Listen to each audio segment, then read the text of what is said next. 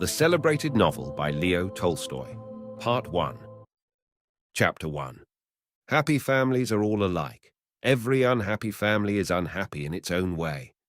Everything was in confusion in the Oblonskys' house. The wife had discovered that the husband was carrying on an intrigue with a French girl who had been a governess in their family, and she had announced to her husband that she could not go on living in the same house with him.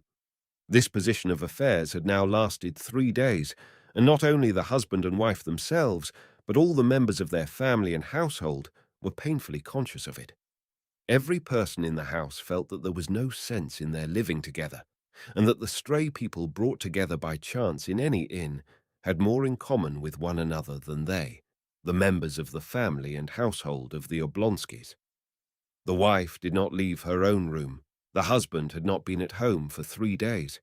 The children ran wild all over the house. The English governess quarrelled with the housekeeper and wrote to a friend asking her to look out for a new situation for her. The man-cook had walked off the day before just at dinner time. The kitchen maid and the coachman had given warning. 3 days after the quarrel, Prince Stepan Arkadyevitch Oblonsky, Stiva, as he was called in the fashionable world, woke up at his usual hour, that is, at 8 o'clock in the morning, not in his wife's bedroom, but on the leather-covered sofa in his study.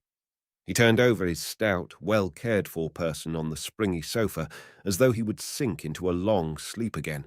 He vigorously embraced the pillow on the other side and buried his face in it. But all at once he jumped up, sat up on the sofa, and opened his eyes. Yes, how was it now? He thought, going over his dream. Now, how was it? To be sure, Alabin was giving a dinner at Darmstadt. No, not Darmstadt, but something American. Yes, but then Darmstadt was in America. Yes, Alabin was giving a dinner on glass tables, and the tables sang Il mio tesoro. Not Il mio tesoro, though, but something better. And there were some sort of little decanters on the table, and they were women, too, he remembered. Stepan Arkadyevitch's eyes twinkled gaily, and he pondered with a smile. Yes, it was nice, very nice. There was a great deal more that was delightful, only there's no putting it into words or even expressing it in one's thoughts awake. And noticing a gleam of light peeping in beside one of the serge curtains, he cheerfully dropped his feet over the edge of the sofa and felt about with them for his slippers, a present on his last birthday, worked for him by his wife on gold-coloured morocco.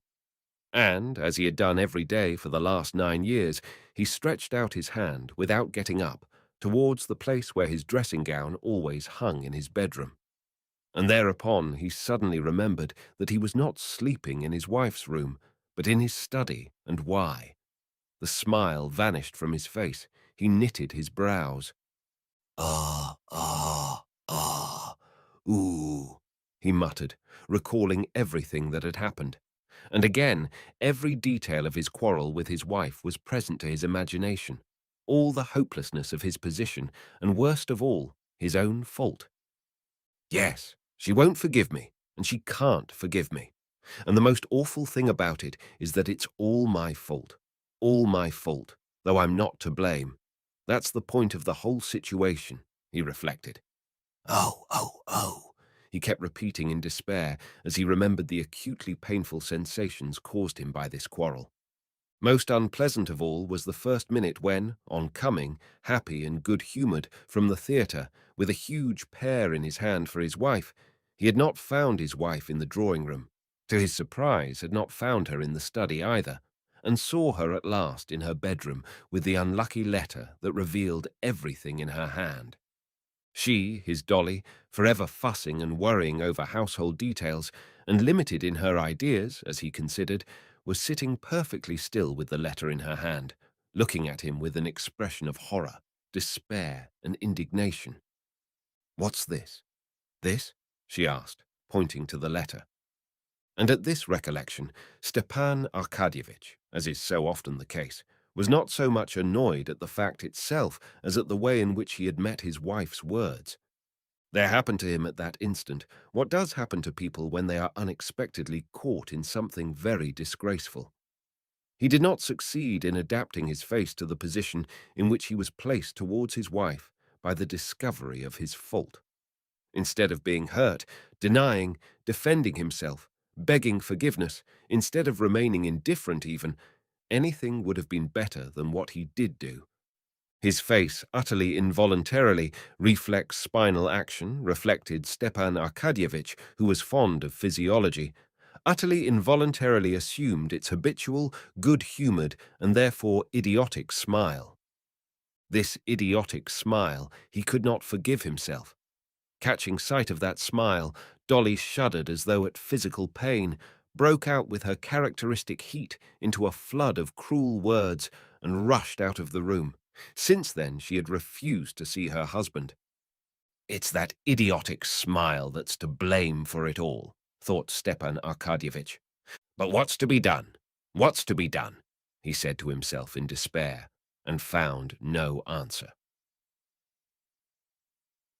Chapter 2. Stepan Arkadyevitch was a truthful man in his relations with himself. He was incapable of deceiving himself and persuading himself that he repented of his conduct. He could not at this date repent of the fact that he, a handsome, susceptible man of 34, was not in love with his wife, the mother of 5 living and 2 dead children, and only a year younger than himself. All he repented of was that he had not succeeded better in hiding it from his wife. But he felt all the difficulty of his position and was sorry for his wife, his children, and himself. Possibly he might have managed to conceal his sins better from his wife if he had anticipated that the knowledge of them would have had such an effect on her. He had never clearly thought out the subject, but he had vaguely conceived that his wife must long ago have suspected him of being unfaithful to her and shut her eyes to the fact. He had even supposed that she, a worn-out woman, no longer young or good-looking, and in no way remarkable or interesting, merely a good mother, ought from a sense of fairness to take an indulgent view. It had turned out quite the other way. "Oh, it's awful! Oh dear, awful!" Stepan Arkadyevitch kept repeating to himself, and he could think of nothing to be done. And how well things were going up till now! How well we got on! She was contented and happy in her children. I never interfered with her in anything. I let her manage the children and the house just as she liked. It's true, it's bad her having been a governess in our house. That's bad. There's something common, vulgar, in flirting with one's governess. But what a governess! He vividly recalled the roguish black eyes of MLLL Roland and her smile. But after all, while she was in the house, I kept myself in hand. And the worst of it all is that she's all ready. It seems as if ill luck would have it so. Oh, but what? What is to be done? There was no solution, but that universal solution which life gives to all questions, even the most complex and insoluble.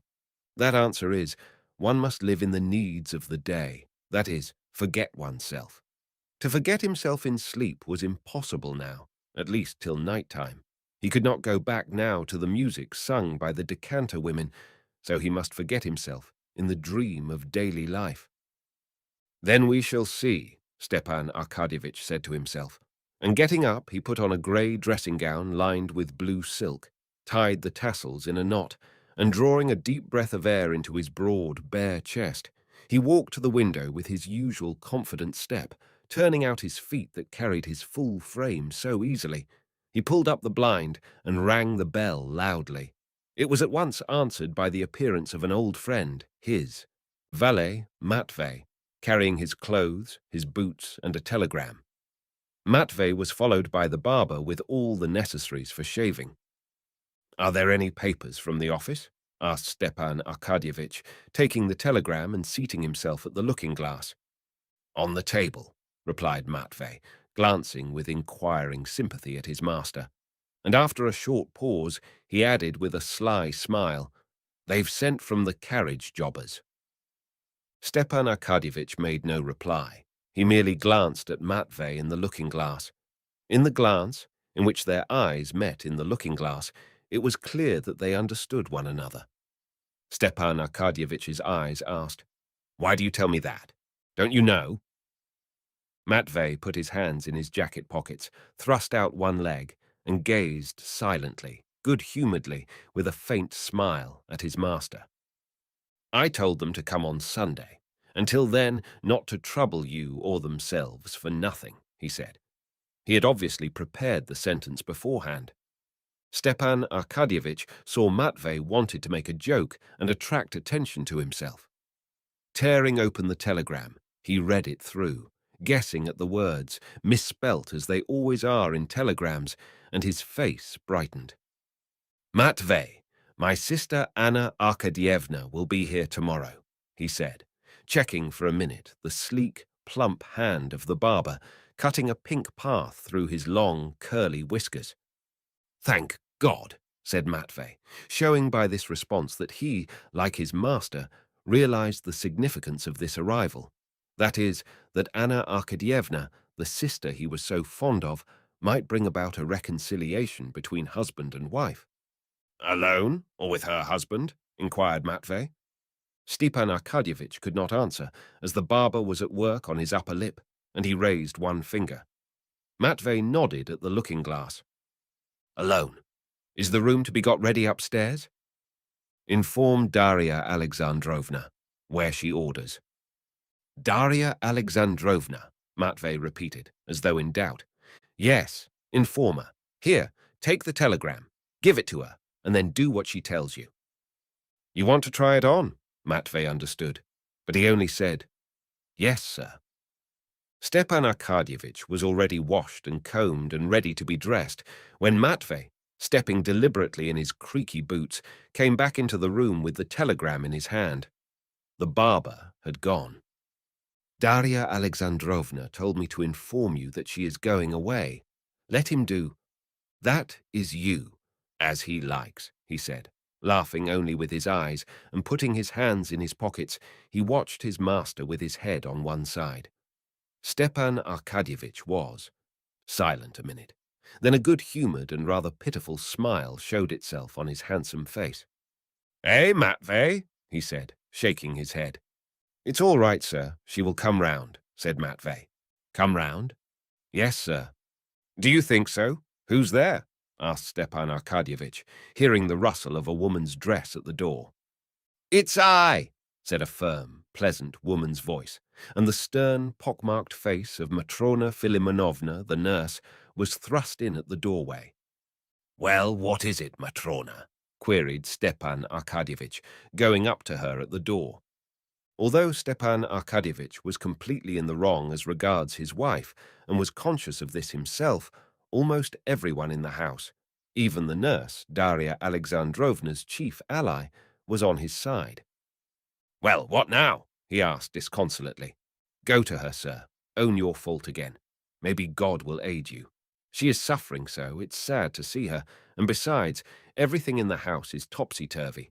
You must have pity, sir, on the children. Beg her forgiveness, sir. There's no help for it.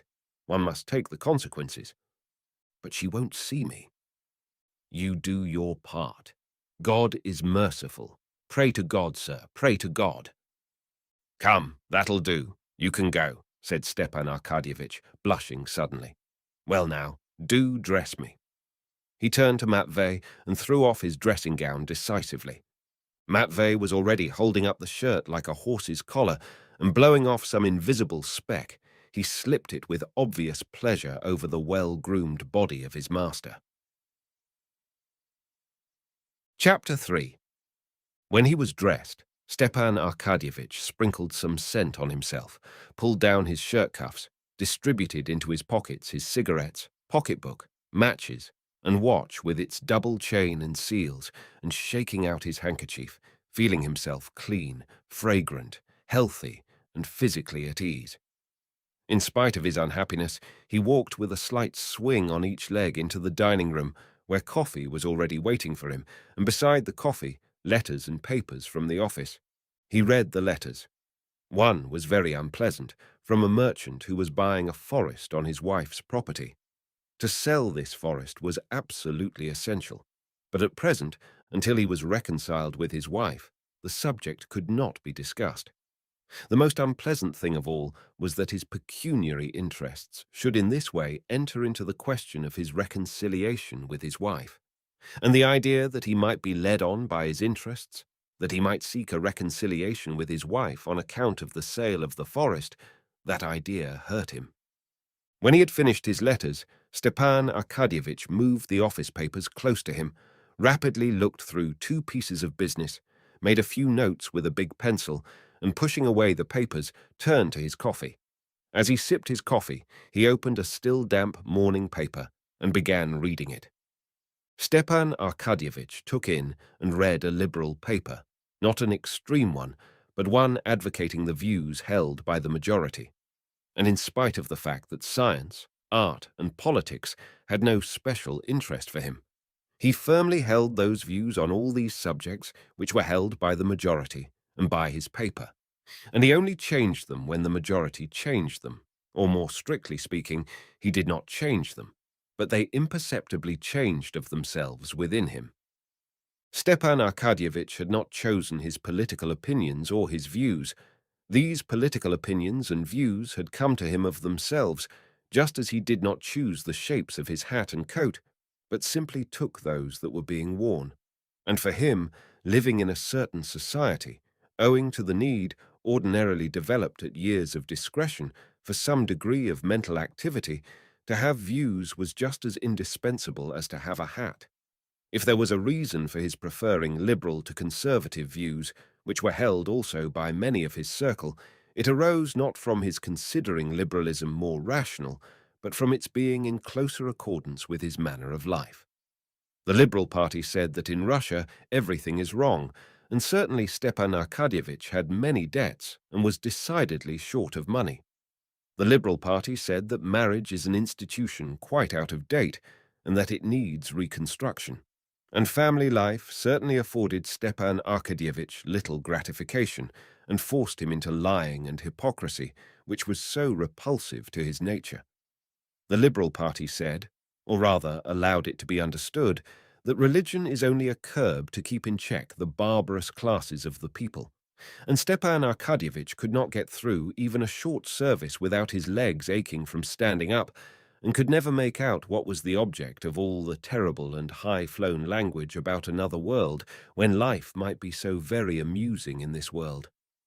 And with all this, Stepan Arkadyevitch, who liked to joke, was fond of puzzling a plain man by saying that if he prided himself on his origin, he ought not to stop at Rurik and disown the first founder of his family, the monkey. And so liberalism had become a habit of Stepan Arkadyevitch's, and he liked his newspaper, as he did his cigar after dinner, for the slight fog it diffused in his brain. He read the leading article, in which it was maintained that it was quite senseless in our day to raise an outcry that radicalism was threatening to swallow up all conservative elements, and that the government ought to take measures to crush the revolutionary hydra.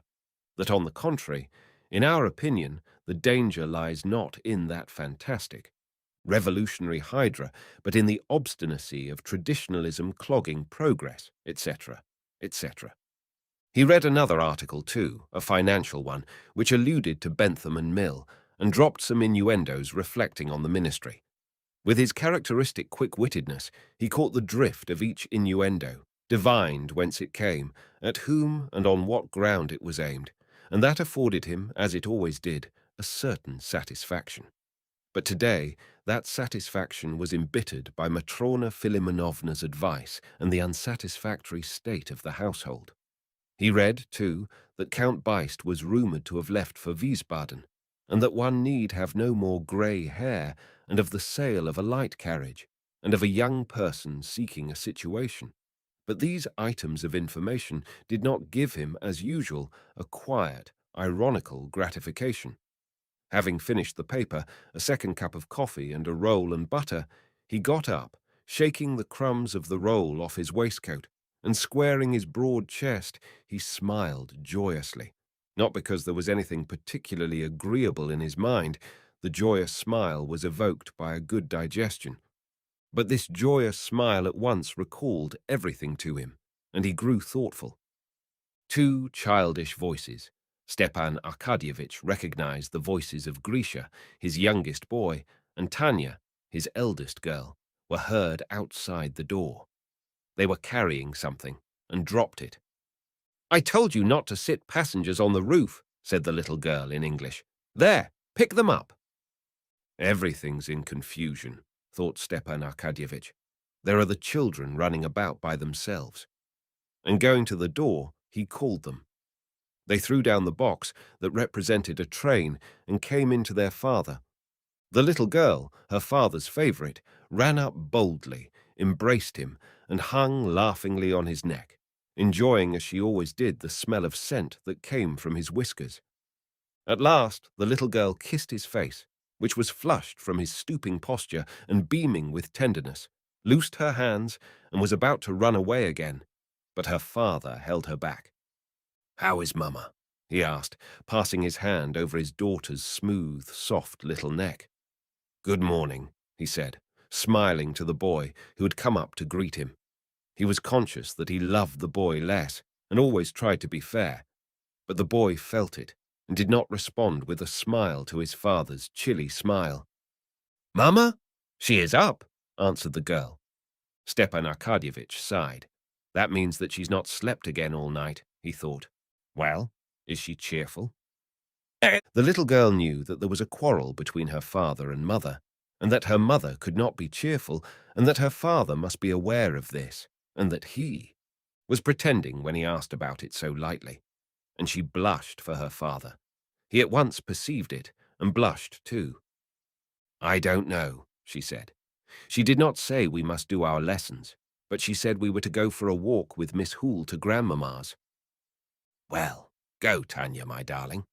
"Oh, wait a minute, though," he said, still holding her and stroking her soft little hand.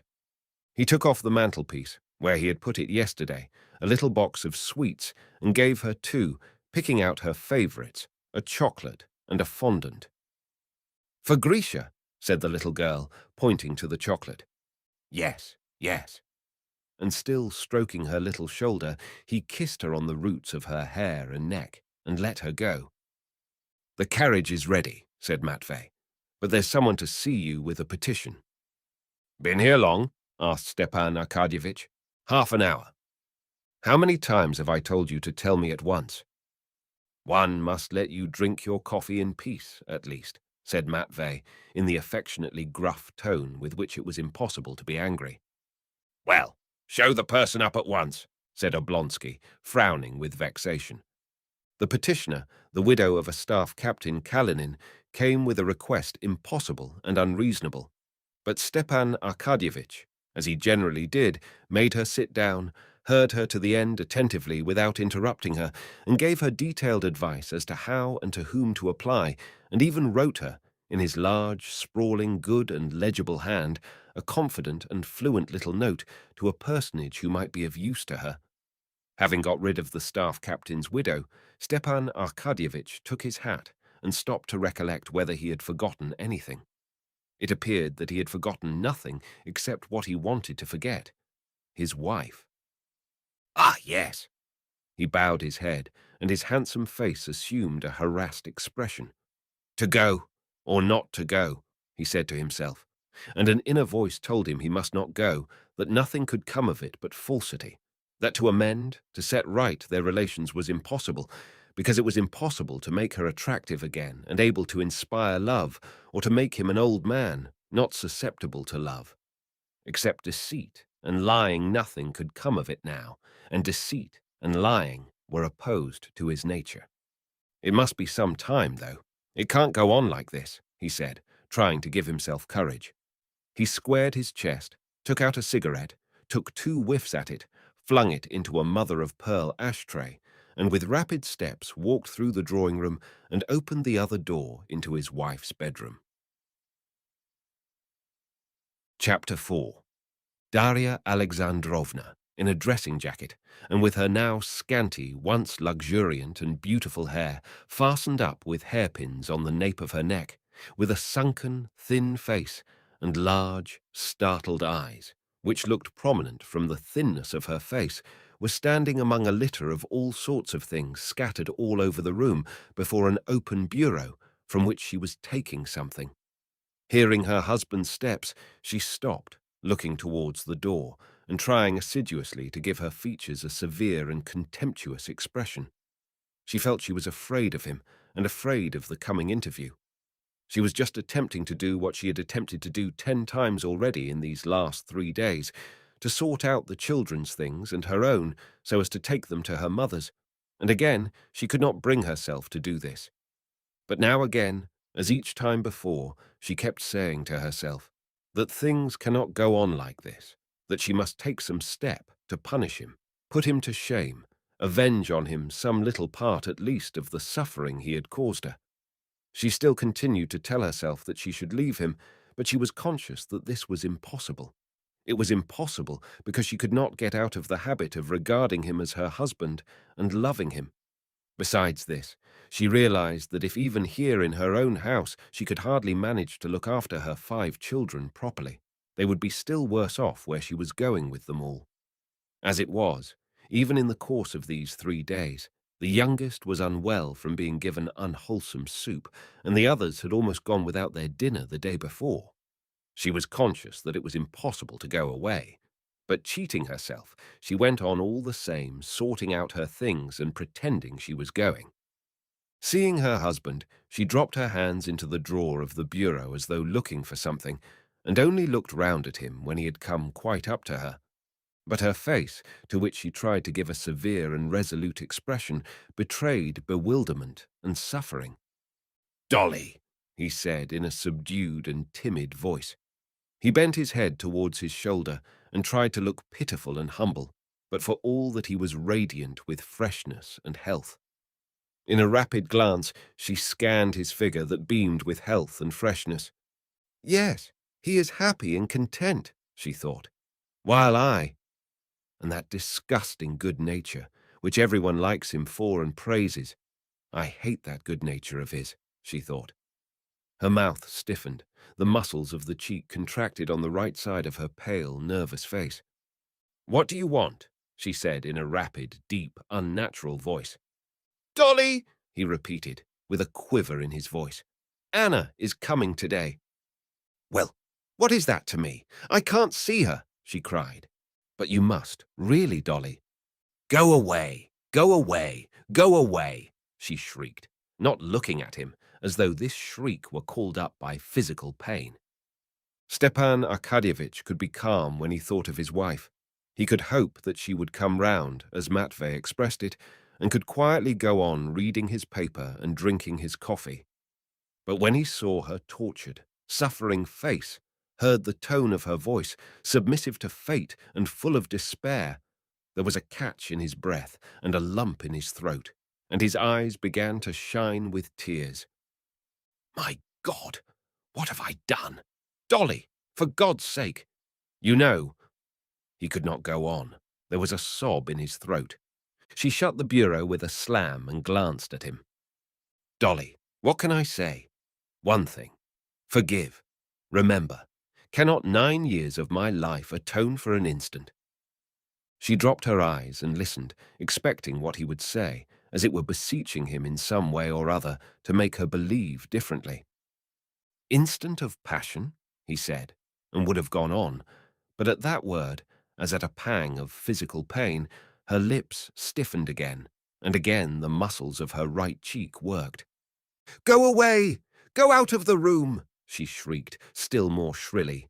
"And don't talk to me of your passion and your loathsomeness." She tried to go out, but tottered and clung to the back of a chair to support herself. His face relaxed, his lips swelled, his eyes were swimming with tears. "Dolly," he said, sobbing now, "for mercy's sake, think of the children. They are not to blame. I am to blame, and punish me, make me expiate my fault. Anything I can do, I am ready to do anything. I am to blame. No words can express how much I am to blame. But Dolly, forgive me." She sat down. He listened to her hard, heavy breathing, and he was unutterably sorry for her.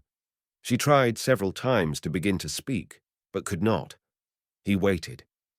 You remember the children, Stiva, to play with them. But I remember them, and know that this means their ruin, she said. Obviously, one of the phrases she had more than once repeated to herself in the course of the last few days. She had called him Stiva, and he glanced at her with gratitude and moved to take her hand, but she drew back from him with aversion. I think of the children, and for that reason I would do anything in the world to save them. But I don't myself know how to save them. By taking them away from their father, or by leaving them with a vicious father. Yes, a vicious father. Tell me, after what has happened? Can we live together? Is that possible? Tell me, eh? Is it possible? She repeated, raising her voice. After my husband, the father of my children, enters into a love affair with his own children's governess. But what could I do? What could I do? He kept saying in a pitiful voice, not knowing what he was saying as his head sank lower and lower. You are loathsome to me, repulsive, she shrieked, getting more and more heated. Your tears mean nothing. You have never loved me. You have neither heart nor honorable feeling. You are hateful to me, disgusting, a stranger. Yes, a complete stranger. With pain and wrath, she uttered the word so terrible to herself, stranger. He looked at her, and the fury expressed in her face alarmed and amazed him. He did not understand how his pity for her exasperated her. She saw in him sympathy for her, but not love. No, she hates me. She will not forgive me, he thought. It is awful, awful, he said. At that moment, in the next room, a child began to cry. Probably it had fallen down. Darya Alexandrovna listened, and her face suddenly softened. She seemed to be pulling herself together for a few seconds, as though she did not know where she was and what she was doing, and getting up rapidly, she moved towards the door. Well, she loves my child, he thought, noticing the change of her face at the child's cry.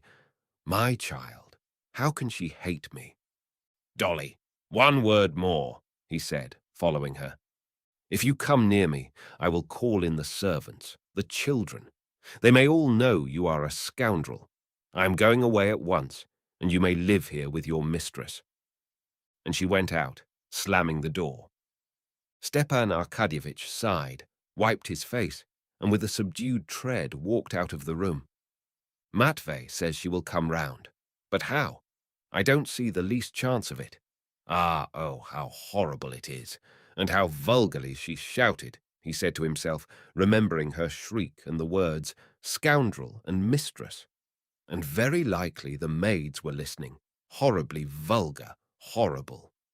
Stepan Arkadyevitch stood a few seconds alone, wiped his face, squared his chest, and walked out of the room. It was Friday, and in the dining room the German watchmaker was winding up the clock. Stepan Arkadyevitch remembered his joke about this punctual, bald watchmaker, that the German was wound up for a whole lifetime himself to wind up watches, and he smiled. Stepan Arkadyevitch was fond of a joke. And maybe she will come round. That's a good expression, come round, he thought. I must repeat that. Matvey, he shouted. Arrange everything with Darya in the sitting room for Anna Arkadyevna, he said to Matvey when he came in. Yes, sir. Stepan Arkadyevitch put on his fur coat and went out onto the steps. You won't dine at home? Said Matvey, seeing him off. That's as it happens. But here's for the housekeeping, he said, taking 10 rubles from his pocketbook. That'll be enough. Enough or not enough, we must make it do, said Matvey, slamming the carriage door and stepping back onto the steps.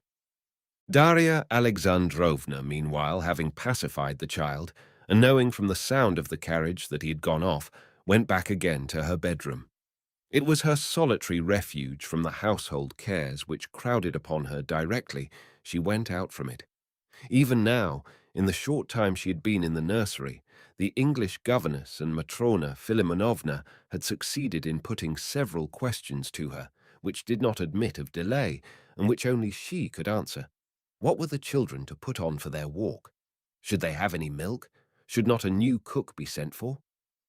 "Ah, let me alone, let me alone," she said.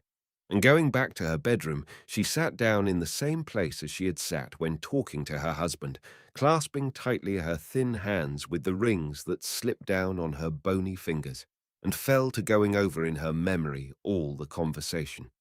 He has gone, but has he broken it off with her? She thought. Can it be he sees her? Why didn't I ask him? No, no, reconciliation is impossible. Even if we remain in the same house, we are strangers, strangers forever.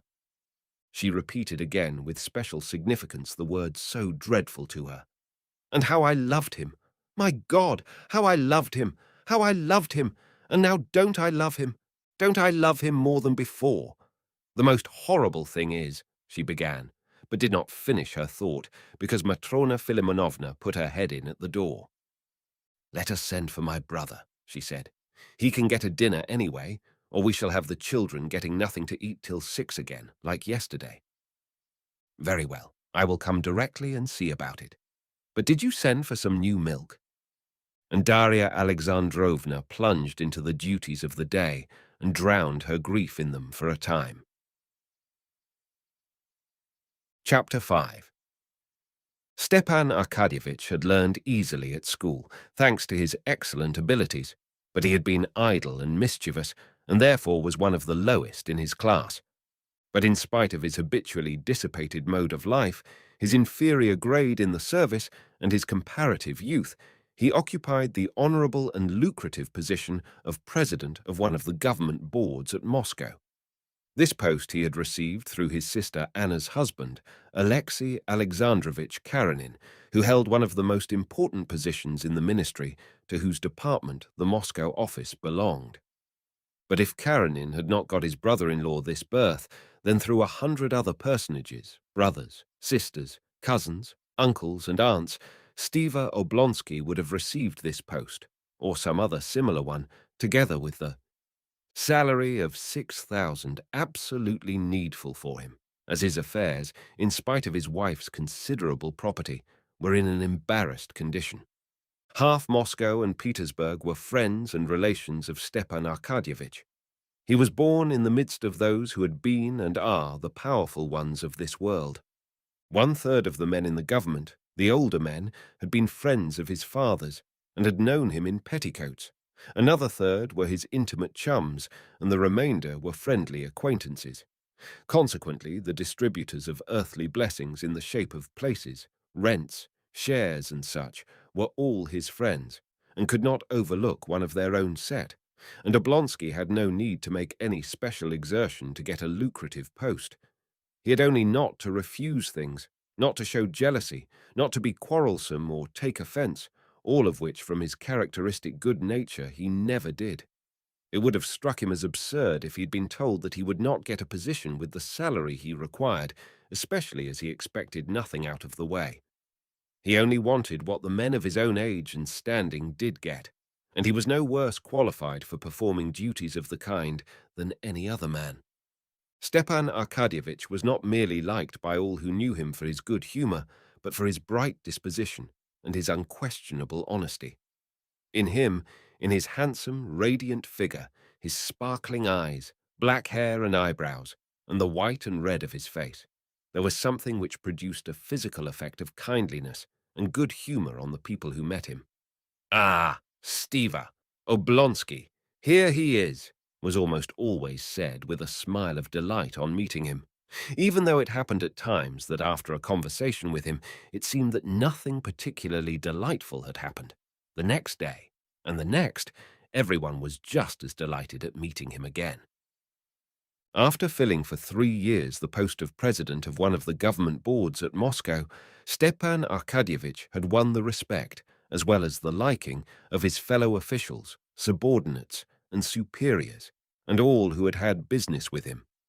The principal qualities in Stepan Arkadyevitch which had gained him this universal respect in the service consisted, in the first place, of his extreme indulgence for others, founded on a consciousness of his own shortcomings. Secondly, of his perfect liberalism, not the liberalism he read of in the papers, but the liberalism that was in his blood, in virtue of which he treated all men perfectly equally and exactly the same, whatever their fortune or calling might be. And thirdly, the most important point, his complete indifference to the business in which he was engaged, in consequence of which he was never carried away and never made mistakes. On reaching the offices of the board, Stepan Arkadyevitch, escorted by a deferential porter with a portfolio, went into his little private room, put on his uniform, and went into the boardroom. The clerks and copyists all rose, greeting him with good-humoured deference. Stepan Arkadyevitch moved quickly as ever to his place, shook hands with his colleagues, and sat down. He made a joke or two and talked just as much as was, consistent with due decorum, and began work. No one knew better than Stepan Arkadyevitch how to hit on the exact line between freedom, simplicity, and official stiffness necessary for the agreeable conduct of business. A secretary, with the good-humoured deference common to everyone in Stepan Arkadyevitch's office, came up with papers and began to speak in the familiar and easy tone which had been introduced by Stepan Arkadyevitch. "We have succeeded in getting the information from the government department of Penza. Here, would you care?" "You've got them at last," said Stepan Arkadyevitch, laying his finger on the paper. "Now, gentlemen." And the sitting of the board began. If they knew, he thought, bending his head with a significant air as he listened to the report, what a guilty little boy their president was half an hour ago. And his eyes were laughing during the reading of the report. Till 2 o'clock the sitting would go on without a break, and at 2 o'clock there would be an interval and luncheon. It was not yet 2 when the large glass doors of the boardroom suddenly opened and someone came in. All the officials sitting on the further side under the portrait of the Tsar and the eagle, delighted at any distraction, looked round at the door. But the doorkeeper, standing at the door at once, drove out the intruder and closed the glass door after him. When the case had been read through, Stepan Arkadyevitch got up and stretched, and by way of tribute to the liberalism of the times, took out a cigarette in the boardroom and went into his private room. 2 of the members of the board, the old veteran in the service, Nikitin, and the Kammerjunker Grinovitch, went in with him. "We shall have time to finish after lunch," said Stepan Arkadyevitch. "To be sure we shall," said Nikitin. "A pretty sharp fellow this Fomin must be," said Grinovitch of one of the persons taking part in the case they were examining. Stepan Arkadyevitch frowned at Grinovitch's words, giving him thereby to understand that it was improper to pass judgment prematurely, and made him no reply. "Who was that came in?" he asked the doorkeeper. "Someone, Your Excellency, crept in without permission, directly my back was turned. He was asking for you. I told him, when the members come out, then—" "Where is he?" "Maybe he's gone into the passage, but here he comes anyway. That is he," said the doorkeeper, pointing to a strongly built, broad-shouldered man with a curly beard, who, without taking off his sheepskin cap, was running lightly and rapidly up the worn steps of the stone staircase. One of the members going down, a lean official with a portfolio, stood out of his way and looked disapprovingly at the legs of the stranger, then glanced inquiringly at Oblonsky. Stepan Arkadyevitch was standing at the top of the stairs, his good-naturedly beaming face above the embroidered collar of his uniform beamed more than ever when he recognized the man coming up. "Why, it's actually you, Levin, at last," he said with a friendly, mocking smile, scanning Levin as he approached. "How is it you have deigned to look me up in this den?" said Stepan Arkadyevitch, and not content with shaking hands, he kissed his friend. "Have you been here long?"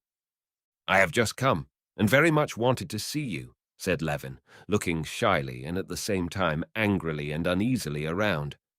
"Well, let's go into my room," said Stepan Arkadyevitch, who knew his friend's sensitive and irritable shyness, and taking his arm, he drew him along as though guiding him through dangers.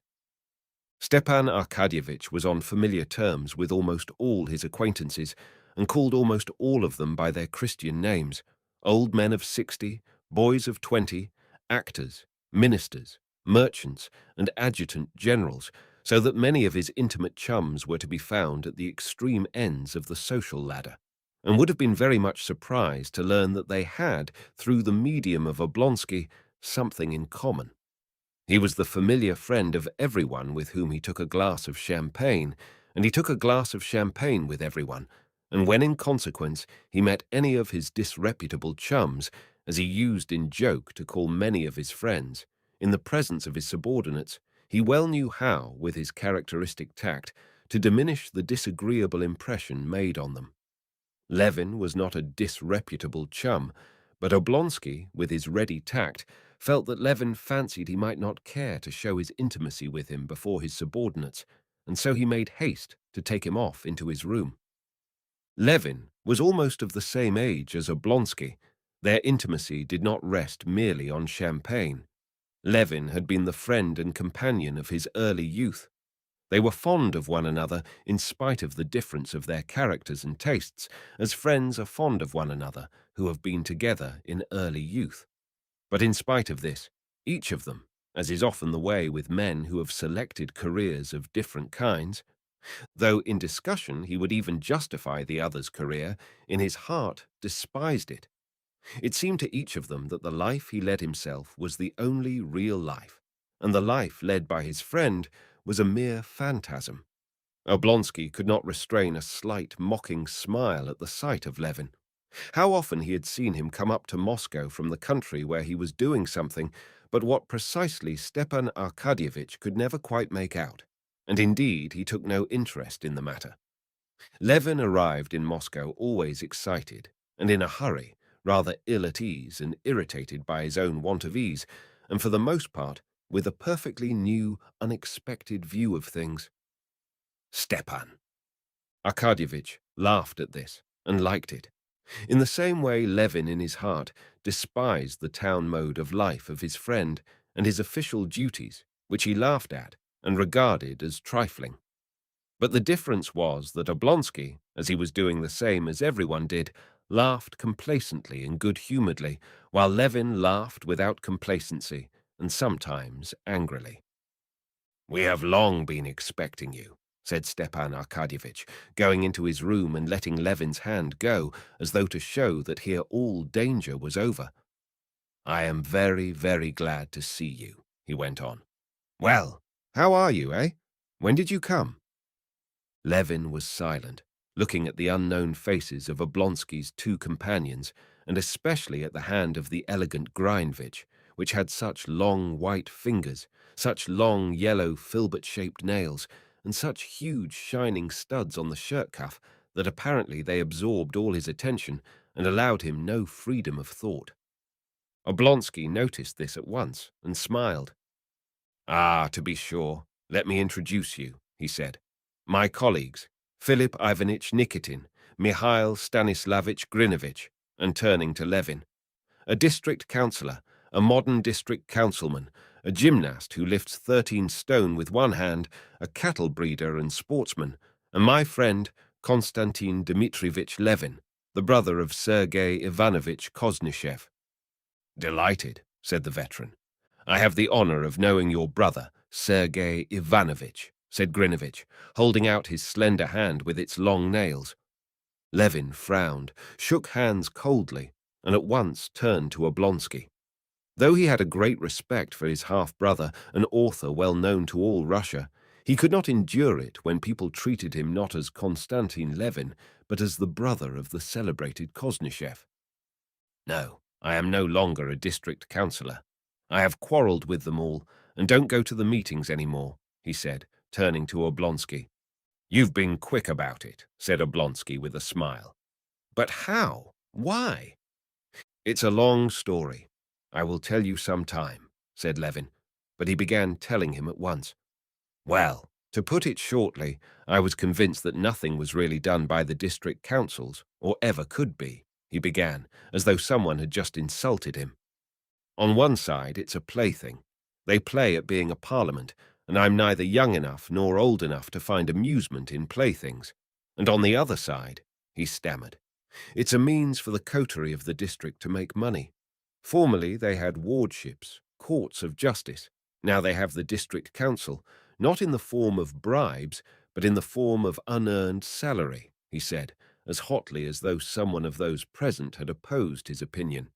"Aha! You're in a new phase again, I see. A conservative," said Stepan Arkadyevitch. "However, we can go into that later." "Yes, later. But I wanted to see you," said Levin, looking with hatred at Grinovitch's hand. Stepan Arkadyevitch gave a scarcely perceptible smile. "How was it you used to say you would never wear European dress again?" he said, scanning his new suit, obviously cut by a French tailor. "Ah, I see. A new phase." Levin suddenly blushed, not as grown men blush, slightly, without being themselves aware of it, but as boys blush, feeling that they are ridiculous through their shyness, and consequently ashamed of it, and blushing still more, almost to the point of tears. And it was so strange to see this sensible, manly face in such a childish plight that Oblonsky left off looking at him. "Oh, where shall we meet? You know I want very much to talk to you," said Levin. Oblonsky seemed to ponder. "I'll tell you what. Let's go to Gurin's to lunch, and there we can talk. I am free till 3. "No," answered Levin after an instant's thought. "I have got to go on somewhere else." "All right then. Let's dine together." "Dine together? But I have nothing very particular, only a few words to say, and a question I want to ask you, and we can have a talk afterwards." "Well, say the few words then, at once, and we'll gossip after dinner." "Well, it's this," said Levin, "but it's of no importance, though." His face all at once took an expression of anger from the effort he was making to surmount his shyness. "What are the Shcherbatskys doing? Everything as it used to be?" he said. Stepan Arkadyevitch, who had long known that Levin was in love with his sister-in-law Kitty, gave a hardly perceptible smile, and his eyes sparkled merrily. "You said a few words, but I can't answer in a few words because— Excuse me a minute." A secretary came in with respectful familiarity and the modest consciousness characteristic of every secretary of superiority to his chief in the knowledge of their business. He went up to Oblonsky with some papers and began, under pretense of asking a question, to explain some objection. Stepan Arkadyevitch, without hearing him out, laid his hand genially on the secretary's sleeve. "No, you do as I told you," he said, softening his words with a smile, and with a brief explanation of his view of the matter, he turned away from the papers and said, "So do it that way, if you please, Zahar Nikitich." The secretary retired in confusion. During the consultation with the secretary, Levin had completely recovered from his embarrassment. He was standing with his elbows on the back of a chair, and on his face was a look of ironical attention. "I don't understand it. I don't understand it," he said. "What don't you understand?" said Oblonsky, smiling as brightly as ever and picking up a cigarette. He expected some queer outburst from Levin. "I don't understand what you are doing," said Levin, shrugging his shoulders. "How can you do it seriously?" "Why not?" "Why, because there's nothing in it." "You think so, but we're overwhelmed with work." "On paper. But there, you've a gift for it," added Levin. "That's to say, you think there's a lack of something in me." "Perhaps so," said Levin. "But all the same I admire your grandeur, and am proud that I've a friend in such a great person. You've not answered my question, though," he went on, with a desperate effort looking Oblonsky straight in the face. "Oh, that's all very well. You wait a bit, and you'll come to this yourself. It's very nice for you to have over 6,000 acres in the Karazinsky district, and such muscles and the freshness of a girl of 12. Still, you'll be one of us one day. Yes, as to your question, there is no change, but it's a pity you've been away so long." "Oh, why so?" Levin queried, panic-stricken. "Oh, nothing," responded Oblonsky. "We'll talk it over. But what's brought you up to town?" "Oh, we'll talk about that too later on," said Levin, reddening again up to his ears. "All right. I see," said Stepan Arkadyevitch. "I should ask you to come to us, you know, but my wife's not quite the thing. But I tell you what, if you want to see them, they're sure now to be at the Zoological Gardens from 4 to 5. Kitty skates. You drive along there, and I'll come and fetch you. and we'll go and dine somewhere together. Capital. So goodbye till then. Now mind, you'll forget. I know you, or rush off home to the country, Stepan Arkadyevitch called out, laughing. No, truly. And Levin went out of the room, only when he was in the doorway remembering that he had forgotten to take leave of Oblonsky's colleagues. That gentleman must be a man of great energy, said Grinovitch, when Levin had gone away. Yes, my dear boy, said Stepan Arkadyevitch, nodding his head. He's a lucky fellow. Over 6,000 acres in the Karazinsky district. Everything before him. And what youth and vigor. Not like some of us. You have a great deal to complain of, haven't you, Stepan Arkadyevitch? Ah, yes. I'm in a poor way. A bad way, said Stepan Arkadyevitch with a heavy sigh.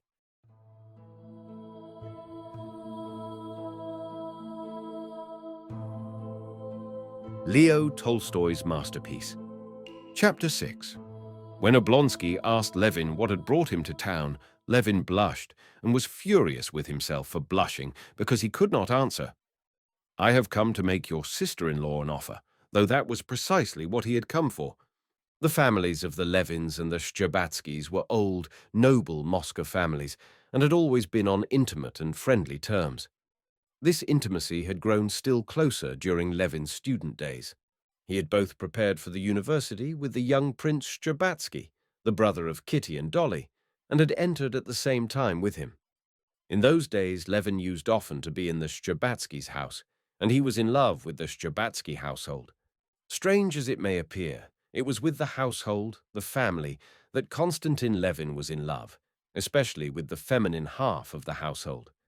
Levin did not remember his own mother, and his only sister was older than he was, so that it was in the Shtcherbatskys' house that he saw for the first time that inner life of an old, noble, cultivated, and honorable family of which he had been deprived by the death of his father and mother.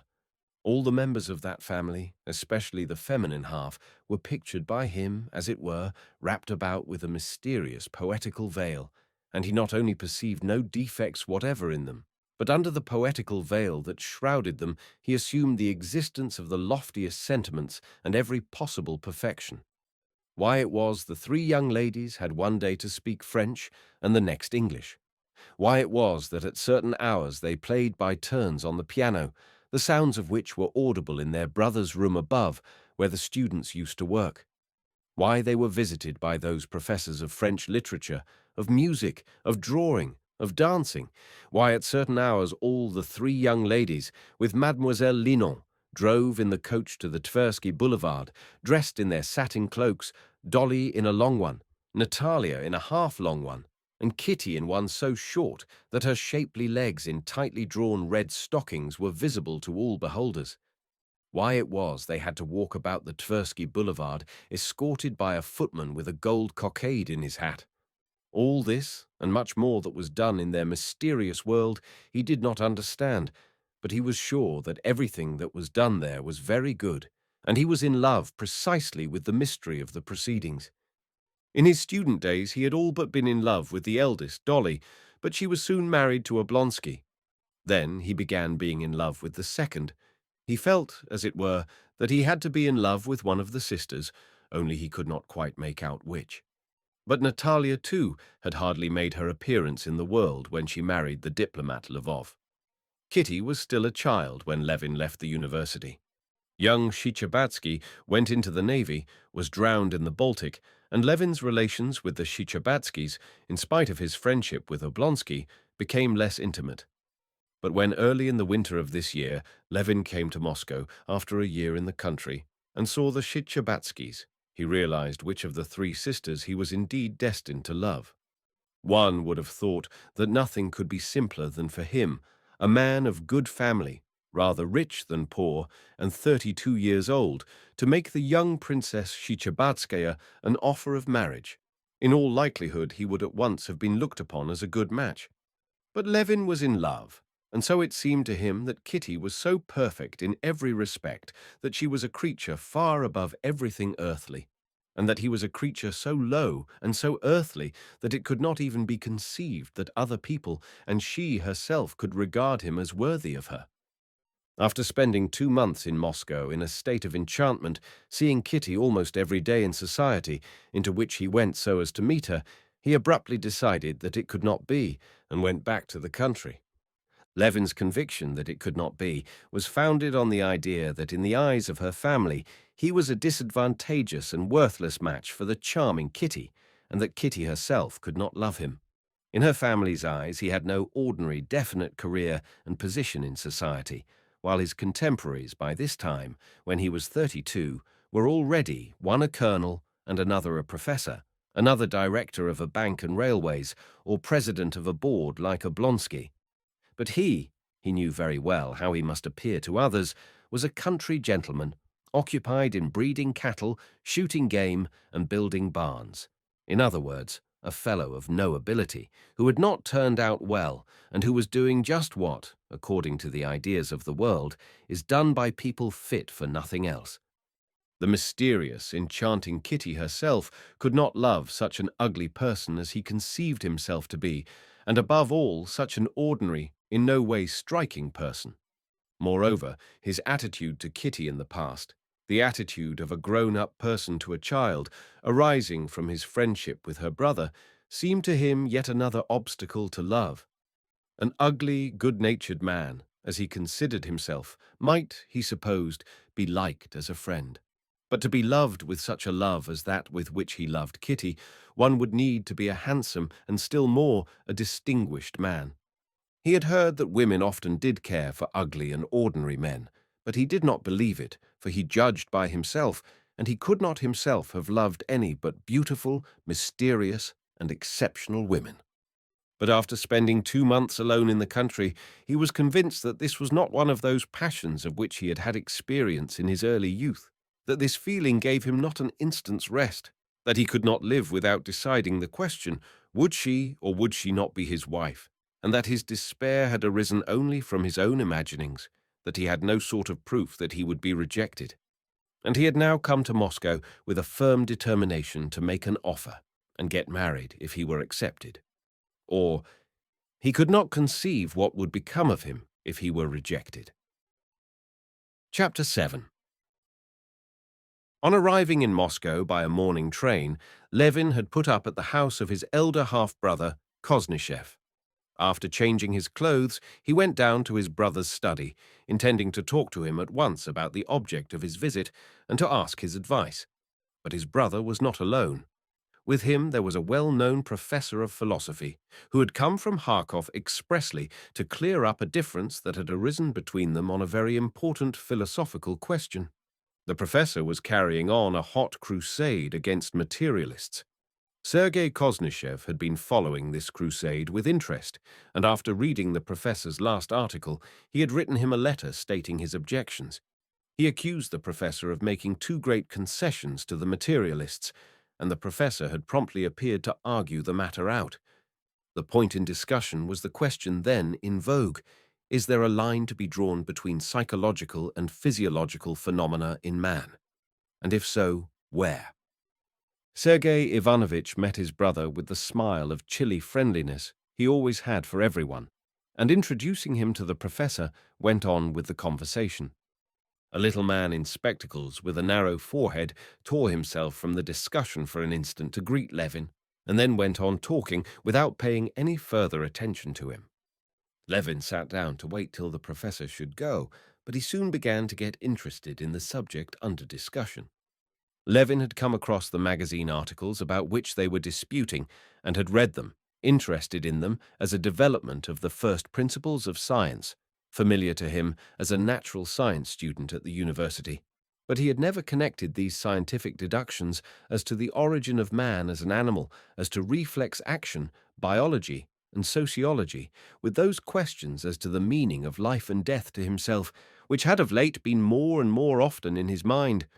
As he listened to his brother's argument with the professor, he noticed that they connected these scientific questions with those spiritual problems, that at times they almost touched on the latter, but every time they were close upon what seemed to him the chief point, they promptly beat a hasty retreat and plunged again into a sea of subtle distinctions, reservations, quotations, allusions, and appeals to authorities. and it was with difficulty that he understood what they were talking about. "I cannot admit it," said Sergei Ivanovitch, with his habitual clearness, precision of expression, and elegance of phrase. "I cannot in any case agree with Kais that my whole conception of the external world has been derived from perceptions. The most fundamental idea, the idea of existence, has not been received by me through sensation. Indeed, there is no special sense organ for the transmission of such an idea." "Yes, but they, Wut and Knaust and Pripasov, would answer that your consciousness of existence is derived from the conjunction of all your sensations, that consciousness of existence is the result of your sensations. Wut, indeed, says plainly that, assuming there are no sensations, it follows that there is no idea of existence." "I maintain the contrary," began Sergei Ivanovitch. But here it seemed to Levin that just as they were close upon the real point of the matter, they were again retreating, and he made up his mind to put a question to the professor. "According to that, if my senses are annihilated, if my body is dead, I can have no existence of any sort?" he queried. The professor, in annoyance, and, as it were, mental suffering at the interruption, looked round at the strange inquirer, more like a bargeman than a philosopher, and turned his eyes upon Sergei Ivanovitch, as though to ask, "What's one to say to him?" But Sergei Ivanovitch, who had been talking with far less heat and one-sidedness than the professor, and who had sufficient breadth of mind to answer the professor, and at the same time to comprehend the simple and natural point of view from which the question was put, smiled and said, "That question we have no right to answer as yet." "We have not the requisite data," chimed in the professor, and he went back to his argument. "No," he said, "I would point out the fact that if, as Pripasov directly asserts, perception is based on sensation, then we are bound to distinguish sharply between these two conceptions." Levin listened no more and simply waited for the professor to go. Chapter 8. When the professor had gone, Sergei Ivanovitch turned to his brother. "Delighted that you've come. For some time, is it? How's your farming getting on?" Levin knew that his elder brother took little interest in farming and only put the question in deference to him, and so he only told him about the sale of his wheat and money matters. Levin had meant to tell his brother of his determination to get married and to ask his advice. He had indeed firmly resolved to do so, but after seeing his brother, listening to his conversation with the professor, hearing afterwards the unconsciously patronizing tone in which his brother questioned him about agricultural matters, their mother's property had not been divided, and Levin took charge of both their shares, Levin felt that he could not for some reason begin to talk to him of his intention of marrying. He felt that his brother would not look at it as he would have wished him to. "Well, how is your district council doing?" asked Sergei Ivanovitch, who was greatly interested in these local boards and attached great importance to them. "I really don't know." "What?" "Why, surely you're a member of the board." "No, I'm not a member now. I've resigned," answered Levin, "and I no longer attend the meetings." "What a pity," commented Sergei Ivanovitch, frowning. Levin, in self-defense, began to describe what took place in the meetings in his district. "That's how it always is," Sergei Ivanovitch interrupted him. "We Russians are always like that. Perhaps it's our strong point, really, the faculty of seeing our own shortcomings. But we overdo it. We comfort ourselves with irony, which we always have on the tip of our tongues. All I say is, give such rights as our local self-government to any other European people. Why, the Germans or the English would have worked their way to freedom from them, while we simply turn them into ridicule." "But how can it be helped?" said Levin penitently. "It was my last effort, and I did try with all my soul. I can't. I'm no good at it." "It's not that you're no good at it," said Sergei Ivanovitch. "It is that you don't look at it as you should." "Perhaps not," Levin answered dejectedly. "Oh, do you know Brother Nikolai's turned up again?" This Brother Nikolai was the elder brother of Konstantin Levin and half-brother of Sergei Ivanovitch. A man utterly ruined, who had dissipated the greater part of his fortune, was living in the strangest and lowest company, and had quarrelled with his brothers. "What did you say?" Levin cried with horror.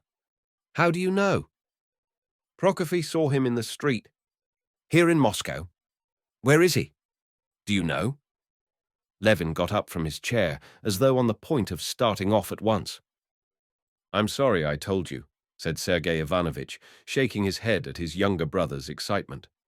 I sent to find out where he is living and sent him his IOU to Trubin, which I paid. This is the answer he sent me.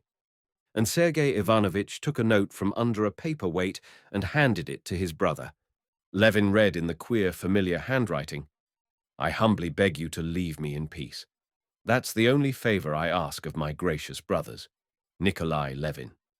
Levin read it, and without raising his head, stood with the note in his hands, opposite Sergei Ivanovitch.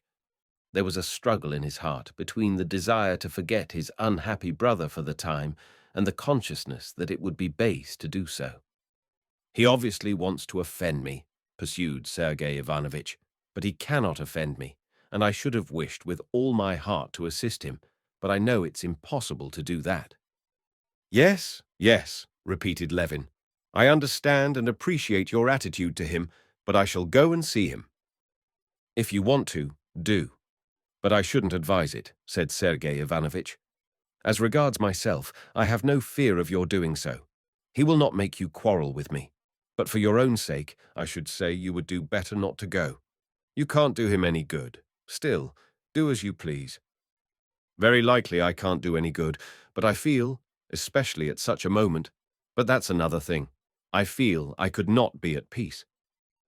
Well, that I don't understand, said Sergei Ivanovitch. One thing I do understand, he added. It's a lesson in humility. I have come to look very differently and more charitably on what is called infamous, since brother Nikolai has become what he is. You know what he did. Oh, it's awful, awful, repeated Levin. After obtaining his brother's address from Sergei Ivanovitch's footman, Levin was on the point of setting off at once to see him, but on second thought he decided to put off his visit till the evening. The first thing to do to set his heart at rest was to accomplish what he had come to Moscow for. From his brothers, Levin went to Oblonsky's office, and on getting news of the Shcherbatskys from him, he drove to the place where he had been told he might find Kitty. Chapter 9. At 4 o'clock, conscious of his throbbing heart, Levin stepped out of a hired sledge at the zoological gardens and turned along the path to the frozen mounds and the skating ground, knowing that he would certainly find her there, as he had seen the Shcherbatskys' carriage at the entrance. It was a bright, frosty day. Rows of carriages, sledges, drivers and policemen were standing in the approach. Crowds of well-dressed people, with hats bright in the sun, swarmed about the entrance and along the well-swept little paths between the little houses adorned with carving in the Russian style. The old curly birches of the gardens, all their twigs laden with snow, looked as though freshly decked in sacred vestments.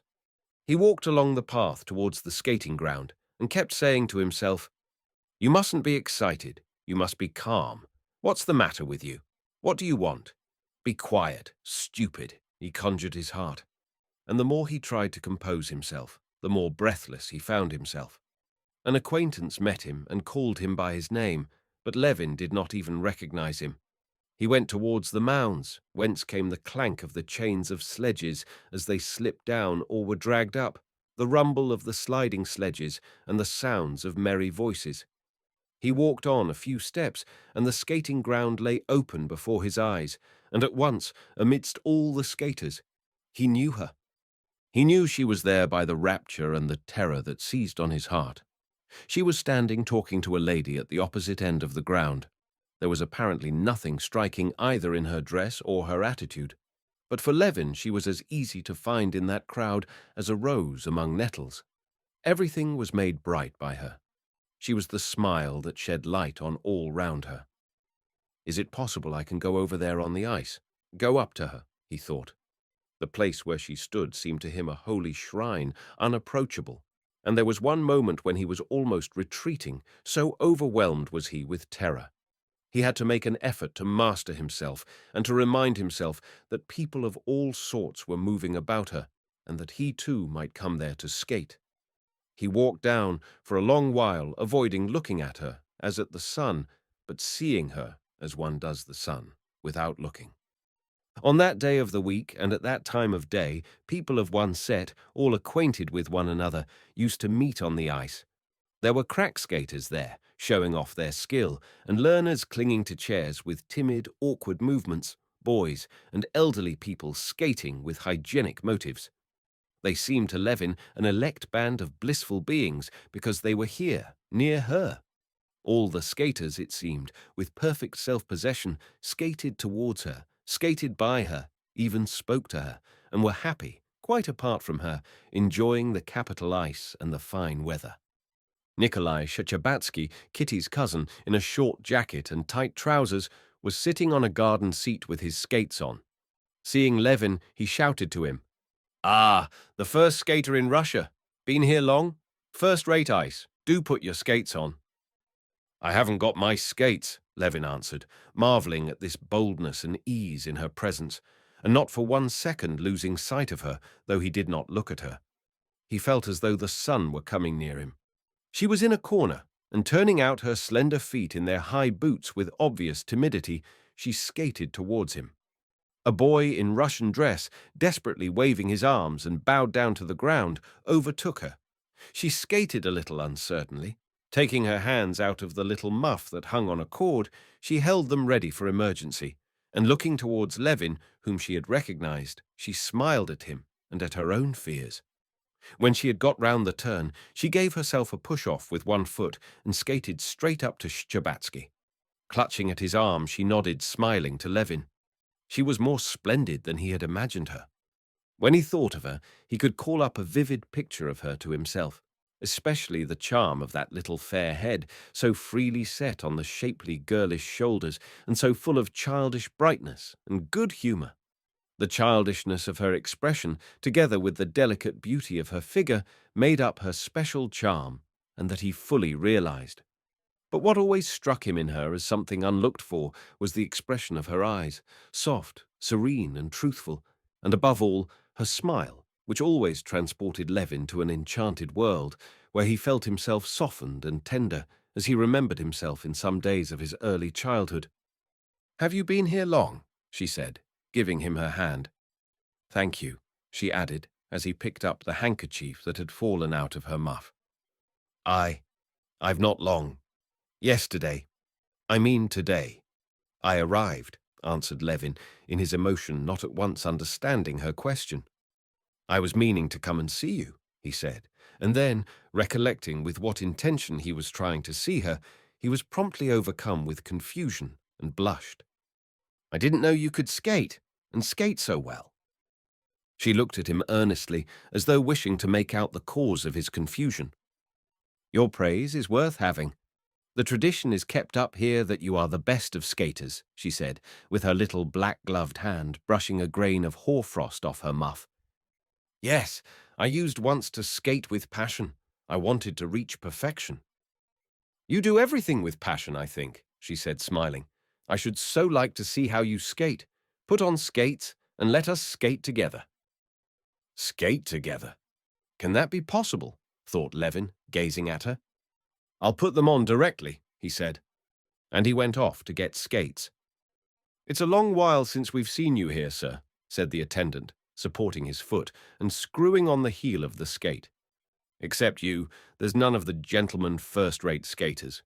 "Will that be all right?" said he, tightening the strap. "Oh, yes, yes. Make haste, please," answered Levin, with difficulty restraining the smile of rapture which would overspread his face. "Yes," he thought, "this now is life. This is happiness. Together," she said, "let us skate together. Speak to her now. But that's just why I'm afraid to speak, because I'm happy now, happy in hope, anyway." And then, "But I must, away with weakness." Levin rose to his feet, took off his overcoat, and scurrying over the rough ice round the hut, came out on the smooth ice and skated without effort, as it were, by simple exercise of will, increasing and slackening speed and turning his course. He approached with timidity, but again her smile reassured him.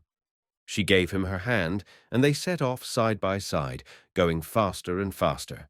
and the more rapidly they moved, the more tightly she grasped his hand. "With you, I should soon learn. I somehow feel confidence in you," she said to him. "And I have confidence in myself when you are leaning on me," he said, but was at once panic-stricken at what he had said, and blushed. And indeed, no sooner had he uttered these words, when all at once, like the sun going behind a cloud, her face lost all its friendliness, and Levin detected the familiar change in her expression that denoted the working of thought. A crease showed on her smooth brow. "Is there anything troubling you? Though I've no right to ask such a question," he added hurriedly. "Oh, why so? No, I have nothing to trouble me," she responded coldly, and she added immediately, "You haven't seen Mademoiselle Linon, have you?" "Not yet." "Go and speak to her. She likes you so much." "What's wrong?" "I have offended her." "Lord help me," thought Levin, and he flew towards the old Frenchwoman with the grey ringlets, who was sitting on a bench. Smiling and showing her false teeth, she greeted him as an old friend. "Yes, you see we're growing up," she said to him, glancing towards Kitty. "And growing old. Tiny Bear has grown big now," pursued the Frenchwoman, laughing, and she reminded him of his joke about the 3 young ladies whom he had compared to the 3 bears in the English nursery tale. "Do you remember that's what you used to call them?" He remembered absolutely nothing, but she had been laughing at the joke for 10 years now, and was fond of it. "Now go and skate, go and skate. Our Kitty has learned to skate nicely, hasn't she?" When Levin darted up to Kitty, her face was no longer stern. Her eyes looked at him with the same sincerity and friendliness, but Levin fancied that in her friendliness there was a certain note of deliberate composure, and he felt depressed. After talking a little of her old governess and her peculiarities, she questioned him about his life. "Surely you must be dull in the country in the winter, aren't you?" she said. "No, I'm not dull. I am very busy," he said, feeling that she was holding him in check by her composed tone, which he would not have the force to break through, just as it had been at the beginning of the winter. "Are you going to stay in town long?" Kitty questioned him. "I don't know," he answered, not thinking of what he was saying. The thought that if he were held in check by her tone of quiet friendliness, he would end by going back again without deciding anything came into his mind, and he resolved to make a struggle against it. "How is it you don't know?" "I don't know. It depends upon you," he said, and was immediately horror-stricken at his own words. Whether it was that she had heard his words, or that she did not want to hear them, she made a sort of stumble, twice struck out, and hurriedly skated away from him. She skated up to Mademoiselle Linon, said something to her, and went towards the pavilion where the ladies took off their skates. "My God, what have I done? Merciful God, help me, guide me," said Levin, praying inwardly, and at the same time feeling a need of violent exercise. He skated about, describing inner and outer circles. At that moment, one of the young men, the best of the skaters of the day, came out of the coffee-house in his skates, with a cigarette in his mouth. Taking a run, he dashed down the steps in his skates, crashing and bounding up and down. He flew down, and without even changing the position of his hands, skated away over the ice. "Ah, that's a new trick," said Levin, and he promptly ran up to the top to do this new trick. "Don't break your neck. It needs practice," Nikolai Shcherbatsky shouted after him. Levin went to the steps, took a run from above as best he could, and dashed down, preserving his balance in this unwanted movement with his hands. On the last step he stumbled, but barely touching the ice with his hand, with a violent effort recovered himself and skated off, laughing. "How splendid! How nice he is!" Kitty was thinking at that time, as she came out of the pavilion with Mademoiselle Linon, and looked towards him with a smile of quiet affection, as though he were a favourite brother. "And can it be my fault? Can I have done anything wrong? They talk of flirtation. I know it's not he that I love, but still I am happy with him, and he's so jolly. Only why did he say that?" she mused. Catching sight of Kitty going away, and her mother meeting her at the steps, Levin, flushed from his rapid exercise, stood still and pondered a minute. He took off his skates and overtook the mother and daughter at the entrance of the gardens. "Delighted to see you," said Princess Shcherbatskaya. On Thursdays we are home, as always. Today, then? We shall be pleased to see you, the princess said stiffly. This stiffness hurt Kitty, and she could not resist the desire to smooth over her mother's coldness. She turned her head and with a smile said, "Goodbye, till this evening." At that moment, Stepan Arkadyevitch, his hat cocked on one side, with beaming face and eyes, strode into the garden like a conquering hero, but as he approached his mother-in-law, he responded in a mournful and crestfallen tone to her inquiries about Dolly's health. After a little subdued and dejected conversation with his mother-in-law, he threw out his chest again and put his arm in Levin's. "Well, shall we set off?" he asked. "I've been thinking about you all this time, and I'm very, very glad you've come," he said, looking him in the face with a significant air. "Yes, come along," answered Levin in ecstasy, hearing unceasingly the sound of that voice saying, "Goodbye till this evening," and seeing the smile with which it was said. "To the England or the Hermitage? I don't mind which." "All right, then, the England," said Stepan Arkadyevitch, selecting that restaurant because he owed more there than at the Hermitage, and consequently considered it mean to avoid it. "Have you got a sledge? That's first rate, for I sent my carriage home." The friends hardly spoke all the way.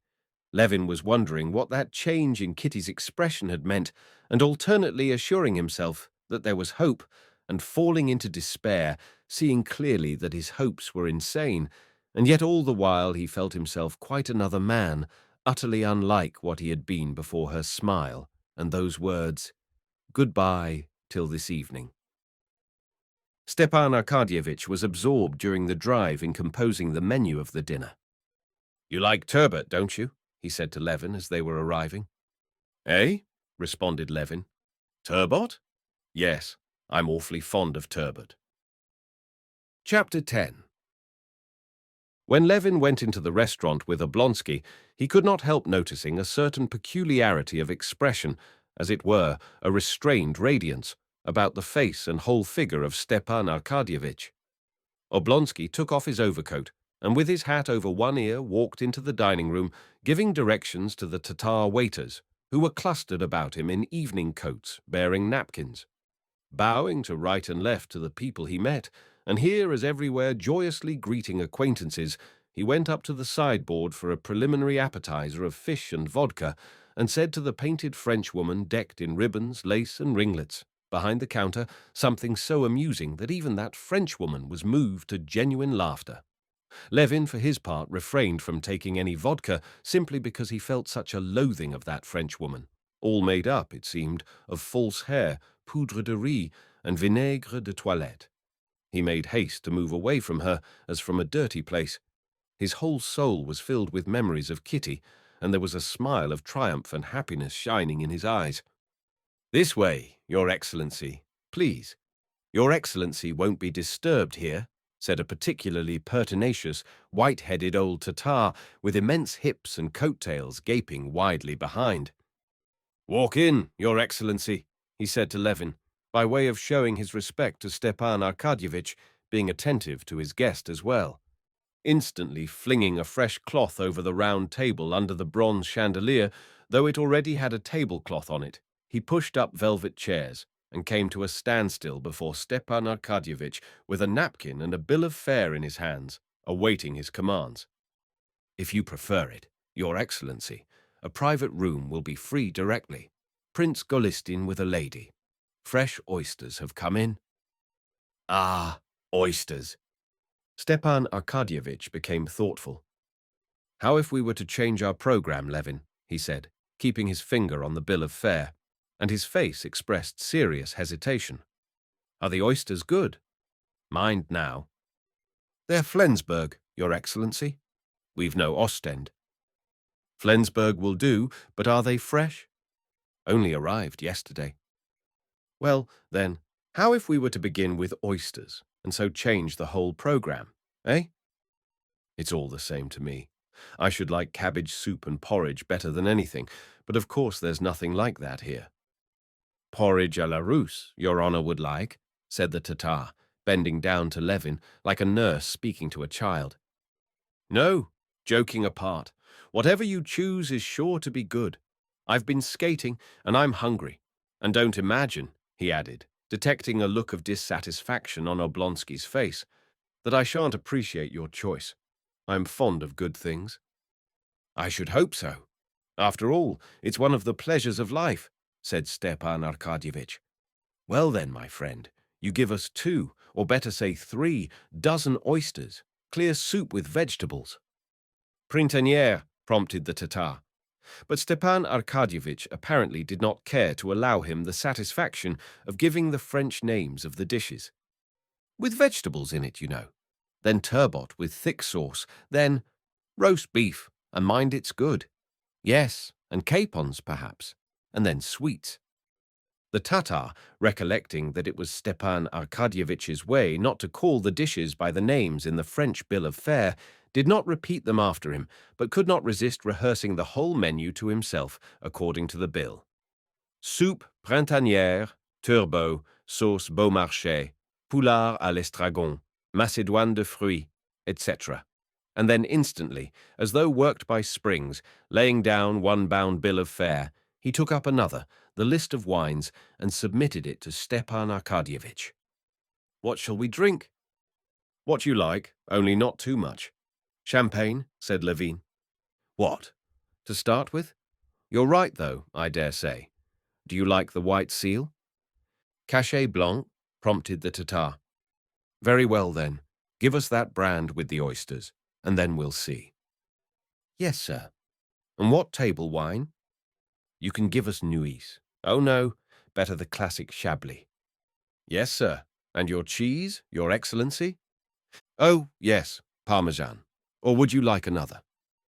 "No, it's all the same to me," said Levin, unable to suppress a smile, and the Tatar ran off with flying coattails, and in 5 minutes darted in with a dish of opened oysters on mother-of-pearl shells and a bottle between his fingers.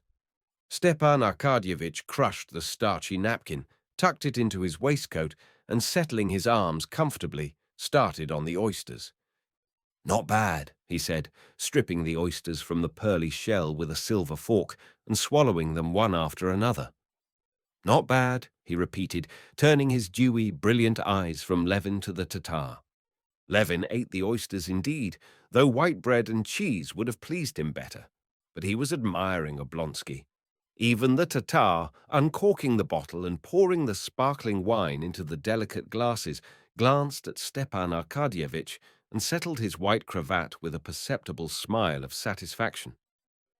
"You don't care much for oysters, do you?" said Stepan Arkadyevitch, emptying his wineglass. "Or you're worried about something, eh?" He wanted Levin to be in good spirits, but it was not that Levin was not in good spirits. He was ill at ease. With what he had in his soul, he felt sore and uncomfortable in the restaurant, in the midst of private rooms where men were dining with ladies, in all this fuss and bustle. The surroundings of bronzes, looking-glasses, gas, and waiters, all of it was offensive to him. He was afraid of sullying what his soul was brimful of. "I? Yes, I am. But besides, all this bothers me," he said. "You can't conceive how queer it all seems to a country person like me, as queer as that gentleman's nails I saw at your place." "Yes, I saw how much interested you were in poor Grinovitch's nails," said Stepan Arkadyevitch, laughing. "It's too much for me," responded Levin. "Do try now, and put yourself in my place. Take the point of view of a country person. We in the country try to bring our hands into such a state as will be most convenient for working with.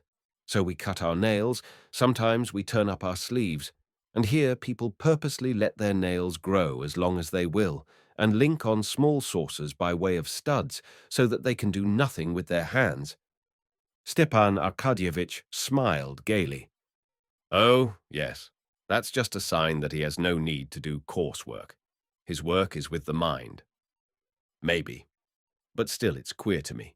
Just as at this moment it seems queer to me that we country folks try to get our meals over as soon as we can, so as to be ready for our work, while here are we trying to drag out our meal as long as possible, and with that object eating oysters." "Why, of course," objected Stepan Arkadyevitch. But that's just the aim of civilization, to make everything a source of enjoyment. Well, if that's its aim, I'd rather be a savage. And so you are a savage. All you Levins are savages. Levin sighed. He remembered his brother Nikolai and felt ashamed and sore, and he scowled, but Oblonsky began speaking of a subject which at once drew his attention. Oh, I say, are you going tonight to our people, the Shchebatskys, I mean, he said, his eyes sparkling significantly as he pushed away the empty rough shells and drew the cheese towards him. Yes, I shall certainly go, replied Levin, though I fancied the princess was not very warm in her invitation. What nonsense! That's her manner. Come, boy, the soup. That's her manner. Grande dame, said Stepan Arkadyevitch. I'm coming too, but I have to go to the Countess Bonina's rehearsal. Come, isn't it true that you're a savage? How do you explain the sudden way in which you vanished from Moscow? The Shchebatskys were continually asking me about you, as though I ought to know. The only thing I know is that you always do what no one else does. Yes, said Levin, slowly and with emotion. You're right. I am a savage. Only my savageness is not in having gone away, but in coming now. Now I have come. Oh, what a lucky fellow you are, broke in Stepan Arkadyevitch, looking into Levin's eyes. Why? I know a gallant steed by token sure, and by his eyes I know a youth in love, declaimed Stepan Arkadyevitch. Everything is before you. Why, is it over for you already? No, not over exactly, but the future is yours, and the present is mine, and the present, well, it's not all that it might be. How so? Oh, things go wrong, but I don't want to talk of myself, and besides I can't explain it all, said Stepan Arkadyevitch. Well, why have you come to Moscow then? Hi, take away, he called to the Tatar. You guess? Responded Levin, his eyes like deep wells of light fixed on Stepan Arkadyevitch. I guess, but I can't be the first to talk about it. You can see by that whether I guess right or wrong, said Stepan Arkadyevitch, gazing at Levin with a subtle smile. Well, and what have you to say to me? Said Levin in a quivering voice, feeling that all the muscles of his face were quivering too. How do you look at the question? Stepan Arkadyevitch slowly emptied his glass of Chablis, never taking his eyes off Levin. I, said Stepan Arkadyevitch, there's nothing I desire so much as that. Nothing. It would be the best thing that could be. But you're not making a mistake. You know what we're speaking of, said Levin, piercing him with his eyes. You think it's possible. I think it's possible. Why not possible? No. Do you really think it's possible? No. Tell me all you think. Oh, but if refusal's in store for me. Indeed, I feel sure. Why should you think that? Said Stepan Arkadyevitch, smiling at his excitement. It seems so to me sometimes. That will be awful for me, and for her too. Oh, well, anyway, there's nothing awful in it for a girl. Every girl's proud of an offer. Yes, every girl, but not she. Stepan Arkadyevitch smiled. He so well knew that feeling of Levin's that for him all the girls in the world were divided into two classes. One class, all the girls in the world except her, and those girls with all sorts of human weaknesses, and very ordinary girls, the other class, she alone, having no weaknesses of any sort, and higher than all humanity. Stay, take some sauce, he said, holding back Levin's hand as it pushed away the sauce. Levin obediently helped himself to sauce, but would not let Stepan Arkadyevitch go on with his dinner. No, stop a minute, he said. You must understand that it's a question of life and death for me. I have never spoken to anyone of this, and there's no one I could speak of it to, except you. You know we're utterly unlike each other, different tastes and views and everything, but I know you're fond of me and understand me, and that's why I like you awfully. But for God's sake, be quite straightforward with me. I tell you what I think, said Stepan Arkadyevitch, smiling. But I'll say more. My wife is a wonderful woman. Stepan Arkadyevitch sighed, remembering his position with his wife, and, after a moment's silence, resumed, "She has a gift of foreseeing things. She sees right through people. But that's not all. She knows what will come to pass, especially in the way of marriages. She foretold, for instance, that Princess Shahovskaya would marry Parental. No one would believe it, but it came to pass, and she's on your side." "How do you mean?" "It's not only that she likes you. She says that Kitty is certain to be your wife." At these words, Levin's face suddenly lighted up with a smile not far from tears of emotion. "She says that?" cried Levin. "I always said she was exquisite, your wife." "There, that's enough. Enough said about it," he said, getting up from his seat. "All right, but do sit down." But Levin could not sit down. He walked with his firm tread twice up and down the little cage of a room, blinked his eyelids that his tears might not fall, and only then sat down to the table. "You must understand," said he, "it's not love. I've been in love, but it's not that. It's not my feeling, but a sort of force outside me has taken possession of me. I went away, you see, because I made up my mind that it could never be, you understand, as a happiness that does not come on earth. But I've struggled with myself. I see there's no living without it, and it must be settled." "What did you go away for?" "Ah, stop a minute. Ah, the thoughts that come crowding on one. The questions one must ask oneself. Listen, you can't imagine what you've done for me by what you said. I'm so happy that I've become positively hateful. I've forgotten everything. I heard today that my brother Nikolai, you know, he's here. I had even forgotten him. It seems to me that he's happy too. It's a sort of madness. But one thing's awful. Here, you've been married. You know the feeling. It's awful that we, old, with a past, not of love, but of sins, are brought all at once so near to a creature pure and innocent. It's loathsome, and that's why one can't help feeling oneself unworthy." "Oh, well, you've not many sins on your conscience." "Alas, all the same," said Levin. "When with loathing I go over my life, I shudder and curse and bitterly regret it. Yes." "What would you have? The world's made so," said Stepan Arkadyevitch. "The one comfort is like that prayer which I always liked. Forgive me not according to my unworthiness, but according to thy loving kindness. That's the only way she can forgive me." Chapter 11. Levin emptied his glass, and they were silent for a while. "There's one other thing I ought to tell you. Do you know Vronsky?" Stepan Arkadyevitch asked Levin. "No, I don't. Why do you ask?" "Give us another bottle," Stepan Arkadyevitch directed the Tatar, who was filling up their glasses and fidgeting round them just when he was not wanted. "Why you ought to know Vronsky is that he's one of your rivals." "Who's Vronsky?" said Levin, and his face was suddenly transformed from the look of childlike ecstasy which Oblonsky had just been admiring to an angry and unpleasant expression. "Vronsky is one of the sons of Count Kirill Ivanovitch Vronsky, and one of the finest specimens of the gilded youth of Petersburg. I made his acquaintance in Tver when I was there on official business, and he came there for the levy of recruits. Fearfully rich, handsome, great connections, an aide-de-camp, and with all that a very nice, good-natured fellow. But he's more than simply a good-natured fellow, as I've found out here. He's a cultivated man, too, and very intelligent. He's a man who'll make his mark." Levin scowled and was dumb. "Well, he turned up here soon after you'd gone, and as I can see, he's over head and ears in love with Kitty, and you know that her mother—" "Excuse me, but I know nothing," said Levin, frowning gloomily.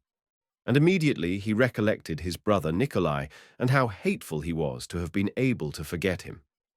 "You wait a bit, said Stepan Arkadyevitch, smiling and touching his hand.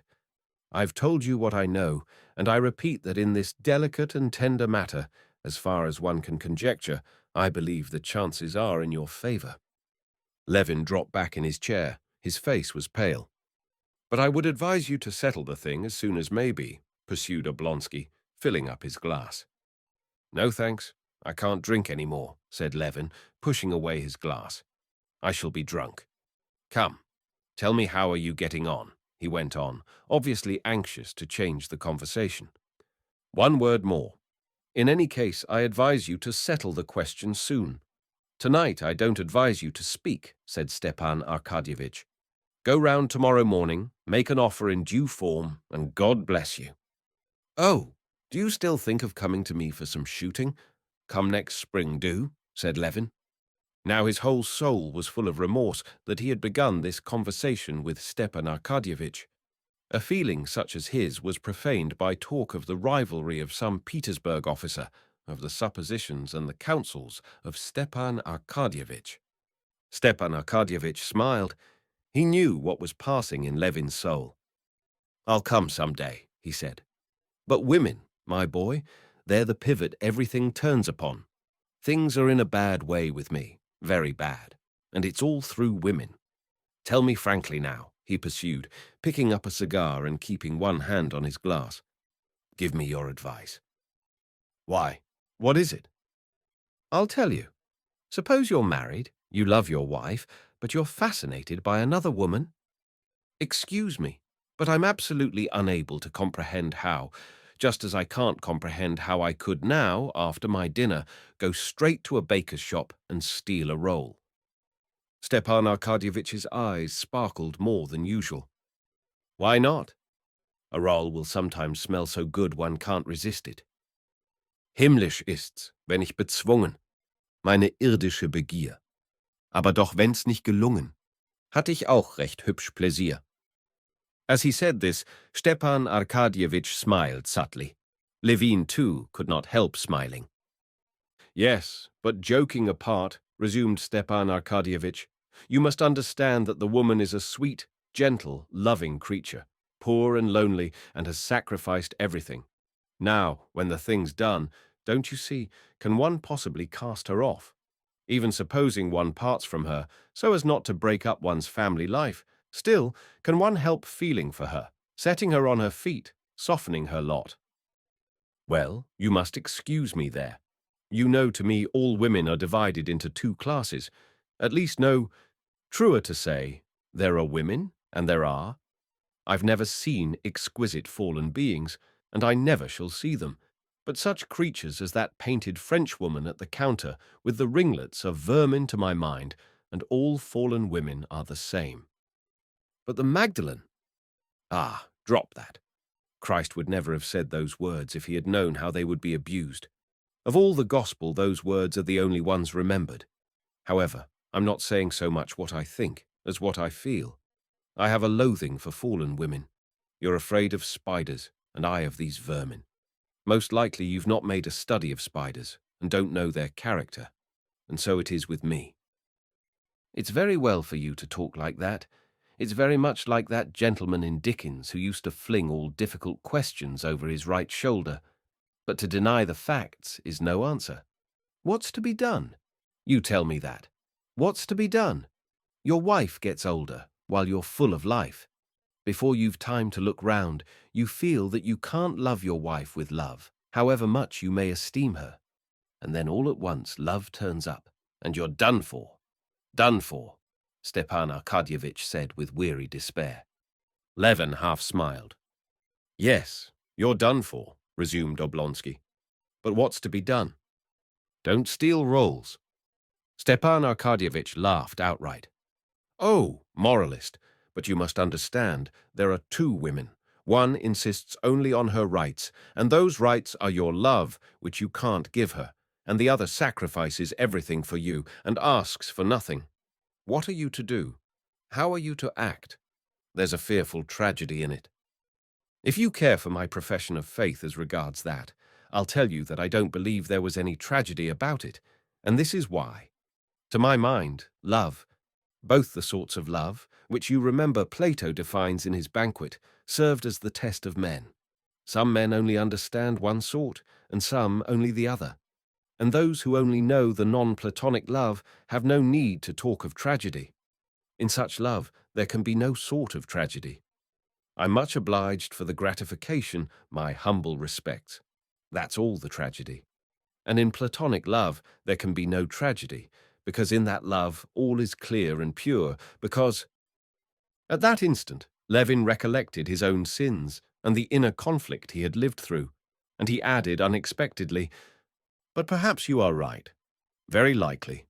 I don't know. I don't know." "It's this, don't you see?" said Stepan Arkadyevitch. "You're very much all of a piece. That's your strong point and your failing. You have a character that's all of a piece, and you want the whole of life to be of a piece too. But that's not how it is. You despise public official work because you want the reality to be invariably corresponding all the while with the aim. And that's not how it is.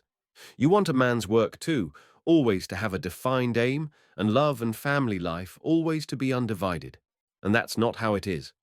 All the variety, all the charm, all the beauty of life is made up of light and shadow." Levin sighed and made no reply. He was thinking of his own affairs and did not hear Oblonsky, and suddenly both of them felt that though they were friends, though they had been dining and drinking together, which should have drawn them closer, yet each was thinking only of his own affairs, and they had nothing to do with one another. Oblonsky had more than once experienced this extreme sense of aloofness instead of intimacy, coming on after dinner, and he knew what to do in such cases. "Bill," he called, and he went into the next room, where he promptly came across an aide-de-camp of his acquaintance and dropped into conversation with him about an actress and her protector. And at once in the conversation with the aide-de-camp, Oblonsky had a sense of relaxation and relief after the conversation with Levin, which always put him to too great a mental and spiritual strain. When the Tatar appeared with a bill for 26 rubles and odd kopecks, besides a tip for himself, Levin, who would another time have been horrified, like anyone from the country, at his share of 14 rubles, did not notice it, paid, and set off homewards to dress and go to the Shachabatskys there to decide his fate. Chapter 12. The young Princess Kitty Shachabatskaya was 18. It was the first winter that she had been out in the world. Her success in society had been greater than that of either of her elder sisters, and greater even than her mother had anticipated. To say nothing of the young men who danced at the Moscow balls being almost all in love with Kitty, two serious suitors had already this first winter made their appearance. Levin, and immediately after his departure, Count Vronsky. Levin's appearance at the beginning of the winter, his frequent visits, and evident love for Kitty had led to the first serious conversations between Kitty's parents as to her future, and to disputes between them. The prince was on Levin's side. He said he wished for nothing better for Kitty. The princess, for her part, going round the question in the manner peculiar to women, maintained that Kitty was too young, that Levin had done nothing to prove that he had serious intentions, that Kitty felt no great attraction to him, and other side issues. But she did not state the principal point, which was that she looked for a better match for her daughter, and that Levin was not to her liking, and she did not understand him. When Levin had abruptly departed, the princess was delighted, and said to her husband triumphantly, "You see, I was right." When Vronsky appeared on the scene, she was still more delighted, confirmed in her opinion that Kitty was to make not simply a good, but a brilliant match. In the mother's eyes, there could be no comparison between Vronsky and Levin. She disliked in Levin his strange and uncompromising opinions, and his shyness in society, founded, as she supposed, on his pride and his queer sort of life, as she considered it, absorbed in cattle and peasants. She did not very much like it that he, who was in love with her daughter, had kept coming to the house for 6 weeks, as though he were waiting for something, inspecting, as though he were afraid he might be doing them too great an honor by making an offer, and did not realize that a man who continually visits at a house where there is a young unmarried girl is bound to make his intentions clear. And suddenly, without doing so, he disappeared. It's as well he's not attractive enough for Kitty to have fallen in love with him, thought the mother. Vronsky satisfied all the mother's desires. Very wealthy, clever, of aristocratic family, on the high road to a brilliant career in the army and at court, and a fascinating man. Nothing better could be wished for. Vronsky openly flirted with Kitty at balls, danced with her, and came continually to the house. Consequently, there could be no doubt of the seriousness of his intentions. But, in spite of that, the mother had spent the whole of that winter in a state of terrible anxiety and agitation. Princess Shchebatskaya had herself been married 30 years ago, her aunt arranging the match. Her husband, about whom everything was well known beforehand, had come, looked at his future bride, and been looked at. The matchmaking aunt had ascertained and communicated their mutual impression. That impression had been favorable. Afterwards, on a day fixed beforehand, the expected offer was made to her parents and accepted. All had passed very simply and easily, so it seemed, at least, to the princess. But over her own daughters she had felt how far from simple and easy is the business, apparently so commonplace, of marrying off one's daughters. The panics that had been lived through, the thoughts that had been brooded over, the money that had been wasted, and the disputes with her husband over marrying the two elder girls, Daria and Natalia. Now, since the youngest had come out, she was going through the same terrors, the same doubts, and still more violent quarrels with her husband than she had over the elder girls. The old prince, like all fathers indeed, was exceedingly punctilious on the score of the honor and reputation of his daughters. He was irrationally jealous over his daughters, especially over Kitty, who was his favorite. At every turn he had scenes with the princess for compromising her daughter. The princess had grown accustomed to this already with her other daughters, but now she felt that there was more ground for the prince's touchiness. She saw that of late years much was changed in the manners of society, that a mother's duties had become still more difficult.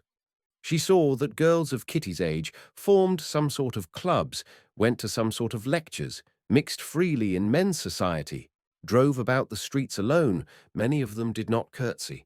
And, what was the most important thing, all the girls were firmly convinced that to choose their husbands was their own affair and not their parents'.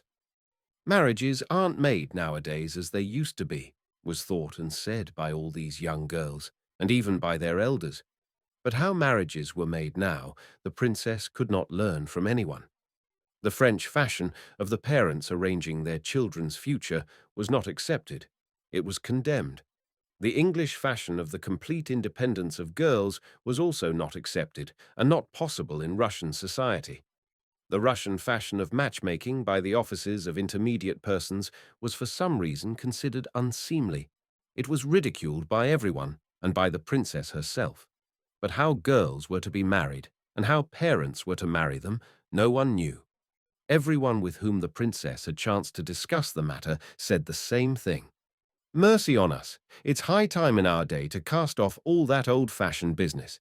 It's the young people have to marry, and not their parents, and so we ought to leave the young people to arrange it as they choose. It was very easy for anyone to say that who had no daughters, but the princess realized that in the process of getting to know each other, her daughter might fall in love, and fall in love with someone who did not care to marry her, or who was quite unfit to be her husband.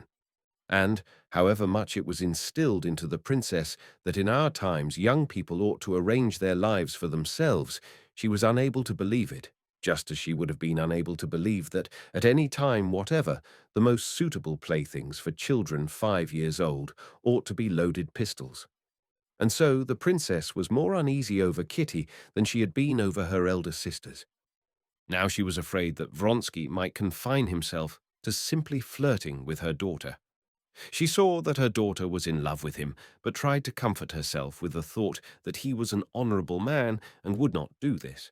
But at the same time she knew how easy it is, with the freedom of manners of today, to turn a girl's head, and how lightly men generally regard such a crime.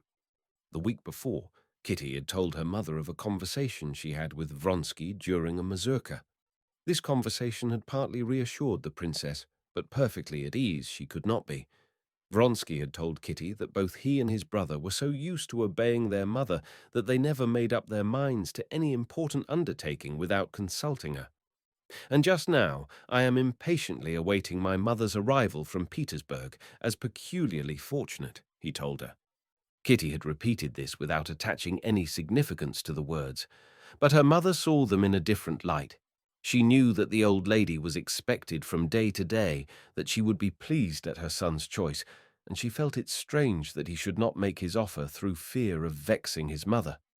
However, she was so anxious for the marriage itself, and still more for relief from her fears, that she believed it was so. Bitter as it was for the princess to see the unhappiness of her eldest daughter, Dolly, on the point of leaving her husband, her anxiety over the decision of her youngest daughter's fate engrossed all her feelings. Today, with Levin's reappearance, a fresh source of anxiety arose. She was afraid that her daughter, who had at one time, as she fancied, a feeling for Levin, might, from extreme sense of honor, refuse Vronsky, and that Levin's arrival might generally complicate and delay the affair so near being concluded. "Why? Has he been here long?" the princess asked about Levin as they returned home. "He came today, Mamma." "There's one thing I want to say," began the princess, and from her serious and alert face, Kitty guessed what it would be. "Mamma," she said, flushing hotly and turning quickly to her, "please, please don't say anything about that. I know all about it." She wished for what her mother wished for, but the motives of her mother's wishes wounded her. "I only want to say that to raise hopes." "Mamma, darling, for goodness' sake, don't talk about it. It's so horrible to talk about it." "I won't," said her mother, seeing the tears in her daughter's eyes. "But one thing, my love, you promised me you would have no secrets from me. You won't?" "Never, Mamma, none," answered Kitty, flushing a little and looking her mother straight in the face. "But there's no use in my telling you anything, and if I wanted to, I don't know what to say or how. I don't know." No, she could not tell an untruth with those eyes, thought the mother, smiling at her agitation and happiness. The princess smiled that what was taking place just now in her soul seemed to the poor child so immense and so important. Chapter 13. After dinner, until the beginning of the evening, Kitty was feeling a sensation akin to the sensation of a young man before a battle. Her heart throbbed violently, and her thoughts would not rest on anything. She felt that this evening, when they would both meet for the first time, would be a turning point in her life, and she was continually picturing them to herself, at one moment each separately, and then both together. When she mused on the past, she dwelt with pleasure, with tenderness, on the memories of her relations with Levin. The memories of childhood and of Levin's friendship with her dead brother gave a special poetic charm to her relations with him. His love for her, of which she felt certain, was flattering and delightful to her, and it was pleasant for her to think of Levin. In her memories of Vronsky, there always entered a certain element of awkwardness, though he was in the highest degree well-bred and at ease, as though there was some false note. Not in Vronsky, he was very simple and nice, but in herself, while with Levin she felt perfectly simple and clear. But on the other hand, directly she thought of the future with Vronsky, there arose before her a perspective of brilliant happiness. With Levin the future seemed misty. When she went upstairs to dress and looked into the looking-glass, she noticed with joy that it was one of her good days, and that she was in complete possession of all her forces. She needed this so for what lay before her. She was conscious of external composure and free grace in her movements.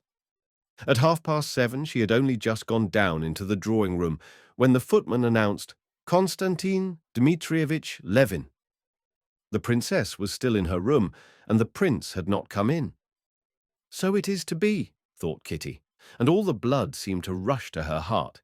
She was horrified at her paleness as she glanced into the looking-glass. At that moment she knew beyond doubt that he had come early on purpose to find her alone and to make her an offer. And only then, for the first time, the whole thing presented itself in a new, different aspect. Only then she realized that the question did not affect her only with whom she would be happy and whom she loved, but that she would have that moment to wound a man whom she liked, and to wound him cruelly. What for? Because he, dear fellow, loved her, was in love with her. But there was no help for it, so it must be, so it would have to be. My God! Shall I myself really have to say it to him? She thought. Can I tell him I don't love him? That will be a lie. What am I to say to him? That I love someone else? No, that's impossible. I'm going away. I'm going away. She had reached the door, when she heard his step. "No, it's not honest. What have I to be afraid of? I have done nothing wrong. What is to be, will be. I'll tell the truth. And with him, one can't be ill at ease. Here he is," she said to herself, seeing his powerful, shy figure, with his shining eyes fixed on her. She looked straight into his face, as though imploring him to spare her, and gave her hand. "It's not time yet.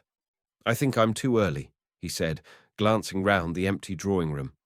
When he saw that his expectations were realized, that there was nothing to prevent him from speaking, his face became gloomy. "Oh, no," said Kitty, and sat down at the table. "But this was just what I wanted, to find you alone," he began, not sitting down and not looking at her, so as not to lose courage. "Mamma will be down directly. She was very much tired yesterday." She talked on, not knowing what her lips were uttering, and not taking her supplicating and caressing eyes off him.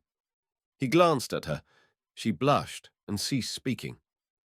"I told you I did not know whether I should be here long, that it depended on you." She dropped her head lower and lower, not knowing herself what answer she should make to what was coming.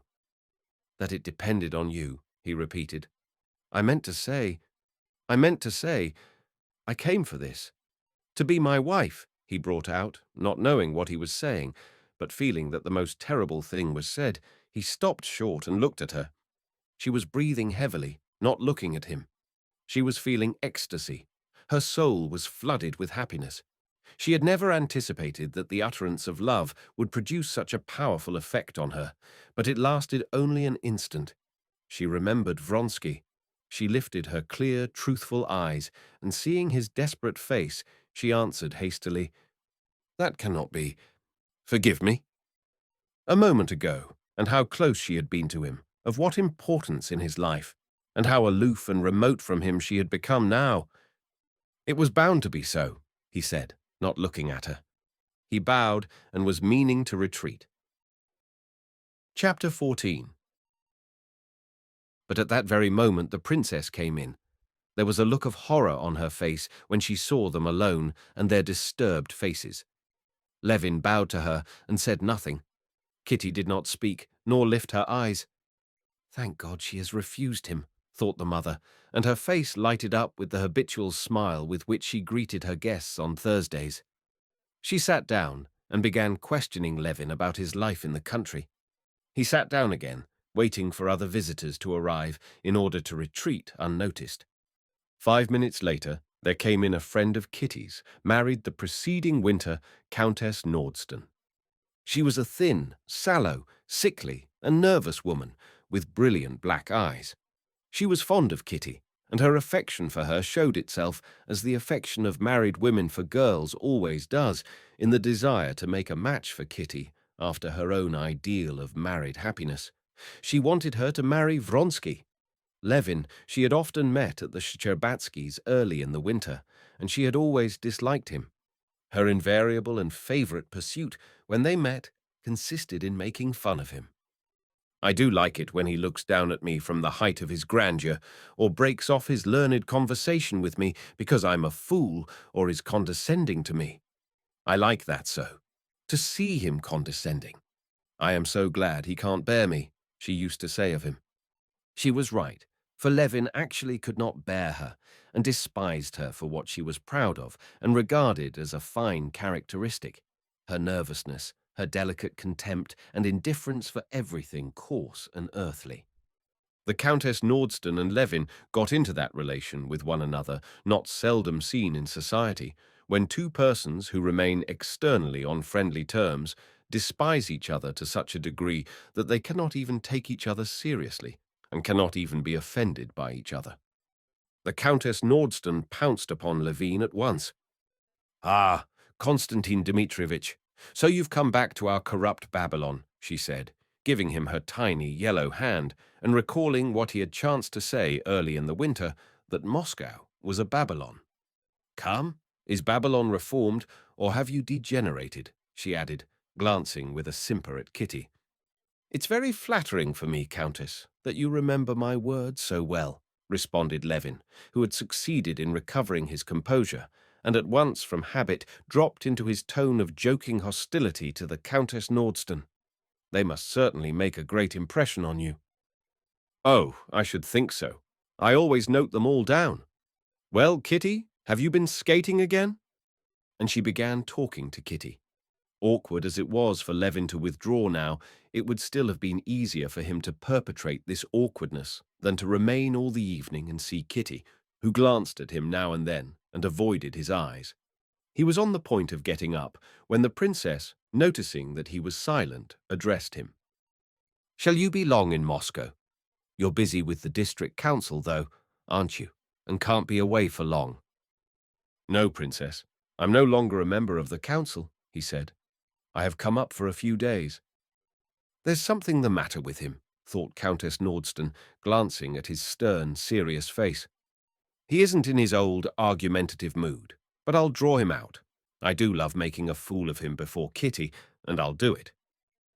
"Konstantin Dmitrievitch," she said to him, "do explain to me, please, what's the meaning of it? You know all about such things. At home in our village of Kaluga, all the peasants and all the women have drunk up all they possessed, and now they can't pay us any rent. What's the meaning of that? You always praise the peasants so." At that instant another lady came into the room, and Levin got up. "Excuse me, Countess, but I really know nothing about it, and can't tell you anything," he said, and looked round at the officer who came in behind the lady. "That must be Vronsky," thought Levin, and, to be sure of it, glanced at Kitty. She had already had time to look at Vronsky, and looked round at Levin. And simply from the look in her eyes, that grew unconsciously brighter, Levin knew that she loved that man, knew it as surely as if she had told him so in words. But what sort of a man was he? Now, whether for good or for ill, Levin could not choose but remain. He must find out what the man was like whom she loved. There are people who, on meeting a successful rival, no matter in what, are at once disposed to turn their backs on everything good in him and to see only what is bad. There are people, on the other hand, who desire above all to find in that lucky rival the qualities by which he has outstripped them, and seek with a throbbing ache at heart only what is good. Levin belonged to the second class, but he had no difficulty in finding what was good and attractive in Vronsky. It was apparent at the first glance. Vronsky was a squarely built, dark man, not very tall, with a good-humored, handsome, and exceedingly calm and resolute face. Everything about his face and figure, from his short-cropped black hair and freshly shaven chin down to his loosely fitting, brand-new uniform, was simple and at the same time elegant. Making way for the lady who had come in, Vronsky went up to the princess and then to Kitty. As he approached her, his beautiful eyes shone with a specially tender light, and with a faint, happy, and modestly triumphant smile, so it seemed to Levin, bowing carefully and respectfully over her, he held out his small broad hand to her.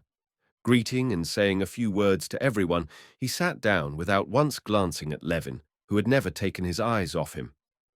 "Let me introduce you," said the princess, indicating Levin. "Konstantin Dmitrievitch Levin, Count Alexei Kirillovich Vronsky." Vronsky got up and, looking cordially at Levin, shook hands with him. "I believe I was to have dined with you this winter," he said, smiling his simple and open smile. "But you had unexpectedly left for the country." "Konstantin Dmitrievitch despises and hates town and us townspeople," said Countess Nordston. "My words must make a deep impression on you, since you remember them so well," said Levin, and suddenly conscious that he had said just the same thing before, he reddened. Vronsky looked at Levin and Countess Nordston and smiled. "Are you always in the country?" he inquired. "I should think it must be dull in the winter." "It's not dull if one has work to do. Besides, one's not dull by oneself," Levin replied abruptly. "I am fond of the country," said Vronsky, noticing and affecting not to notice Levin's tone. "But I hope, Count, you would not consent to live in the country always," said Countess Nordston. "I don't know. I have never tried for long. I experienced a queer feeling once," he went on. "I never longed so for the country, Russian country, with bast shoes and peasants, as when I was spending a winter with my mother in Nice. Nice itself is dull enough, you know. And indeed, Naples and Sorrento are only pleasant for a short time. And it's just there that Russia comes back to me most vividly, and especially the country. It's as though— He talked on, addressing both Kitty and Levin, turning his serene, friendly eyes from one to the other, and saying obviously just what came into his head. Noticing that Countess Nordston wanted to say something, he stopped short without finishing what he had begun, and listened attentively to her. The conversation did not flag for an instant, so that the princess, who always kept in reserve, in case a subject should be lacking, two heavy guns, the relative advantages of classical and of modern education and universal military service, had not to move out either of them, while Countess Nordston had not a chance of chaffing Levin. Levin wanted to, and could not, take part in the general conversation, saying to himself every instant, "Now go." He still did not go, as though waiting for something. The conversation fell upon table-turning and spirits, and Countess Nordston, who believed in spiritualism, began to describe the marvels she had seen. "Ah, Countess, you really must take me. For pity's sake, do take me to see them. I have never seen anything extraordinary, though I am always on the lookout for it everywhere," said Vronsky, smiling. "Very well, next Saturday," answered Countess Nordston. "But you, Konstantin Dmitrievitch, do you believe in it?" she asked Levin. "Why do you ask me? You know what I shall say." "But I want to hear your opinion."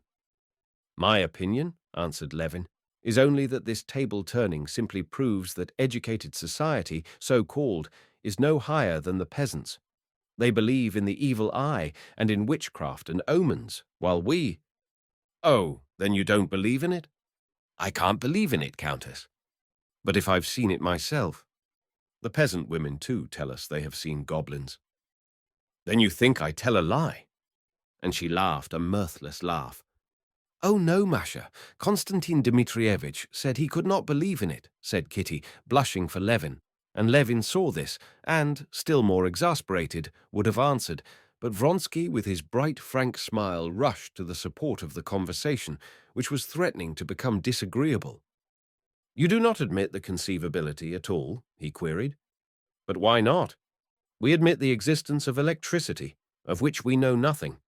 Why should there not be some new force, still unknown to us, which—" "When electricity was discovered," Levin interrupted hurriedly, "it was only the phenomenon that was discovered, and it was unknown from what it proceeded and what were its effects, and ages passed before its applications were conceived.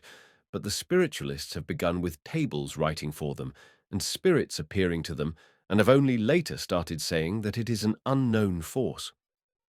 Vronsky listened attentively to Levin, as he always did listen, obviously interested in his words. "Yes, but the spiritualists say we don't know at present what this force is, but there is a force, and these are the conditions in which it acts. Let the scientific men find out what the force consists in. No, I don't see why there should not be a new force, if it—" "Why? Because with electricity," Levin interrupted again, "every time you rub tar against wool, a recognized phenomenon is manifested. But in this case, it does not happen every time, and so it follows it is not a natural phenomenon." Feeling probably that the conversation was taking a tone too serious for a drawing-room, Vronsky made no rejoinder, but by way of trying to change the conversation, he smiled brightly and turned to the ladies. "Do let us try at once, Countess," he said, but Levin would finish saying what he thought. "I think," he went on, "that this attempt of the spiritualists to explain their marvels as some sort of new natural force is most futile. They boldly talk of spiritual force, and then try to subject it to material experiment." Everyone was waiting for him to finish, and he felt it. "And I think you would be a first-rate medium," said Countess Nordston. "There's something enthusiastic in you." Levin opened his mouth, was about to say something, reddened, and said nothing. "Do let us try table-turning at once, please," said Vronsky. "Princess, will you allow it?" And Vronsky stood up, looking for a little table. Kitty got up to fetch a table, and as she passed, her eyes met Levin's. She felt for him with her whole heart, the more because she was pitying him for suffering of which she was herself the cause. "If you can forgive me," "Forgive me," said her eyes. "I am so happy." "I hate them all, and you and myself," his eyes responded, and he took up his hat. But he was not destined to escape. Just as they were arranging themselves round the table, and Levin was on the point of retiring, the old prince came in, and after greeting the ladies, addressed Levin. "Ah," he began joyously. "Been here long, my boy. I didn't even know you were in town. Very glad to see you." The old prince embraced Levin, and talking to him did not observe Vronsky, who had risen and was serenely waiting till the prince should turn to him. Kitty felt how distasteful her father's warmth was to Levin after what had happened.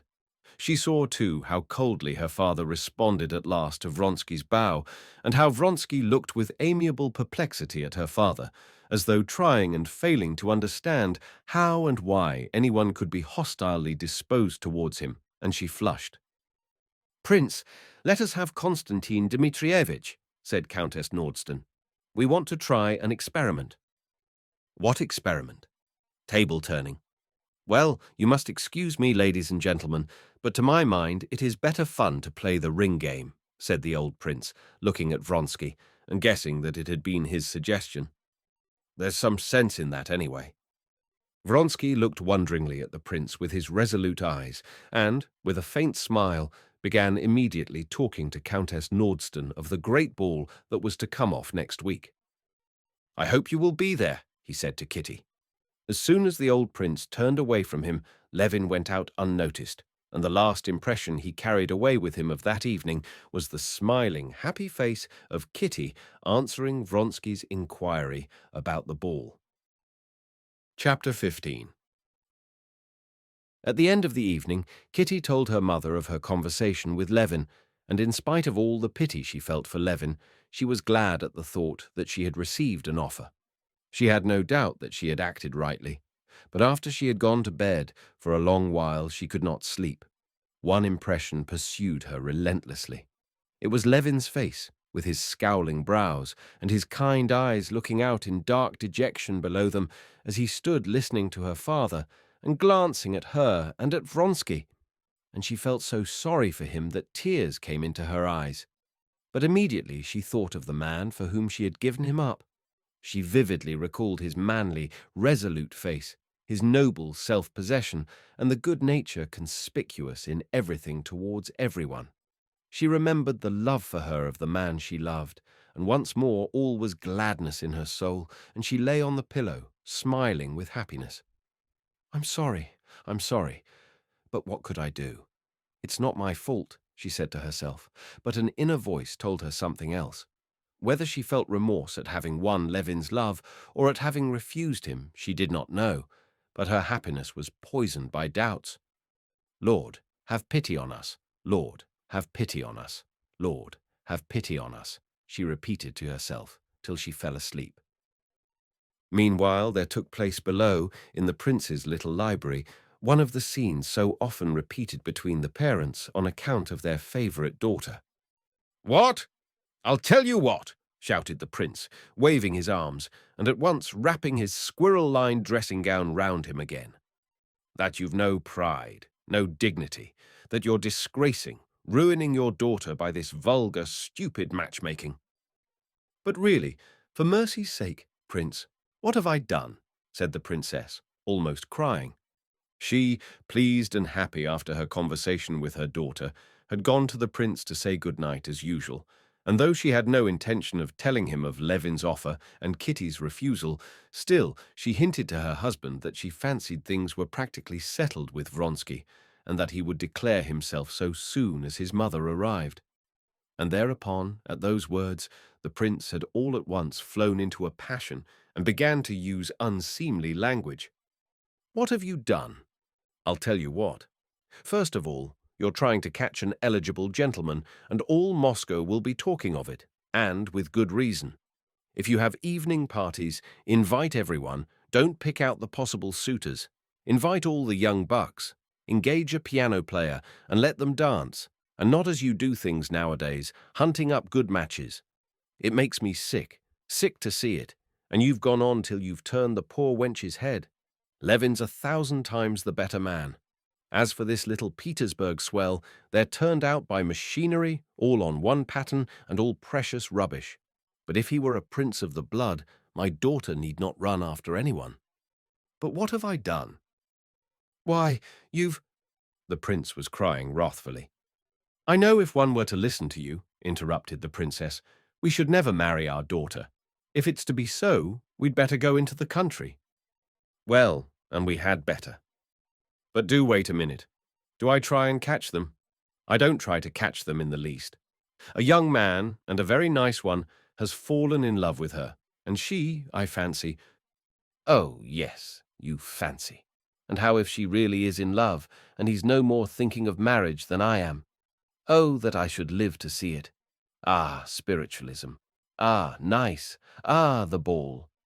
And the prince, imagining that he was mimicking his wife, made a mincing curtsy at each word. And this is how we're preparing wretchedness for Kitty, and she's really got the notion into her head. But what makes you suppose so? I don't suppose. I know. We have eyes for such things, though womenfolk haven't. I see a man who has serious intentions. That's Levin. And I see a peacock, like this featherhead, who's only amusing himself. Oh, well, when once you get an idea into your head— Well, you'll remember my words, but too late, just as with Dolly. Well, we won't talk of it. The princess stopped him, recollecting her unlucky Dolly. By all means, and good night. And signing each other with the cross, the husband and wife parted with a kiss, feeling that they each remained of their own opinion. The princess had at first been quite certain that that evening had settled Kitty's future, and that there could be no doubt of Vronsky's intentions, but her husband's words had disturbed her, and returning to her own room in terror before the unknown future, she, too, like Kitty, repeated several times in her heart, Lord, have pity, Lord, have pity, Lord, have pity. Chapter 16. Vronsky had never had a real home life. His mother had been in her youth a brilliant society woman who had had, during her married life, and still more afterwards, many love affairs notorious in the whole fashionable world. His father he scarcely remembered, and he had been educated in the corps of pages. Leaving the school very young as a brilliant officer, he had at once got into the circle of wealthy Petersburg army men. Although he did go more or less into Petersburg society, his love affairs had always hitherto been outside it. In Moscow he had for the first time felt, after his luxurious and coarse life at Petersburg, all the charm of intimacy with a sweet and innocent girl of his own rank who cared for him. It never even entered his head that there could be any harm in his relations with Kitty. At balls he danced principally with her. He was a constant visitor at their house. He talked to her as people commonly do talk in society, all sorts of nonsense, but nonsense to which he could not help attaching a special meaning in her case. Although he said nothing to her that he could not have said before everybody, he felt that she was becoming more and more dependent upon him, and the more he felt this, the better he liked it, and the tenderer was his feeling for her. He did not know that his mode of behavior in relation to Kitty had a definite character, that it is courting young girls with no intention of marriage, and that such courting is one of the evil actions common among brilliant young men, such as he was. It seemed to him that he was the first who had discovered this pleasure, and he was enjoying his discovery. If he could have heard what her parents were saying that evening, if he could have put himself at the point of view of the family, and have heard that Kitty would be unhappy if he did not marry her, he would have been greatly astonished, and would not have believed it.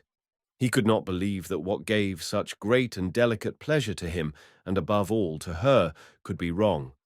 Still less could he have believed that he ought to marry. Marriage had never presented itself to him as a possibility. He not only disliked family life, but a family, and especially a husband, was, in accordance with the views general in the bachelor world in which he lived, conceived as something alien, repellent, and above all, ridiculous. But though Vronsky had not the least suspicion what the parents were saying, he felt on coming away from the Shcherbatskys that the secret spiritual bond which existed between him and Kitty had grown so much stronger that evening that some step must be taken. But what step could and ought to be taken, he could not imagine. What is so exquisite, he thought, as he returned from the Shtcherbatskys, carrying away with him, as he always did, a delicious feeling of purity and freshness, arising partly from the fact that he had not been smoking for a whole evening, and with it a new feeling of tenderness at her love for him. What is so exquisite is that not a word has been said by me or by her, but we understand each other so well in this unseen language of looks and tones, that this evening more clearly than ever she told me she loves me, and how secretly, simply, and most of all, how trustfully. I feel myself better, purer.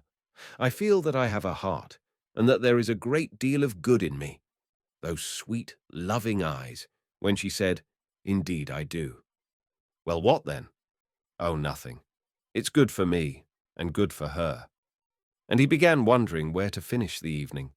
He passed in review of the places he might go to. Club? A game of bezique? Champagne with Ignatov? No, I'm not going. Chateau des Fleurs. There I shall find Oblonsky. Songs, the cancan. No, I'm sick of it. That's why I like the Shtcherbatskys, that I'm growing better. I'll go home. He went straight to his room at Dessot's hotel, ordered supper, and then undressed, and as soon as his head touched the pillow, fell into a sound sleep. Chapter 17. Next day, at 11 o'clock in the morning, Vronsky drove to the station of the Petersburg railway to meet his mother, and the first person he came across on the great flight of steps was Oblonsky, who was expecting his sister by the same train. "Ah, Your Excellency!" cried Oblonsky. "Whom are you meeting?"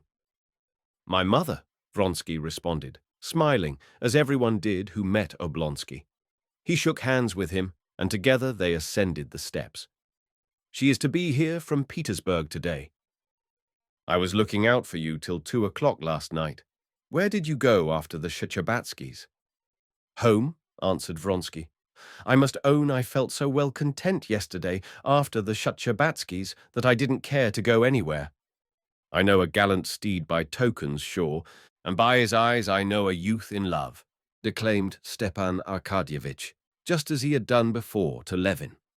Vronsky smiled with a look that seemed to say that he did not deny it, but he promptly changed the subject. "And whom are you meeting?" he asked. "I've come to meet a pretty woman," said Oblonsky. "You don't say so." "Honi soit qui mal y pense, my sister Anna." "Ah, that's Madame Karenina," said Vronsky. "You know her, no doubt?" "I think I do. Or perhaps not. I really am not sure," Vronsky answered heedlessly, with a vague recollection of something stiff and tedious evoked by the name Karenina. "But Alexey Alexandrovitch, my celebrated brother-in-law, you surely must know. All the world knows him. I know him by reputation and by sight.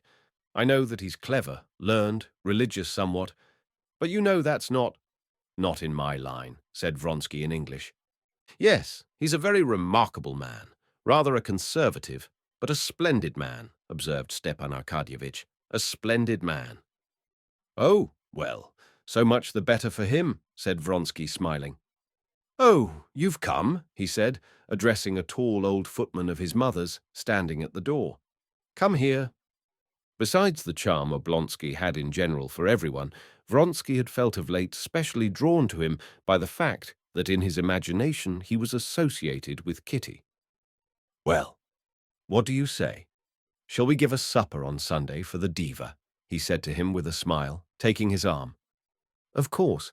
I'm collecting subscriptions." "Oh, did you make the acquaintance of my friend Levin?" asked Stepan Arkadyevitch. "Yes, but he left rather early." "He's a capital fellow," pursued Oblonsky. "Isn't he?" "I don't know why it is," responded Vronsky. "In all Moscow people, present company of course excepted," he put in jestingly, "there's something uncompromising. They are all on the defensive, lose their tempers, as though they all want to make one feel something." "Yes, that's true. It is so," said Stepan Arkadyevitch, laughing good-humoredly. "Will the train soon be in?" Vronsky asked a railway official. "The train's signaled," answered the man. The approach of the train was more and more evident by the preparatory bustle in the station, the rush of porters, the movement of policemen and attendants, and people meeting the train. Through the frosty vapour could be seen workmen in short sheepskins and soft felt boots crossing the rails of the curving line. The hiss of the boiler could be heard on the distant rails and the rumble of something heavy.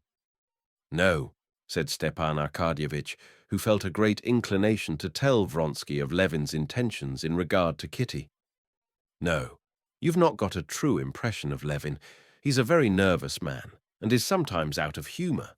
It's true, but then he is often very nice. He's such a true, honest nature, and a heart of gold. But yesterday there were special reasons," pursued Stepan Arkadyevitch, with a meaning smile, totally oblivious of the genuine sympathy he had felt the day before for his friend, and feeling the same sympathy now, only for Vronsky.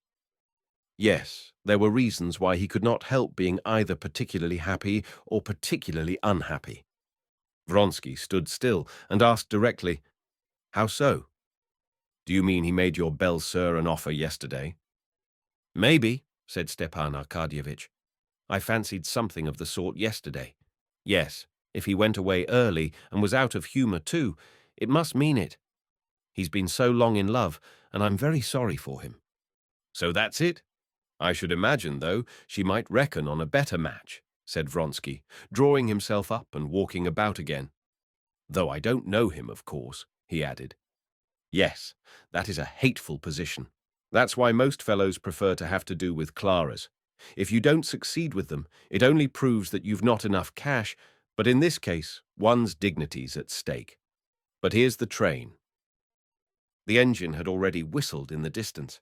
A few instants later, the platform was quivering, and with puffs of steam hanging low in the air from the frost, the engine rolled up, with the lever of the middle wheel rhythmically moving up and down, and the stooping figure of the engine driver covered with frost. Behind the tender, setting the platform more and more slowly swaying, came the luggage van with a dog whining in it. At last the passenger carriages rolled in, oscillating before coming to a standstill. A smart guard jumped out, giving a whistle, and after him, one by one, the impatient passengers began to get down, an officer of the guards holding himself erect and looking severely about him. A nimble little merchant with a satchel, smiling gaily, a peasant with a sack over his shoulder. Vronsky, standing beside Oblonsky, watched the carriages and the passengers, totally oblivious of his mother. What he had just heard about Kitty excited and delighted him. Unconsciously, he arched his chest, and his eyes flashed. He felt himself a conqueror. "Countess Vronskaya is in that compartment," said the smart guard, going up to Vronsky.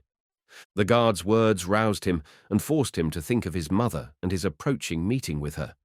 He did not in his heart respect his mother, and without acknowledging it to himself, he did not love her, though in accordance with the ideas of the set in which he lived and with his own education, he could not have conceived of any behaviour to his mother not in the highest degree respectful and obedient, and the more externally obedient and respectful his behaviour, the less in his heart he respected and loved her. Chapter 18. Vronsky followed the guard to the carriage, and at the door of the compartment he stopped short to make room for a lady who was getting out. With the insight of a man of the world, from one glance at this lady's appearance, Vronsky classified her as belonging to the best society. He begged pardon and was getting into the carriage, but felt he must glance at her once more. Not that she was very beautiful, not on account of the elegance and modest grace which were apparent in her whole figure, but because in the expression of her charming face, as she passed close by him, there was something peculiarly caressing and soft. As he looked round, she too turned her head.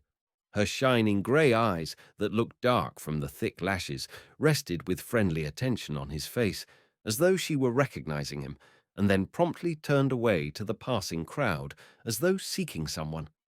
In that brief look, Vronsky had time to notice the suppressed eagerness which played over her face, and flitted between the brilliant eyes and the faint smile that curved her red lips. It was as though her nature were so brimming over with something that against her will it showed itself now in the flash of her eyes, and now in her smile. Deliberately, she shrouded the light in her eyes, but it shone against her will in the faintly perceptible smile. Vronsky stepped into the carriage. His mother, a dried-up old lady with black eyes and ringlets, screwed up her eyes, scanning her son, and smiled slightly with her thin lips. Getting up from the seat and handing her maid a bag, she gave her little wrinkled hand to her son to kiss, and lifting his head from her hand, kissed him on the cheek. "You got my telegram?" "Quite well. Thank God." "You had a good journey," said her son, sitting down beside her and involuntarily listening to a woman's voice outside the door. He knew it was the voice of the lady he had met at the door. "All the same, I don't agree with you," said the lady's voice. "It's the Petersburg view, madam." "Not Petersburg, but simply feminine," she responded. Well, allow me to kiss your hand." "Goodbye, Ivan Petrovitch. And could you see if my brother is here, and send him to me?" said the lady in the doorway, and stepped back again into the compartment. "Well, have you found your brother?" said Countess Vronskaya, addressing the lady. Vronsky understood now that this was Madame Karenina. "Your brother is here," he said, standing up. "Excuse me, I did not know you, and indeed our acquaintance was so slight," said Vronsky, bowing, "that no doubt you do not remember me." "Oh, no," said she. "I should have known you because your mother and I have been talking, I think, of nothing but you all the way." As she spoke, she let the eagerness that would insist on coming out show itself in her smile. "And still no sign of my brother." "Do call him, Alexei," said the old countess. Vronsky stepped out onto the platform and shouted, "Oblonsky, here!" Madame Karenina, however, did not wait for her brother, but catching sight of him, she stepped out with her light, resolute step. And as soon as her brother had reached her, with a gesture that struck Vronsky by its decision and its grace, she flung her left arm around his neck, drew him rapidly to her, and kissed him warmly. Vronsky gazed, never taking his eyes from her, and smiled. He could not have said why. But recollecting that his mother was waiting for him, he went back again into the carriage. "She's very sweet, isn't she?" said the Countess of Madame Karenina. "Her husband put her with me, and I was delighted to have her. We've been talking all the way. And so you, I hear, vous filez le parfait amour. Tant mieux, mon cher, tant mieux."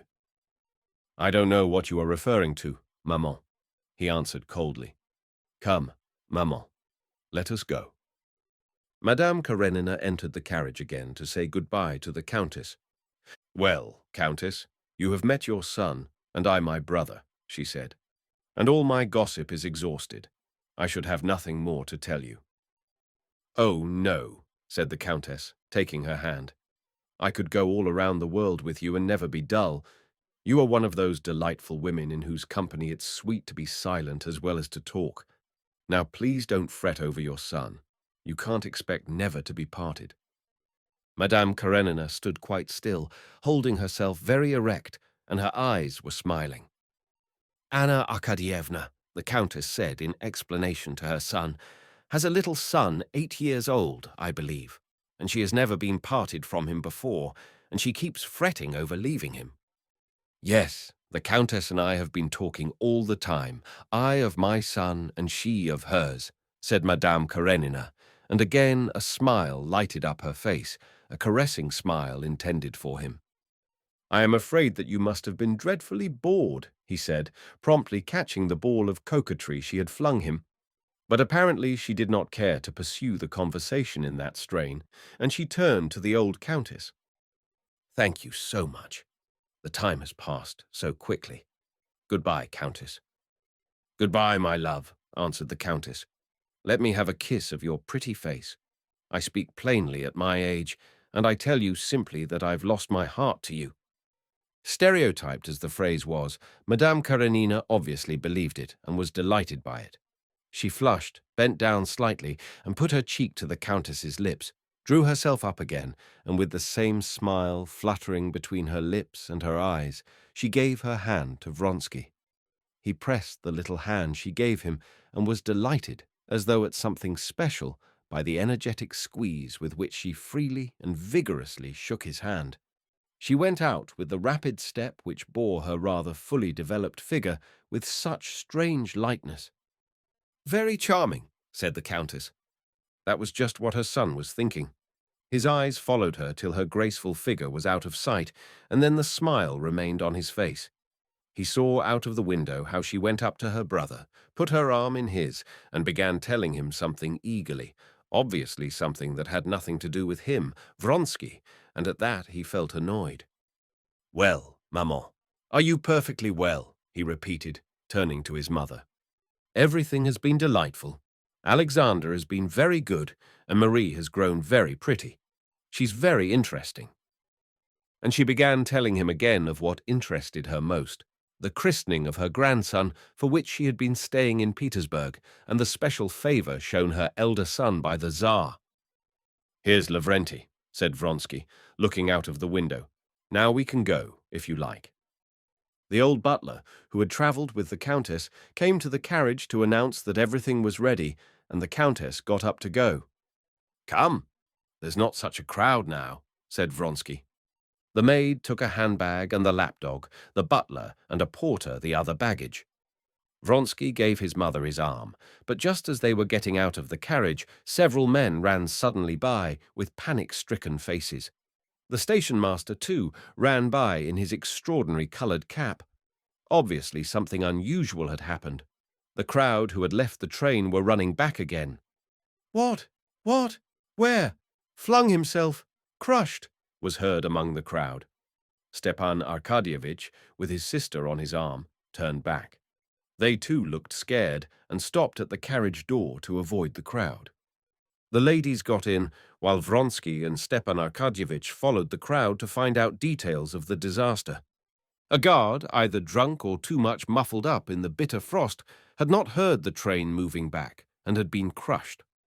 Before Vronsky and Oblonsky came back, the ladies heard the facts from the butler. Oblonsky and Vronsky had both seen the mutilated corpse. Oblonsky was evidently upset. He frowned and seemed ready to cry. "Ah, how awful! Ah, Anna, if you had seen it!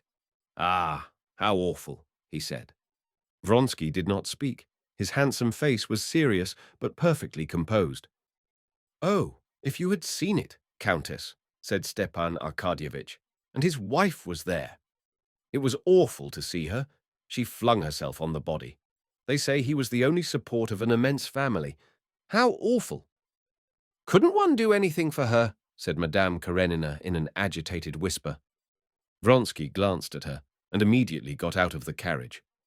"I'll be back directly, maman," he remarked, turning round in the doorway. When he came back a few minutes later, Stepan Arkadyevitch was already in conversation with the countess about the new singer, while the countess was impatiently looking towards the door, waiting for her son. "Now let us be off," said Vronsky, coming in. They went out together. Vronsky was in front with his mother. Behind walked Madame Karenina with her brother. Just as they were going out of the station master overtook Vronsky. "You gave my assistant 200 rubles. Would you kindly explain for whose benefit you intend them?" "For the widow," said Vronsky, shrugging his shoulders. "I should have thought there was no need to ask." "You gave that?" cried Oblonsky. Behind, and pressing his sister's hand, he added, "Very nice, very nice. Isn't he a splendid fellow? Goodbye, Countess." And he and his sister stood still, looking for her maid. When they went out, the Vronsky's carriage had already driven away. People coming in were still talking of what happened. "What a horrible death," said a gentleman passing by. "They say he was cut in 2 pieces." "On the contrary, I think it's the easiest, instantaneous," observed another. "How is it they don't take proper precautions?" said a third. Madame Karenina seated herself in the carriage, and Stepan Arkadyevitch saw with surprise that her lips were quivering, and she was with difficulty restraining her tears. "What is it, Anna?"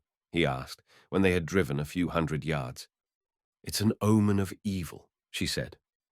"What nonsense," said Stepan Arkadyevitch. "You've come, that's the chief thing. You can't conceive how I'm resting my hopes on you." "Have you known Vronsky long?" she asked. "Yes. You know we're hoping he will marry Kitty." "Yes?" said Anna softly.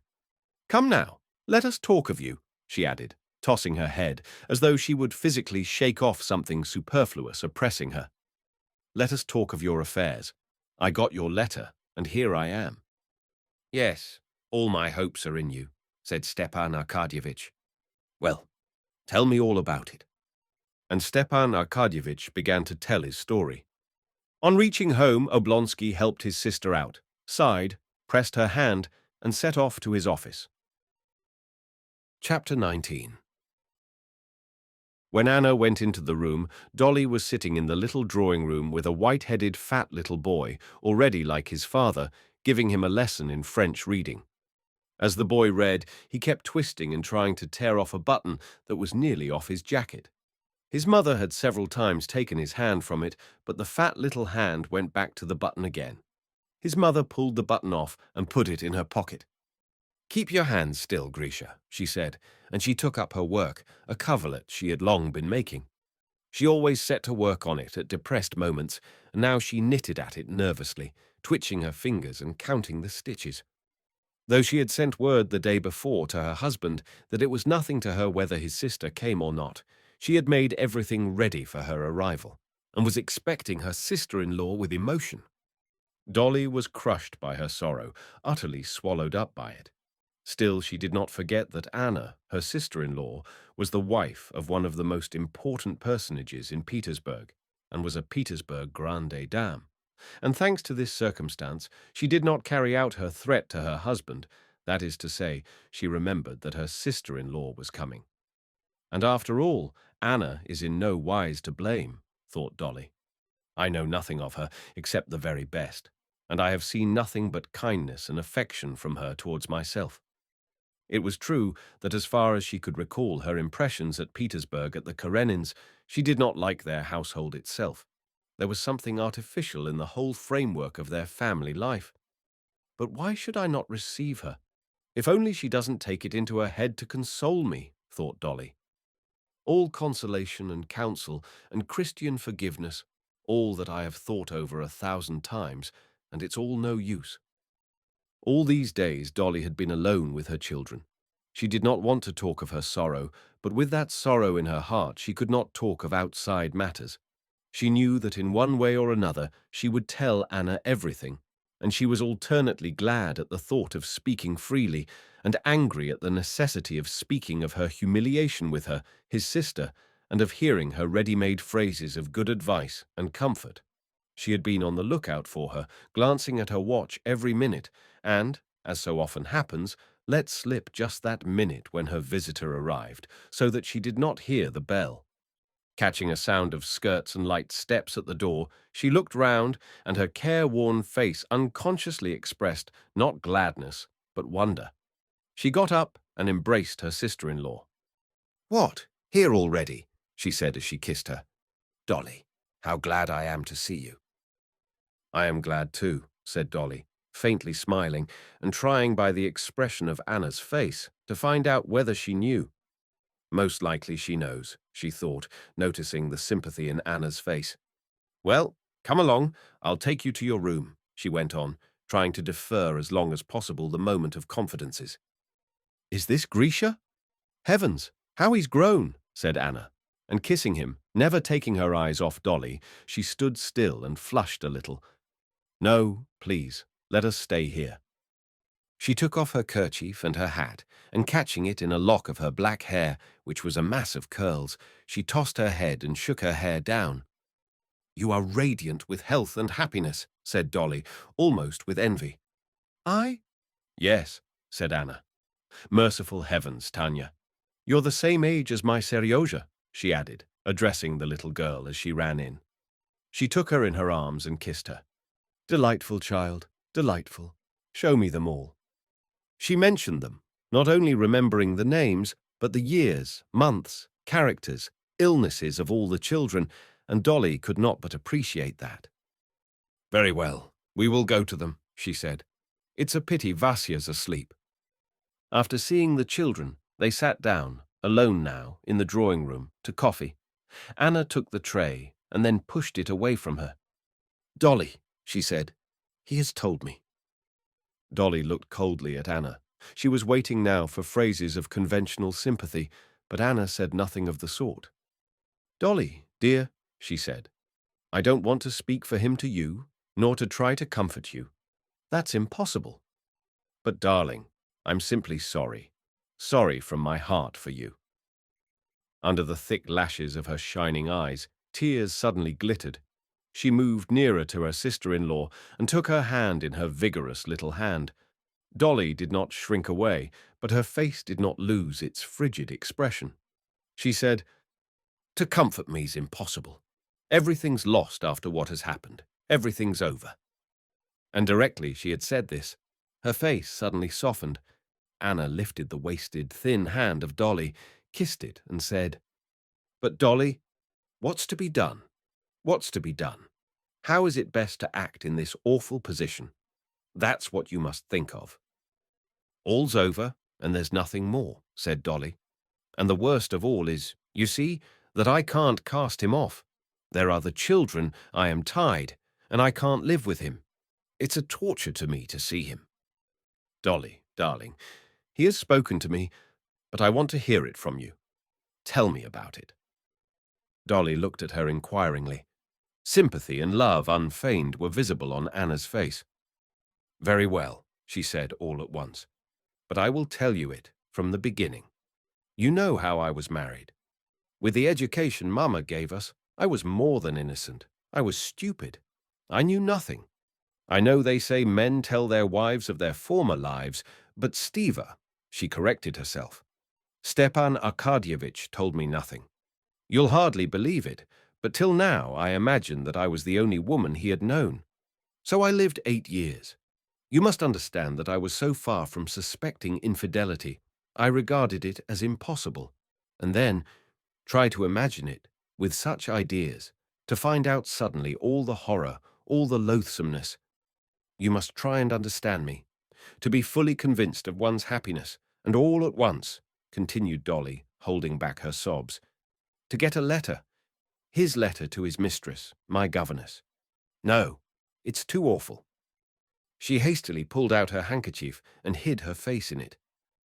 "I can understand being carried away by feeling," she went on after a brief silence, "but deliberately, slyly deceiving me. And with whom?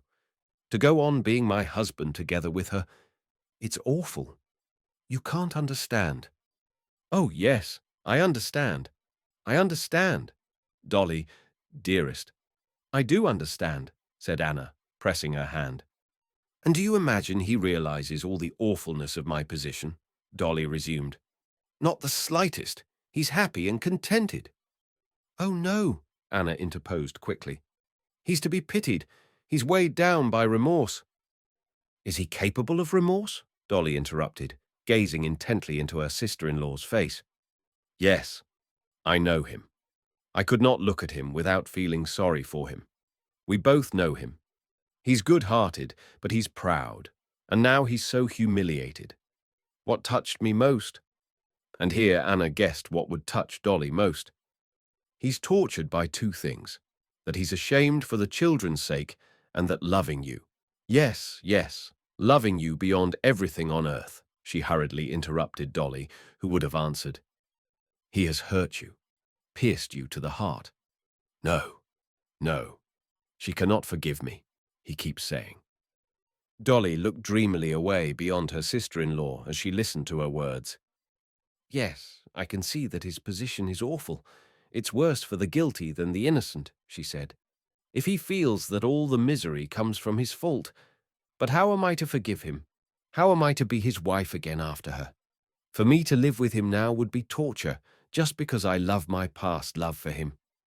And sobs cut short her words, but as though of set design, each time she was softened, she began to speak again of what exasperated her.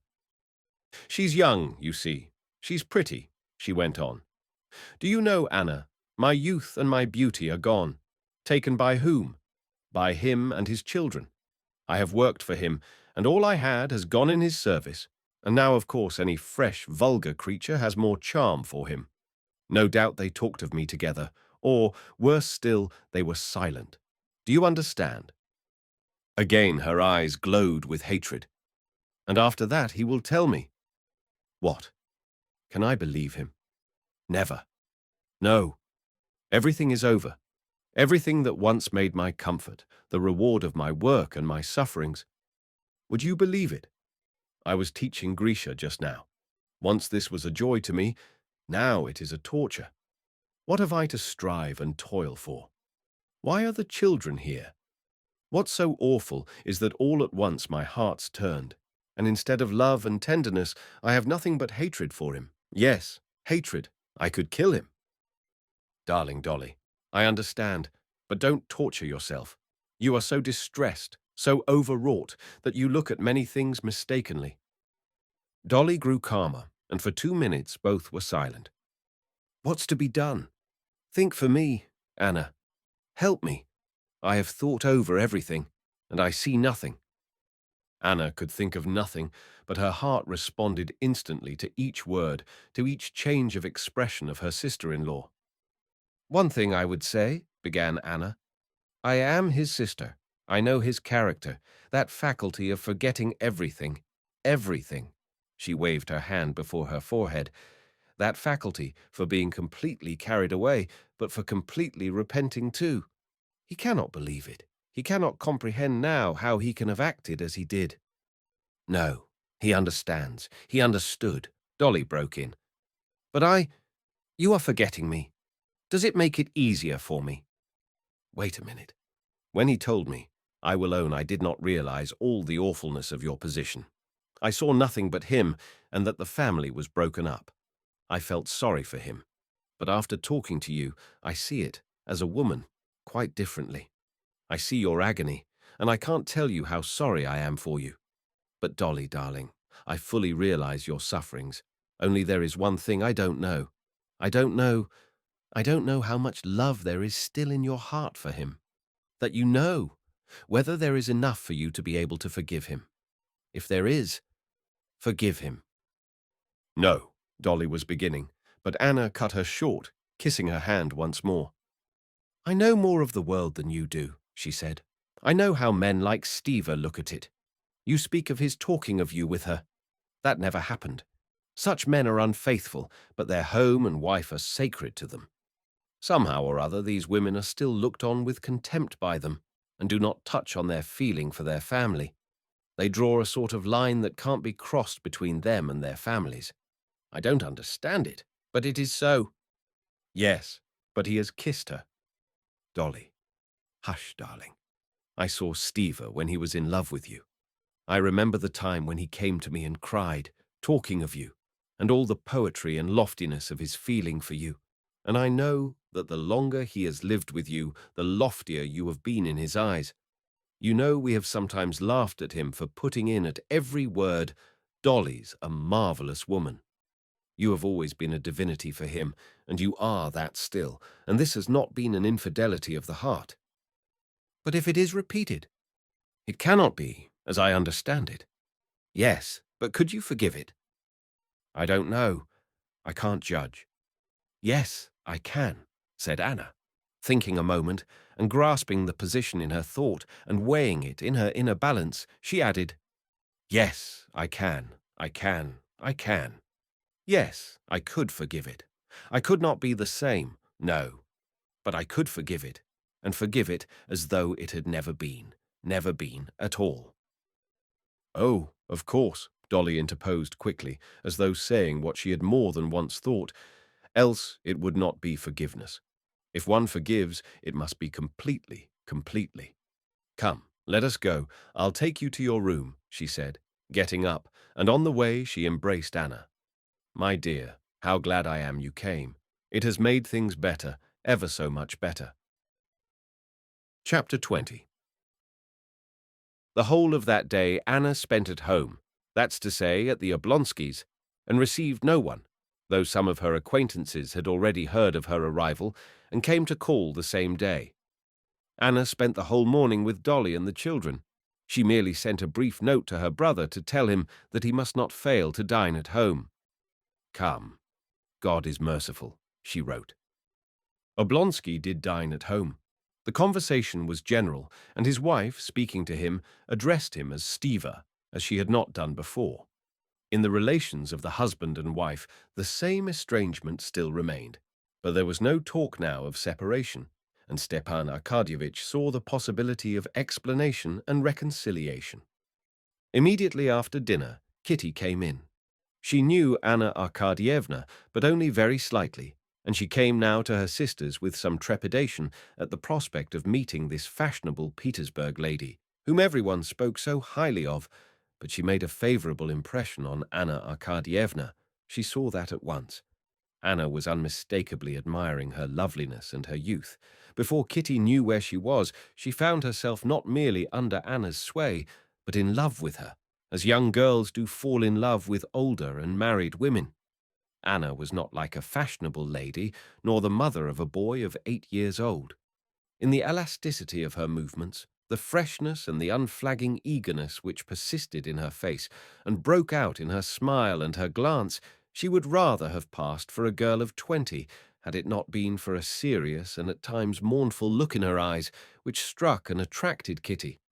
Kitty felt that Anna was perfectly simple and was concealing nothing, but that she had another higher world of interests inaccessible to her, complex and poetic. After dinner, when Dolly went away to her own room, Anna rose quickly and went up to her brother, who was just lighting a cigar. "Stiva," she said to him, winking gaily, crossing him and glancing towards the door. "Go, and God help you." He threw down the cigar, understanding her, and departed through the doorway. When Stepan Arkadyevitch had disappeared, she went back to the sofa where she had been sitting, surrounded by the children.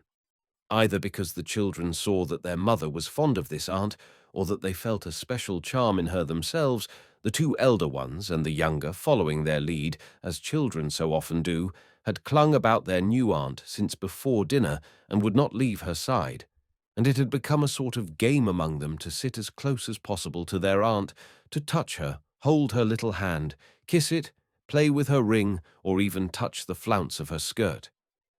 "Come, come, as we were sitting before," said Anna Arkadyevna, sitting down in her place. And again Grisha poked his little face under her arm and nestled with his head on her gown, beaming with pride and happiness. "And when is your next ball?" she asked Kitty. "Next week, and a splendid ball. One of those balls where one always enjoys oneself." "Why, are there balls where one always enjoys oneself?" Anna said, with tender irony. "It's strange, but there are. At the Bobrishchevs, one always enjoys oneself, and at the Nikitins too, while at the Mezhkovs it's always dull. Haven't you noticed it?" "No, my dear. For me there are no balls now where one enjoys oneself," said Anna, and Kitty detected in her eyes that mysterious world which was not open to her. "For me there are some less dull and tiresome." "How can you be dull at a ball?" "Why should not I be dull at a ball?" inquired Anna. Kitty perceived that Anna knew what answer would follow. "Because you always look nicer than anyone." Anna had the faculty of blushing. She blushed a little and said, "In the first place, it's never so. And secondly, if it were, what difference would it make to me?" "Are you coming to this ball?" asked Kitty. "I imagine it won't be possible to avoid going. Here, take it," she said to Tanya, who was pulling the loosely fitting ring off her white, slender-tipped finger. "I shall be so glad if you go. I should so like to see you at a ball. Anyway, if I do go, I shall comfort myself with the thought that it's a pleasure to you. Grisha, don't pull my hair. It's untidy enough without that," she said, putting up a straying lock, which Grisha had been playing with. "I imagine you at the ball in lilac." "And why in lilac precisely?" asked Anna, smiling. "Now, children, run along, run along. Do you hear? Miss Hoole is calling you to tea," she said, tearing the children from her and sending them off to the dining room. "I know why you press me to come to the ball. You expect a great deal of this ball, and you want everyone to be there to take part in it." "How do you know?" "Yes?" "Oh, what a happy time you are at," pursued Anna. "I remember, and I know that blue haze like the mist on the mountains in Switzerland, that mist which covers everything in that blissful time when childhood is just ending, and out of that vast circle, happy and gay, there is a path growing narrower and narrower, and it is delightful and alarming to enter the ballroom, bright and splendid as it is. Who has not been through it? Kitty smiled without speaking. But how did she go through it? How I should like to know all her love story, thought Kitty, recalling the unromantic appearance of Alexei Alexandrovitch, her husband. I know something. Stiva told me, and I congratulate you. I liked him so much, Anna continued. I met Vronsky at the railway station. Oh, was he there? Asked Kitty, blushing. What was it Stiva told you? Stiva gossiped about it all, and I should be so glad. I travelled yesterday with Vronsky's mother, she went on, and his mother talked without a pause of him. He's her favourite. I know mothers are partial, but... What did his mother tell you? Oh, a great deal. And I know that he's her favourite. Still, one can see how chivalrous he is. Well, for instance, she told me that he had wanted to give up all his property to his brother, that he had done something extraordinary when he was quite a child, saved a woman out of the water. He's a hero, in fact, said Anna, smiling and recollecting the 200 roubles he had given at the station. But she did not tell Kitty about the 200 roubles. For some reason it was disagreeable to her to think of it. She felt that there was something that had to do with her in it, and something that ought not to have been. She pressed me very much to go and see her, Anna went on, and I shall be glad to go to see her tomorrow. Stiva is staying a long while in Dolly's room, thank God, Anna added, changing the subject, and getting up, Kitty fancied, displeased with something. No, I'm first. No, I, screamed the children, who had finished tea, running up to their Aunt Anna. All together, said Anna, and she ran laughing to meet them, and embraced and swung round all the throng of swarming children, shrieking with delight. Chapter 21. Dolly came out of her room to the tea of the grown-up people. Stepan Arkadyevitch did not come out. He must have left his wife's room by the other door. I am afraid you'll be cold upstairs, observed Dolly, addressing Anna. I want to move you downstairs, and we shall be nearer. Oh, please, don't trouble about me, answered Anna, looking intently into Dolly's face, trying to make out whether there had been a reconciliation or not. It will be lighter for you here, answered her sister-in-law. I assure you that I sleep everywhere, and always like a marmot. What's the question? Inquired Stepan Arkadyevitch, coming out of his room and addressing his wife. From his tone, both Kitty and Anna knew that a reconciliation had taken place. I want to move Anna downstairs, but we must hang up blinds. No one knows how to do it. I must see to it myself, answered Dolly, addressing him. God knows whether they are fully reconciled, thought Anna, hearing her tone, cold and composed. Oh, nonsense, Dolly, always making difficulties, answered her husband. Come, I'll do it all, if you like. Yes, they must be reconciled, thought Anna. I know how you do everything, answered Dolly. You tell Matvey to do what can't be done and go away yourself, leaving him to make a muddle of everything. And her habitual mocking smile curved the corners of Dolly's lips as she spoke.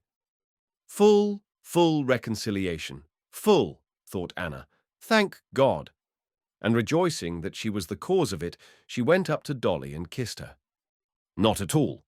Why do you always look down on me and Matvey? Said Stepan Arkadyevitch, smiling hardly perceptibly and addressing his wife. The whole evening Dolly was, as always, a little mocking in her tone to her husband, while Stepan Arkadyevitch was happy and cheerful, but not so as to seem as though, having been forgiven, he had forgotten his offence.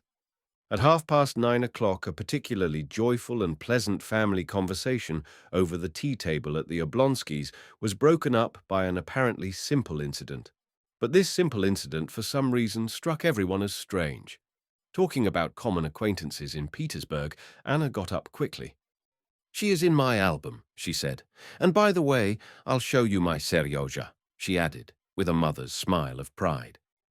Towards 10 o'clock, when she usually said good night to her son, and often before going to a ball put him to bed herself, she felt depressed at being so far from him. And whatever she was talking about, she kept coming back in thought to her curly-headed Seryozha. She longed to look at his photograph and talk of him. Seizing the first pretext, she got up and with her light, resolute step went for her album. The stairs up to her room came out on the landing of the great warm main staircase. Just as she was leaving the drawing room, a ring was heard in the hall. "Who can that be?" said Dolly. "It's early for me to be fetched, and for anyone else it's late," observed Kitty. "Sure to be someone with papers for me," put in Stepan Arkadyevitch. When Anna was passing the top of the staircase, a servant was running up to announce the visitor, while the visitor himself was standing under a lamp. Anna, glancing down, at once recognized Vronsky, and a strange feeling of pleasure and at the same time of dread of something stirred in her heart. He was standing still, not taking off his coat, pulling something out of his pocket. At the instant when she was just facing the stairs, he raised his eyes, caught sight of her, and into the expression of his face there passed a shade of embarrassment and dismay. With a slight inclination of her head, she passed, hearing behind her Stepan Arkadyevitch's loud voice calling him to come up, and the quiet, soft, and composed voice of Vronsky refusing. When Anna returned with the album, he was already gone, and Stepan Arkadyevitch was telling them that he had called to inquire about the dinner they were giving next day to a celebrity who had just arrived. And nothing would induce him to come up. "What a queer fellow he is," added Stepan Arkadyevitch. Kitty blushed. She thought that she was the only person who knew why he had come and why he would not come up. "He has been at home," she thought, "and didn't find me, and thought I should be here. But he did not come up because he thought it late. And Anna's here." All of them looked at each other, saying nothing, and began to look at Anna's album. There was nothing either exceptional or strange in a man's calling at 9:30 on a friend to inquire details of a proposed dinner party and not coming in, but it seemed strange to all of them. Above all, it seemed strange and not right to Anna. Chapter 22. The ball was only just beginning as Kitty and her mother walked up the great staircase, flooded with light and lined with flowers and footmen in powder and red coats. From the rooms came a constant steady hum, as from a hive, and the rustle of movement. And while on the landing between trees they gave last touches to their hair and dresses before the mirror, they heard from the ballroom the careful, distinct notes of the fiddles of the orchestra beginning the first waltz. A little old man in civilian dress, arranging his grey curls before another mirror and diffusing an odour of scent, stumbled against them on the stairs and stood aside, evidently admiring Kitty, whom he did not know. A beardless youth, one of those society youths whom the old Prince Shtcherbatsky called young bucks, in an exceedingly open waistcoat, straightening his white tie as he went, bowed to them, and after running by, came back to ask Kitty for a quadrille. As the first quadrille had already been given to Vronsky, she had to promise this youth the second. An officer, buttoning his glove, stood aside in the doorway and, stroking his moustache, admired rosy Kitty. Although her dress, her coiffure, and all the preparations for the ball had cost Kitty great trouble and consideration, at this moment she walked into the ballroom in her elaborate tulle dress over a pink slip as easily and simply as though all the rosettes and lace, all the minute details of her attire, had not cost her or her family a moment's attention, as though she had been born in that tulle and lace, with her hair done up high on her head and a rose and 2 leaves on the top of it. When, just before entering the ballroom, the princess, her mother, tried to turn right side out of the ribbon of her sash, Kitty had drawn back a little. She felt that everything must be right of itself, and graceful, and nothing could need setting straight. It was one of Kitty's best days. Her dress was not uncomfortable anywhere. Her lace berth did not droop anywhere. Her rosettes were not crushed nor torn off. Her pink slippers with high, hollowed-out heels did not pinch, but gladdened her feet, and the thick rolls of fair chignon kept up on her head as if they were her own hair. All the 3 buttons buttoned up without tearing on the long glove that covered her hand, without concealing its lines. The black velvet of her locket nestled with special softness round her neck. That velvet was delicious. At home, looking at her neck in the looking-glass, Kitty had felt that that velvet was speaking. About all the rest there might be a doubt, but the velvet was delicious. Kitty smiled here too, at the ball, when she glanced at it in the glass. Her bare shoulders and arms gave Kitty a sense of chill marble, a feeling she particularly liked. Her eyes sparkled, and her rosy lips could not keep from smiling from the consciousness of her own attractiveness. She had scarcely entered the ballroom and reached the throng of ladies, all tulle, ribbons, lace, and flowers, waiting to be asked to dance. Kitty was never one of that throng when she was asked for a waltz, and asked by the best partner, the first star in the hierarchy of the ballroom, a renowned director of dances, a married man, handsome and well-built, Yegorushka Korsunsky. He had only just left the Countess Bonina, with whom he had danced the first half of the waltz, and, scanning his kingdom, that is to say, a few couples who had started dancing, he caught sight of Kitty entering, and flew up to her with that peculiar, easy amble which is confined to directors of balls. Without even asking her if she cared to dance, he put out his arm to encircle her slender waist. She looked round for someone to give her fan to, and their hostess, smiling to her, took it. "How nice you've come in good time," he said to her, embracing her waist. "Such a bad habit to be late." Bending her left hand, she laid it on his shoulder, and her little feet in their pink slippers began swiftly, lightly, and rhythmically moving over the slippery floor in time to the music. "It's a rest to waltz with you," he said to her, as they fell into the first slow steps of the waltz. "It's exquisite. Such lightness, precision." He said to her the same thing he said to almost all his partners whom he knew well. She smiled at his praise and continued to look about the room over his shoulder. She was not like a girl at her first ball, for whom all faces in the ballroom melt into one vision of fairyland. And she was not a girl who had gone the stale round of balls till every face in the ballroom was familiar and tiresome. But she was in the middle stage between these two. She was excited, and at the same time she had sufficient self-possession to be able to observe. In the left corner of the ballroom she saw the cream of society gathered together. There, incredibly naked, was the beauty Lydia, Korsunsky's wife. There was the lady of the house. There shone the bald head of Krivin, always to be found where the best people were. In that direction gazed the young men, not venturing to approach. There, too, she descried Stiva, and there she saw the exquisite figure and head of Anna in a black velvet gown. And he was there. Kitty had not seen him since the evening she refused Levin. With her long-sighted eyes, she knew him at once, and was even aware that he was looking at her. "Another turn, eh? You're not tired?" said Korsunsky, a little out of breath. "No, thank you." "Where shall I take you?" "Madame Karenina's here, I think. Take me to her." "Wherever you command." And Korsunsky began waltzing with measured steps straight towards the group in the left corner, continually saying, "Pardon, mesdames, pardon, pardon, mesdames," and steering his course through the sea of lace, tulle, and ribbon, and not disarranging a feather, he turned his partner sharply round so that her slim ankles, in light transparent stockings, were exposed to view, and her train floated out in fan shape and covered Krivin's knees. Korsunsky bowed, set straight his open shirt front, and gave her his arm to conduct her to Anna Arkadyevna. Kitty, flushed, took her train from Krivin's knees and, a little giddy, looked round, seeking Anna. Anna was not in lilac, as Kitty had so urgently wished, but in a black, low-cut, velvet gown, showing her full throat and shoulders that looked as though carved in old ivory, and her rounded arms with tiny, slender wrists. The whole gown was trimmed with Venetian guipure.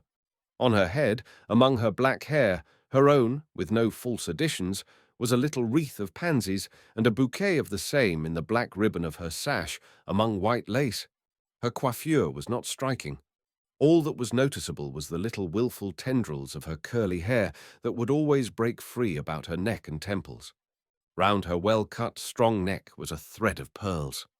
Kitty had been seeing Anna every day. She adored her, and had pictured her invariably in lilac. But now, seeing her in black, she felt that she had not fully seen her charm. She saw her now as someone quite new and surprising to her. Now she understood that Anna could not have been in lilac, and that her charm was just that she always stood out against her attire. that her dress could never be noticeable on her, and her black dress, with its sumptuous lace, was not noticeable on her. It was only the frame, and all that was seen was she, simple, natural, elegant, and at the same time gay and eager. She was standing holding herself, as always, very erect, and when Kitty drew near the group, she was speaking to the master of the house, her head slightly turned towards him. "No, I don't throw stones," she was saying, in answer to something. "Though I can't understand it," she went on, shrugging her shoulders, and she turned at once with a soft smile of protection towards Kitty. With a flying, feminine glance, she scanned her attire, and made a movement of her head, hardly perceptible, but understood by Kitty, signifying approval of her dress and her looks. "You came into the room dancing," she added. "This is one of my most faithful supporters," said Korsunsky, bowing to Anna Arkadyevna, whom he had not yet seen. "The princess helps to make balls happy and successful. Anna Arkadyevna, a waltz," he said, bending down to her. "Why, have you met?" inquired their host. "Is there anyone we have not met? My wife and I are like white wolves. Everyone knows us," answered Korsunsky. "A waltz, Anna Arkadyevna?" "I don't dance when it's possible not to dance," she said. "But tonight it's impossible," answered Korsunsky. At that instant Vronsky came up. "Well, since it's impossible tonight, let us start," she said, not noticing Vronsky's bow, and she hastily put her hand on Korsunsky's shoulder. "What is she vexed with him about?" thought Kitty, discerning that Anna had intentionally not responded to Vronsky's bow.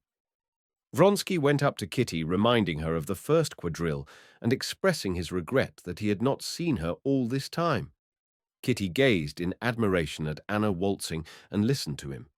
She expected him to ask her for a waltz, but he did not, and she glanced wonderingly at him.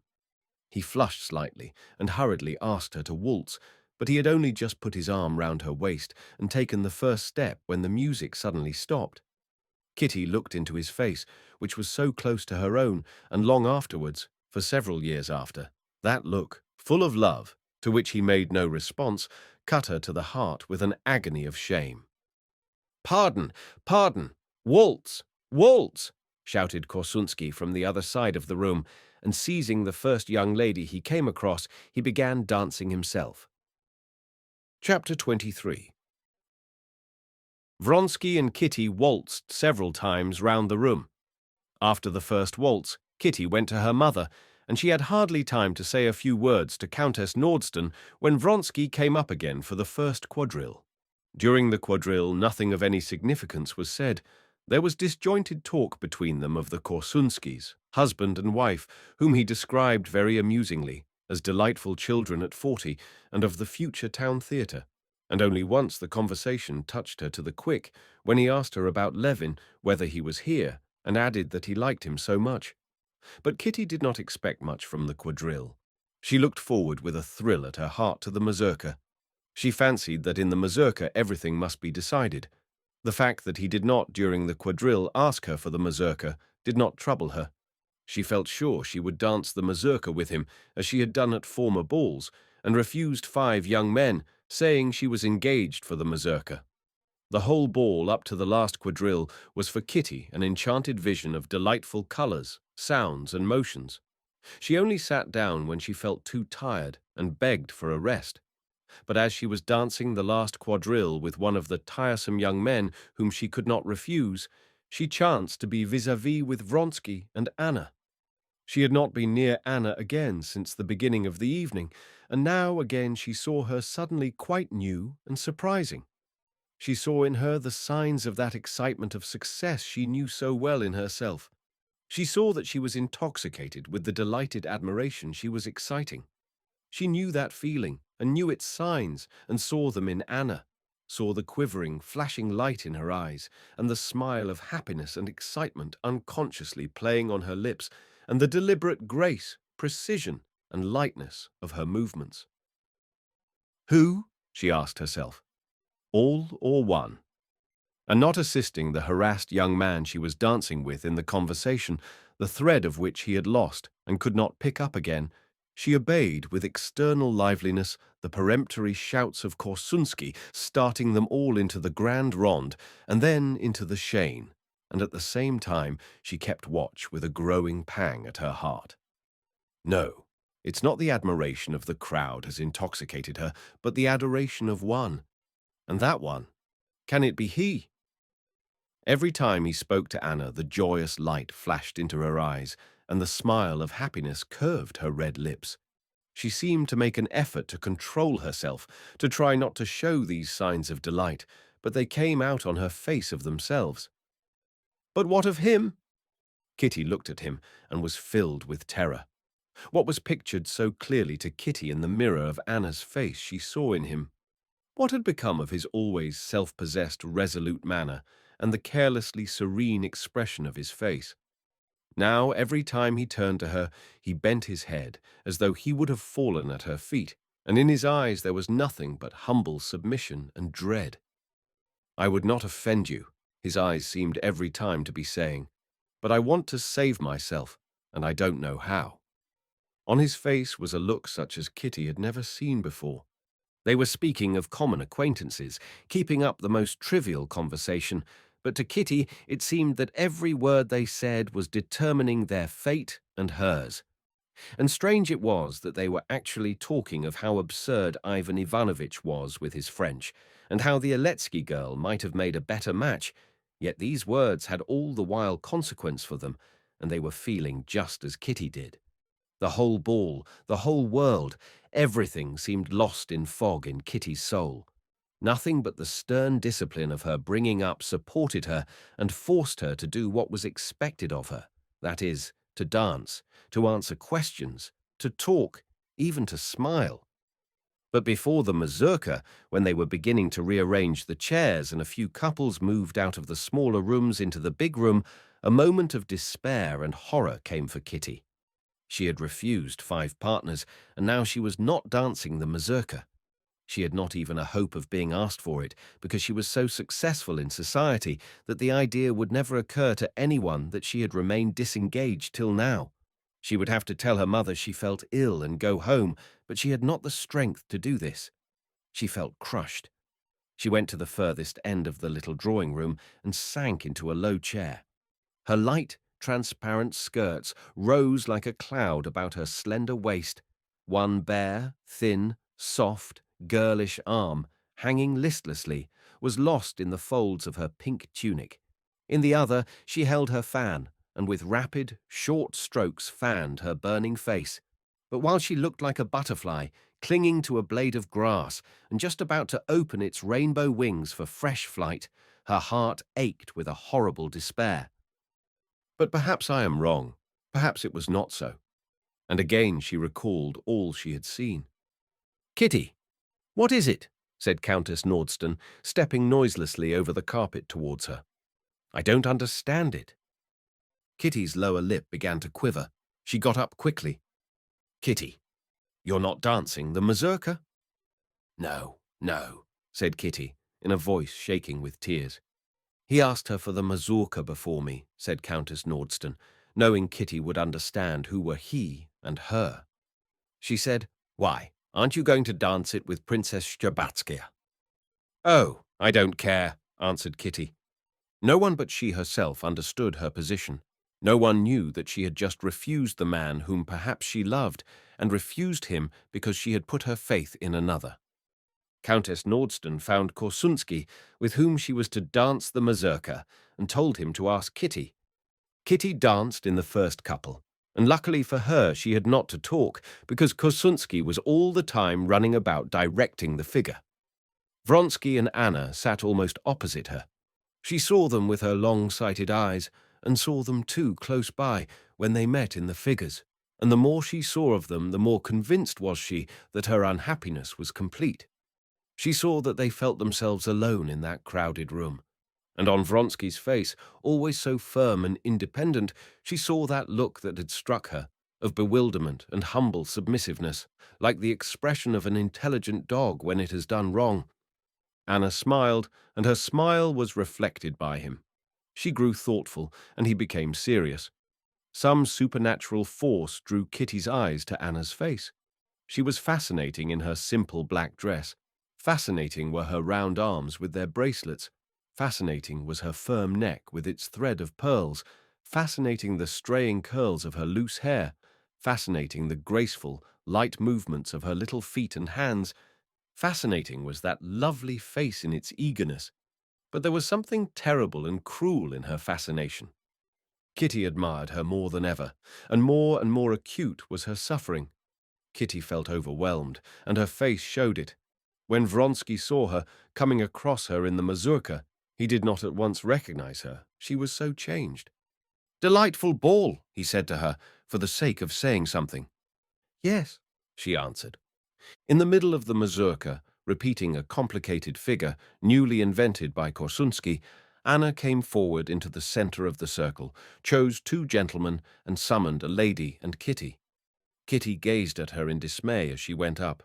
Anna looked at her with drooping eyelids and smiled, pressing her hand. But noticing that Kitty only responded to her smile by a look of despair and amazement, she turned away from her and began gaily talking to the other lady. "Yes, there is something uncanny, devilish, and fascinating in her," Kitty said to herself. Anna did not mean to stay to supper, but the master of the house began to press her to do so. "Nonsense, Anna Arkadyevna," said Korsunsky, drawing her bare arm under the sleeve of his dress coat. "I've such an idea for a cotillion, un bijou." And he moved gradually on, trying to draw her along with him.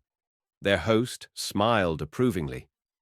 "No, I am not going to stay," answered Anna, smiling, but in spite of her smile, both Korsunsky and the master of the house saw from her resolute tone that she would not stay.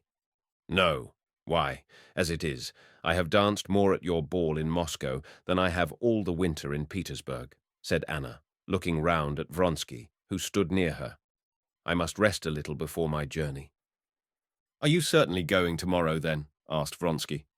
"Yes, I suppose so," answered Anna, as it were wondering at the boldness of his question, but the irrepressible, quivering brilliance of her eyes and her smile set him on fire as she said it. Anna Arkadyevna did not stay to supper, but went home. Chapter 24. "Yes, there is something in me hateful, repulsive," thought Levin as he came away from the Shcherbatskys and walked in the direction of his brother's lodgings. "And I don't get on with other people. Pride, they say.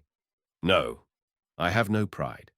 If I had any pride, I should not have put myself in such a position." And he pictured to himself Vronsky, happy, good-natured, clever, and self-possessed, certainly never placed in the awful position in which he had been that evening. Yes, she was bound to choose him. So it had to be, and I cannot complain of anyone or anything. I am myself to blame.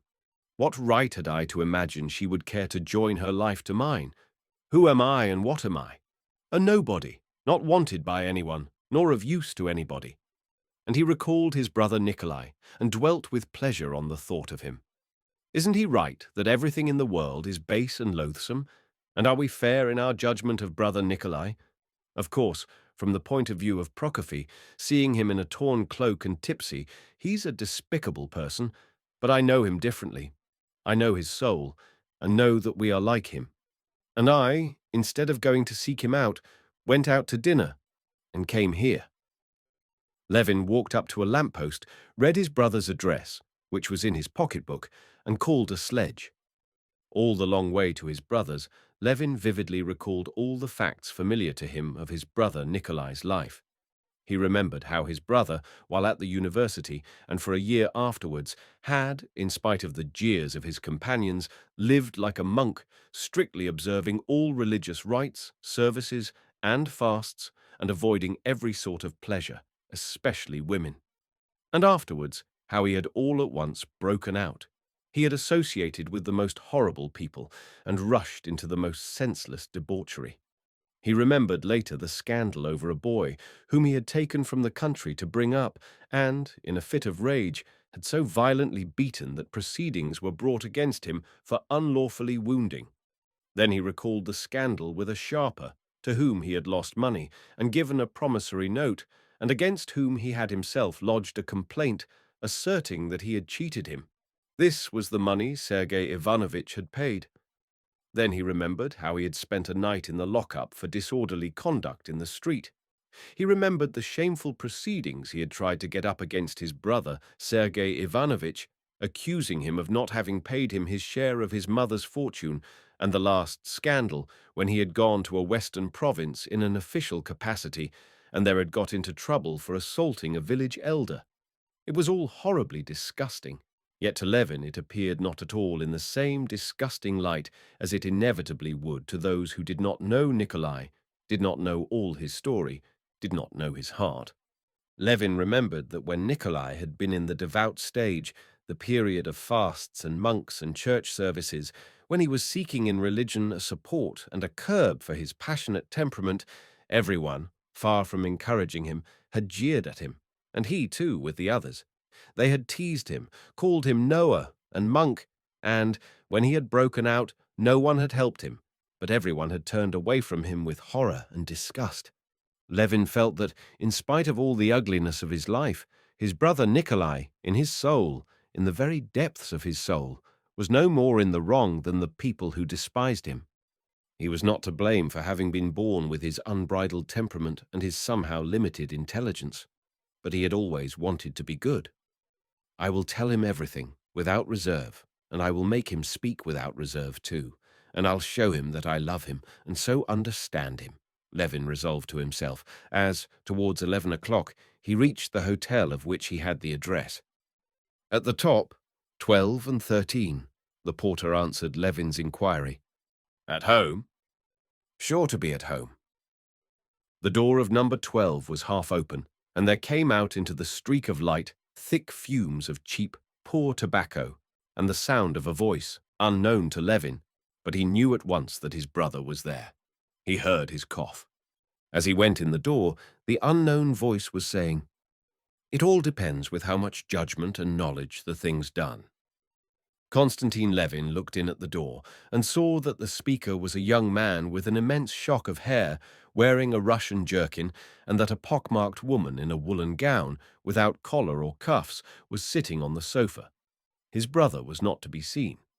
Konstantin felt a sharp pang at his heart at the thought of the strange company in which his brother spent his life. No one had heard him, and Konstantin, taking off his galoshes, listened to what the gentleman in the jerkin was saying. He was speaking of some enterprise. "Well, the devil flay them, the privileged classes," his brother's voice responded with a cough. "Masha, get us some supper and some wine if there's any left, or else go and get some." The woman rose, came out from behind the screen, and saw Konstantin. "There's some gentleman, Nikolai Dmitrievitch," she said. "Whom do you want?" said the voice of Nikolai Levin angrily.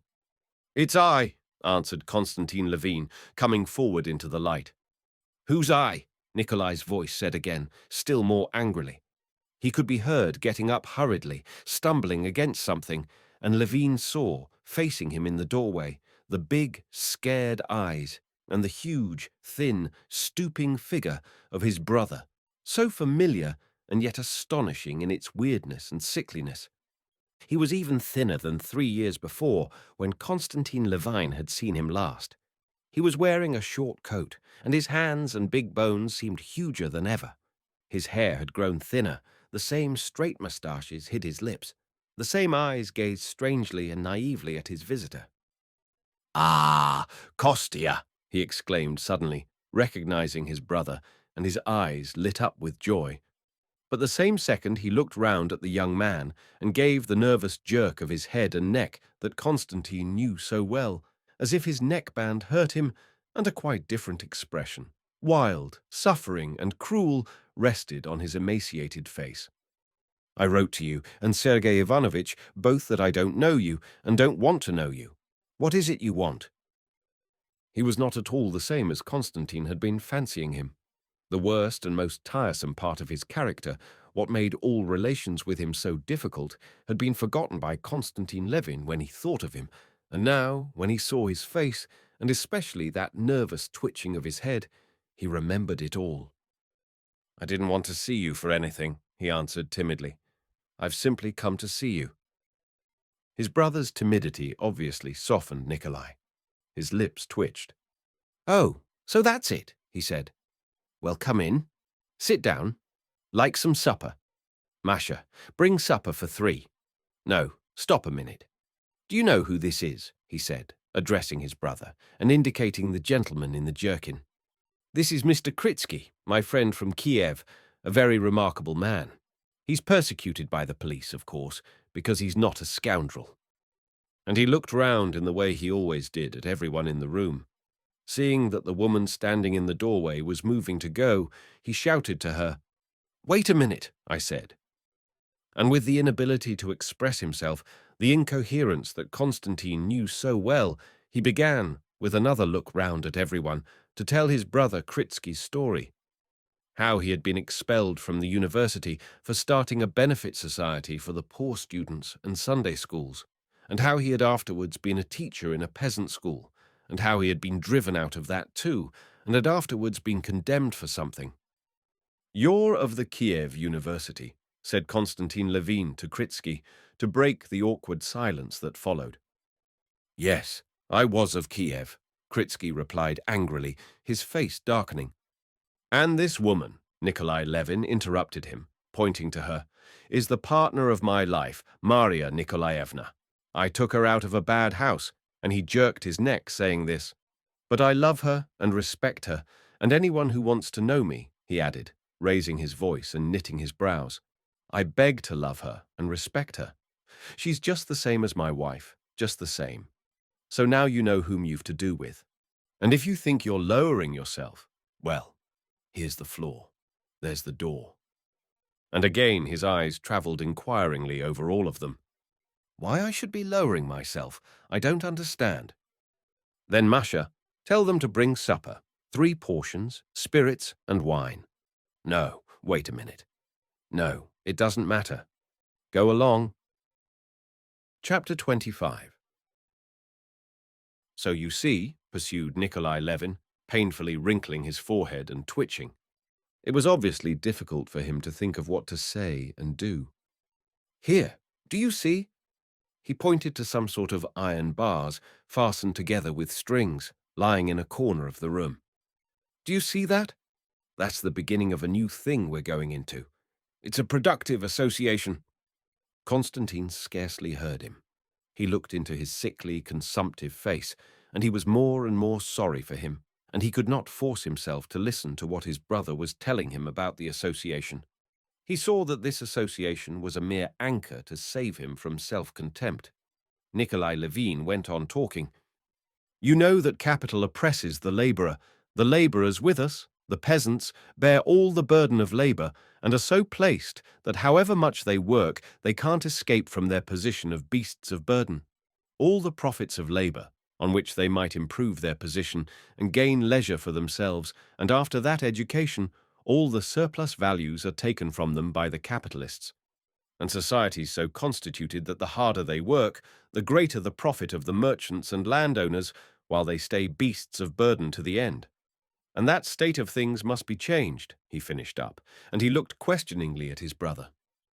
"Yes, of course," said Constantine, looking at the patch of red that had come out on his brother's projecting cheekbones. "And so we're founding a locksmiths' association, where all the production and profit and the chief instruments of production will be in common." "Where is the association to be?" asked Constantine Levin. "In the village of Vozdrem, Kazan government." "But why in a village? In the villages, I think, there is plenty of work as it is. Why a locksmiths' association in a village?" "Why? Because the peasants are just as much slaves as they ever were, and that's why you and Sergei Ivanovitch don't like people to try and get them out of their slavery," said Nikolai Levin, exasperated by the objection. Konstantin Levin sighed, looking meanwhile about the cheerless and dirty room. This sigh seemed to exasperate Nikolai still more. "I know your and Sergei Ivanovitch's aristocratic views. I know that he applies all the power of his intellect to justify existing evils." "No. And what do you talk of Sergei Ivanovitch for?" said Levin, smiling. "Sergei Ivanovitch? I'll tell you what for." Nikolai Levin shrieked suddenly at the name of Sergei Ivanovitch. "I'll tell you what for. But what's the use of talking? There's only one thing. What did you come to me for? You look down on this, and you're welcome to. And go away. In God's name. Go away," he shrieked, getting up from his chair. "And go away, and go away." "I don't look down on it at all," said Konstantin Levin timidly. "I don't even dispute it." At that instant, Maria Nikolaevna came back. Nikolai Levin looked round angrily at her. She went quickly to him and whispered something. "I'm not well. I've grown irritable," said Nikolai Levin, getting calmer and breathing painfully. "And then you talk to me of Sergei Ivanovitch and his article. It's such rubbish, such lying, such self-deception. What can a man write of justice who knows nothing of it? Have you read his article?" he asked Kritsky, sitting down again at the table and moving back off half of it, the scattered cigarettes, so as to clear a space. "I've not read it," Kritsky responded gloomily, obviously not desiring to enter into the conversation. "Why not?" said Nikolai Levin, now turning with exasperation upon Kritsky. "Because I didn't see the use of wasting my time over it." "Oh, but excuse me, how did you know it would be wasting your time? That article's too deep for many people. That's to say, it's over their heads. But with me, it's another thing. I see through his ideas, and I know where its weakness lies." Everyone was mute. Kritsky got up deliberately and reached his cap. "Won't you have supper?" "All right. Goodbye. Come round tomorrow with the locksmith." Kritsky had hardly gone out when Nikolai Levin smiled and winked. "He's no good either," he said. "I see, of course." But at that instant Kritsky at the door called him. "What do you want now?" he said, and went out to him in the passage. Left alone with Maria Nikolaevna, Levin turned to her. "Have you been long with my brother?" he said to her. "Yes, more than a year. Nikolai Dmitrievitch's health has become very poor. Nikolai Dmitrievitch drinks a great deal," she said. "That is, how does he drink?" "Drinks vodka, and it's bad for him." "And a great deal," whispered Levin. "Yes," she said, looking timidly towards the doorway where Nikolai Levin had reappeared. "What were you talking about?" he said, knitting his brows and turning his scared eyes from one to the other. "What was it?" "Oh, nothing," Konstantin answered in confusion. "Oh, if you don't want to say, don't. Only it's no good your talking to her. She's a wench, and you're a gentleman," he said, with a jerk of the neck. "You understand everything, I see, and have taken stock of everything, and look with commiseration on my shortcomings," he began again, raising his voice. "Nikolai Dmitrievitch, Nikolai Dmitrievitch," whispered Maria Nikolaevna, again going up to him. "Oh, very well, very well. But where's the supper?" "Ah, here it is," he said, seeing a waiter with a tray. "Here, set it here," he added angrily, and promptly seizing the vodka, he poured out a glassful and drank it greedily. "Like a drink?" he turned to his brother, and at once became better-humored. "Well, enough of Sergei Ivanovitch. I'm glad to see you anyway. After all's said and done, we're not strangers. Come, have a drink. Tell me what you're doing," he went on, greedily munching a piece of bread and pouring out another glassful. "How are you living?" "I live alone in the country, as I used to. I'm busy looking after the land," answered Konstantin, watching with horror the greediness with which his brother ate and drank, and trying to conceal that he noticed it. "Why don't you get married?" "It hasn't happened so," Konstantin answered, reddening a little. "Why not?" "For me now? Everything's at an end. I've made a mess of my life. But this I've said, and I say still, that if my share had been given me when I needed it, my whole life would have been different." Konstantin made haste to change the conversation. "Do you know your little Vanya's with me, a clerk in the counting-house at Pokrovsko?" Nikolai jerked his neck and sank into thought. "Yes, tell me what's going on at Pokrovsko. Is the house standing still, and the birch trees, and our schoolroom, and Philip the gardener? Is he living? How I remember the arbor and the seat. Now mind and don't alter anything in the house, but make haste and get married and make everything as it used to be again. Then I'll come and see you if your wife is nice." "But come to me now," said Levin. "How nicely we would arrange it. I'd come and see you if I were sure I should not find Sergei Ivanovitch." "You wouldn't find him there. I live quite independently of him." "Yes, but say what you like. You will have to choose between me and him," he said, looking timidly into his brother's face. This timidity touched Constantine. "If you want to hear my confession of faith on the subject, I tell you that in your quarrel with Sergei Ivanovitch, I take neither side. You're both wrong. You're more wrong externally, and he inwardly." Ah, you see that, Nikolai shouted joyfully. "But I personally value friendly relations with you more because—" "Why? Why?" Constantine could not say that he valued it more because Nikolai was unhappy and needed affection. But Nikolai knew that this was just what he meant to say, and scowling, he took up the vodka again. "Enough, Nikolai Dmitrievitch," said Maria Nikolaevna, stretching out her plump, bare arm towards the decanter. "Let it be! Don't insist! I'll beat you!" he shouted. Maria Nikolaevna smiled a sweet and good-humored smile, which was at once reflected on Nikolai's face, and she took the bottle. "And do you suppose she understands nothing?" said Nikolai. "She understands it all better than any of us. Isn't it true there's something good and sweet in her?" "Were you never before in Moscow?" Constantine said to her, for the sake of saying something. "Only you mustn't be polite and stiff with her. It frightens her. No one ever spoke to her so, but the justices of the peace who tried her for trying to get out of a house of ill fame. Mercy on us! The senselessness in the world," he cried suddenly. "These new institutions, these justices of the peace, rural councils, what hideousness it all is." And he began to enlarge on his encounters with the new institutions. Constantine Levin heard him, and the disbelief in the sense of all public institutions, which he shared with him and often expressed, was distasteful to him now from his brother's lips. "In another world we shall understand it all," he said lightly. "In another world? Ah, I don't like that other world. I don't like it," he said, letting his scared eyes rest on his brother's eyes. "Here one would think that to get out of all the baseness and the mess, one's own and other people's, would be a good thing. And yet I'm afraid of death. Awfully afraid of death." He shuddered. "But do drink something. Would you like some champagne? Or shall we go somewhere? Let's go to the gypsies. Do you know I have got so fond of the gypsies and Russian songs?" His speech had begun to falter, and he passed abruptly from one subject to another.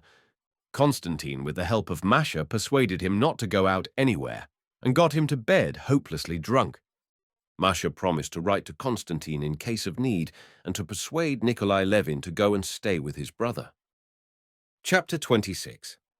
In the morning, Constantine Levin left Moscow, and towards evening he reached home. On the journey in the train, he talked to his neighbors about politics and the new railways, and, just as in Moscow, he was overcome by a sense of confusion of ideas, dissatisfaction with himself, shame of something or other. But when he got out at his own station, when he saw his one-eyed coachman, Ignat, with the collar of his coat turned up, when, in the dim light reflected by the station fires, he saw his own sledge, his own horses with their tails tied up, in their harness trimmed with rings and tassels.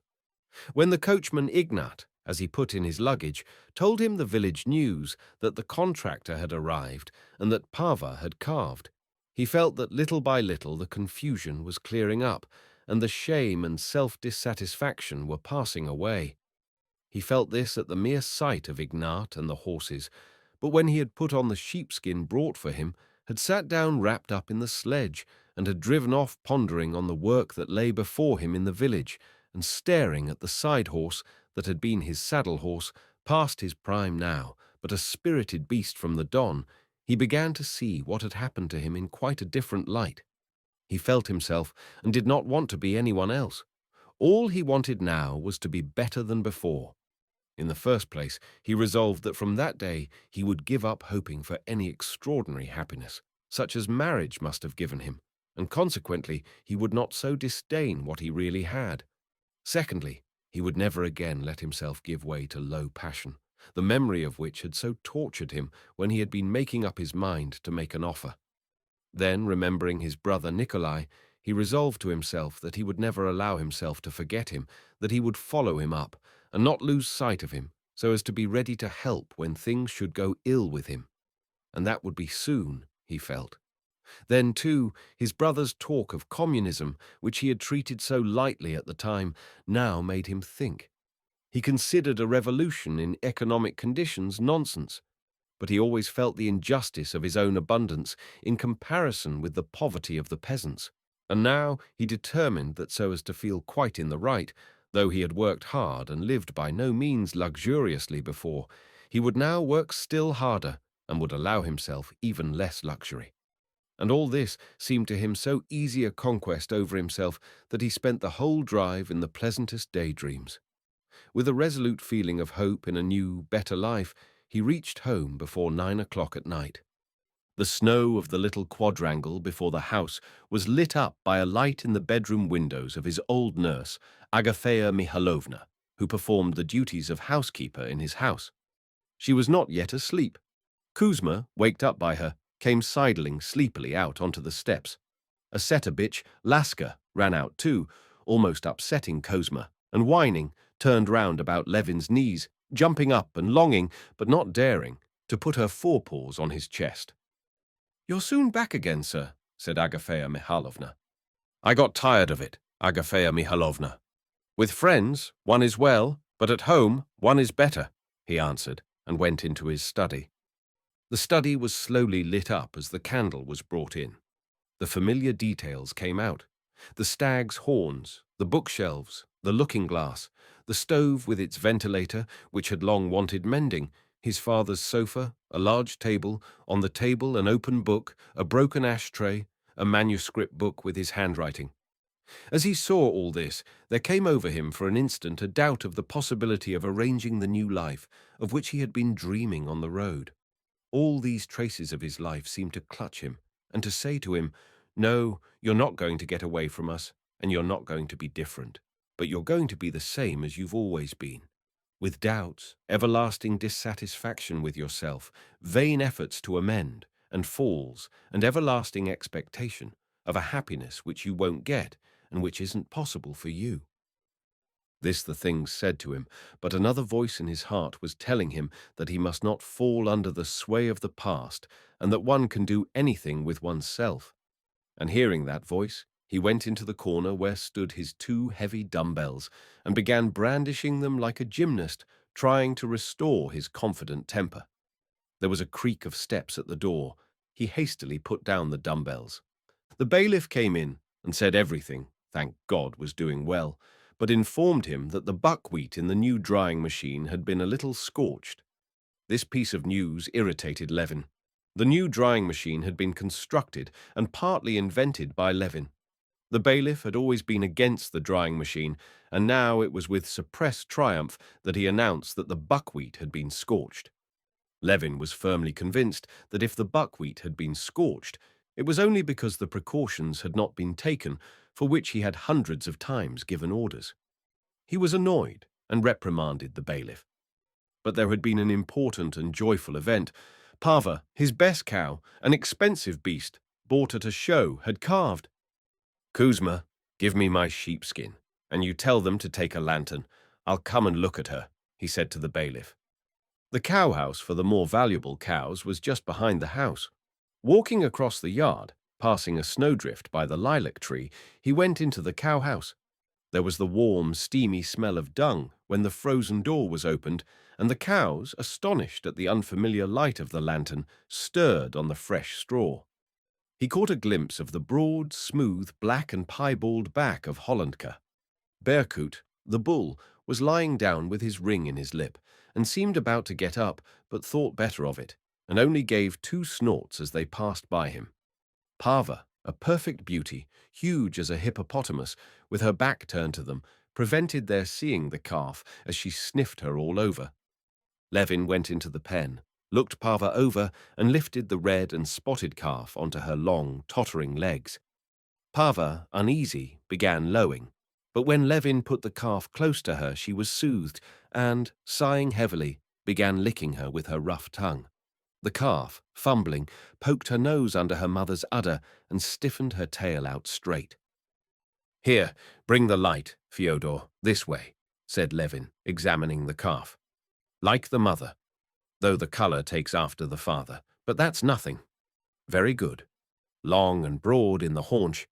Vasily Fedorovitch, isn't she splendid?" he said to the bailiff, quite forgiving him for the buckwheat under the influence of his delight in the calf. "How could she fail to be? Oh, Semyon the contractor came the day after you left. You must settle with him, Konstantin Dmitrievitch," said the bailiff. "I did inform you about the machine."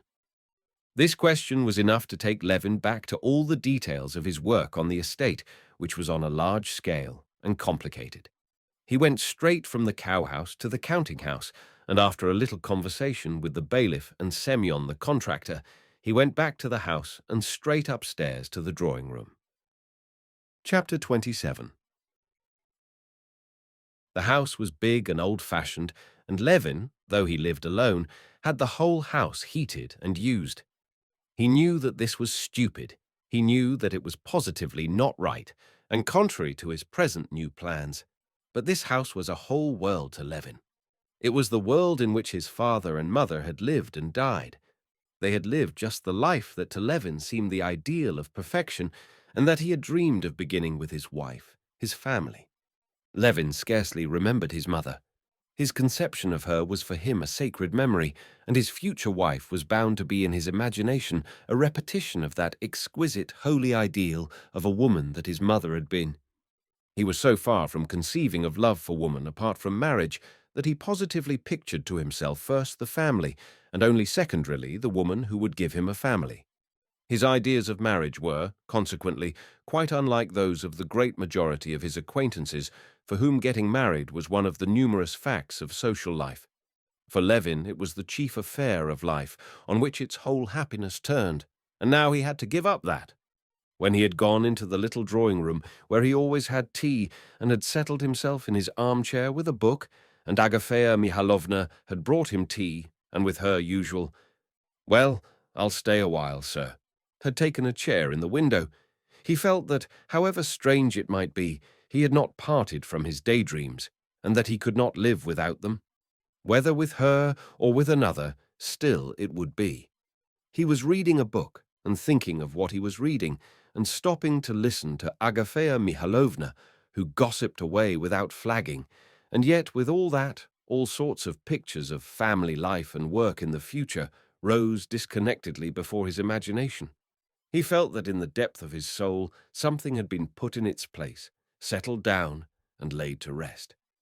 He heard Agafea Mihalovna talking of how Prohor had forgotten his duty to God, and with the money Levin had given him to buy a horse, had been drinking without stopping, and had beaten his wife till he'd half killed her. He listened and read his book, and recalled the whole train of ideas suggested by his reading. It was Tyndall's treatise on heat. He recalled his own criticisms of Tyndall, of his complacent satisfaction in the cleverness of his experiments, and for his lack of philosophic insight. And suddenly there floated into his mind the joyful thought, "In 2 years' time I shall have 2 Dutch cows. Pava herself will perhaps still be alive. A dozen young daughters of Berkut and the 3 others. How lovely!" He took up his book again. "Very good. Electricity and heat are the same thing, but is it possible to substitute the one quantity for the other in the equation for the solution of any problem? Number. Well, then what of it? The connection between all the forces of nature is felt instinctively. It's particularly nice if Pava's daughter should be a red-spotted cow, and all the herd will take after her, and the other 3 too. Splendid. To go out with my wife and visitors to meet the herd. My wife says, "Kostya and I looked after that calf like a child." "How can it interest you so much?" says a visitor. "Everything that interests him interests me." "But who will she be?" And he remembered what had happened at Moscow. "Well, there's nothing to be done. It's not my fault. But now everything shall go on in a new way. It's nonsense to pretend that life won't let one, that the past won't let one. One must struggle to live better, much better. He raised his head and fell to dreaming. Old Laska, who had not yet fully digested her delight at his return and had run out into the yard to bark, came back wagging her tail and crept up to him, bringing in the scent of fresh air, put her head under his hand and whined plaintively, asking to be stroked. "There, who'd have thought it?" said Agafea Mihailovna. "The dog now. Why, she understands that her master's come home and that he's low-spirited." "Why low-spirited?" "Do you suppose I don't see it, sir? It's high time I should know the gentry. Why, I've grown up from a little thing with them. It's nothing, sir, so long as there's health and a clear conscience." Levin looked intently at her, surprised at how well she knew his thought. "Shall I fetch you another cup?" said she, and taking his cup she went out. Laska kept poking her head under his hand. He stroked her, and she promptly curled up at his feet, laying her head on a hind paw. And in token of all now being well and satisfactory, she opened her mouth a little, smacked her lips, and settling her sticky lips more comfortably about her old teeth, she sank into blissful repose. Levin watched all her movements attentively. "That's what I'll do," he said to himself. "That's what I'll do. Nothing's amiss. All's well." Chapter 28. After the ball, early next morning, Anna Arkadyevna sent her husband a telegram that she was leaving Moscow the same day. "No, I must go. I must go." She explained to her sister-in-law the change in her plans in a tone that suggested that she had to remember so many things that there was no enumerating them. No, it had really better be today. Stepan Arkadyevitch was not dining at home, but he promised to come and see his sister off at 7 o'clock. Kitty, too, did not come, sending a note that she had a headache. Dolly and Anna dined alone with the children and the English governess, whether it was that the children were fickle or that they had acute senses, and felt that Anna was quite different that day from what she had been when they had taken such a fancy to her that she was not now interested in them, but they had abruptly dropped their play with their aunt and their love for her, and were quite indifferent that she was going away. Anna was absorbed the whole morning in preparations for her departure. She wrote notes to her Moscow acquaintances, put down her accounts, and packed. Altogether, Dolly fancied she was not in a placid state of mind, but in that worried mood, which Dolly knew well with herself, and which does not come without cause, and for the most part covers dissatisfaction with self. After dinner, Anna went up to her room to dress, and Dolly followed her. "How queer you are today," Dolly said to her. "I? Do you think so? I'm not queer, but I'm nasty. I am like that sometimes. I keep feeling as if I could cry. It's very stupid, but it'll pass off," said Anna quickly, and she bent her flushed face over a tiny bag in which she was packing a nightcap and some cambric handkerchiefs. Her eyes were particularly bright and were continually swimming with tears. "In the same way, I didn't want to leave Petersburg, and now I don't want to go away from here." "You came here and did a good deed," said Dolly, looking intently at her. Anna looked at her with eyes wet with tears. "Don't say that, Dolly. I've done nothing, and could do nothing. I often wonder why people are all in league to spoil me. What have I done? And what could I do? In your heart there was found love enough to forgive. If it had not been for you, God knows what would have happened. How happy you are, Anna," said Dolly. "Everything is clear and good in your heart." "Every heart has its own skeletons, as the English say." "You have no sort of skeleton, have you? Everything is so clear in you." "I have," said Anna suddenly, and, unexpectedly, after her tears, a sly, ironical smile curved her lips. "Come, he's amusing anyway, your skeleton, and not depressing," said Dolly, smiling. "No, he's depressing. Do you know why I'm going today instead of tomorrow? It's a confession that weighs on me. I want to make it to you," said Anna, letting herself drop definitely into an armchair and looking straight into Dolly's face. And to her surprise, Dolly saw that Anna was blushing up to her ears, up to the curly black ringlets on her neck. "Yes," Anna went on. "Do you know why Kitty didn't come to dinner? She's jealous of me. I have spoiled. I've been the cause of that ball being a torture to her instead of a pleasure. But truly, it's not my fault, or only my fault a little bit, she said, daintily drawling the words, a little bit. Oh, how like Stiva you said that, said Dolly, laughing. Anna was hurt. Oh no, I'm not Stiva, she said, knitting her brows. That's why I'm telling you, just because I could never let myself doubt myself for an instant, said Anna. But at the very moment she was uttering the words, she felt that they were not true. She was not merely doubting herself, she felt emotion at the thought of Vronsky, and was going away sooner than she had meant, simply to avoid meeting him. Yes, Stiva told me you danced the mazurka with him, and that he... You can't imagine how absurdly it all came about. I only meant to be matchmaking, and all at once it turned out quite differently, possibly against my own will. She crimsoned and stopped. Oh, they feel it directly, said Dolly.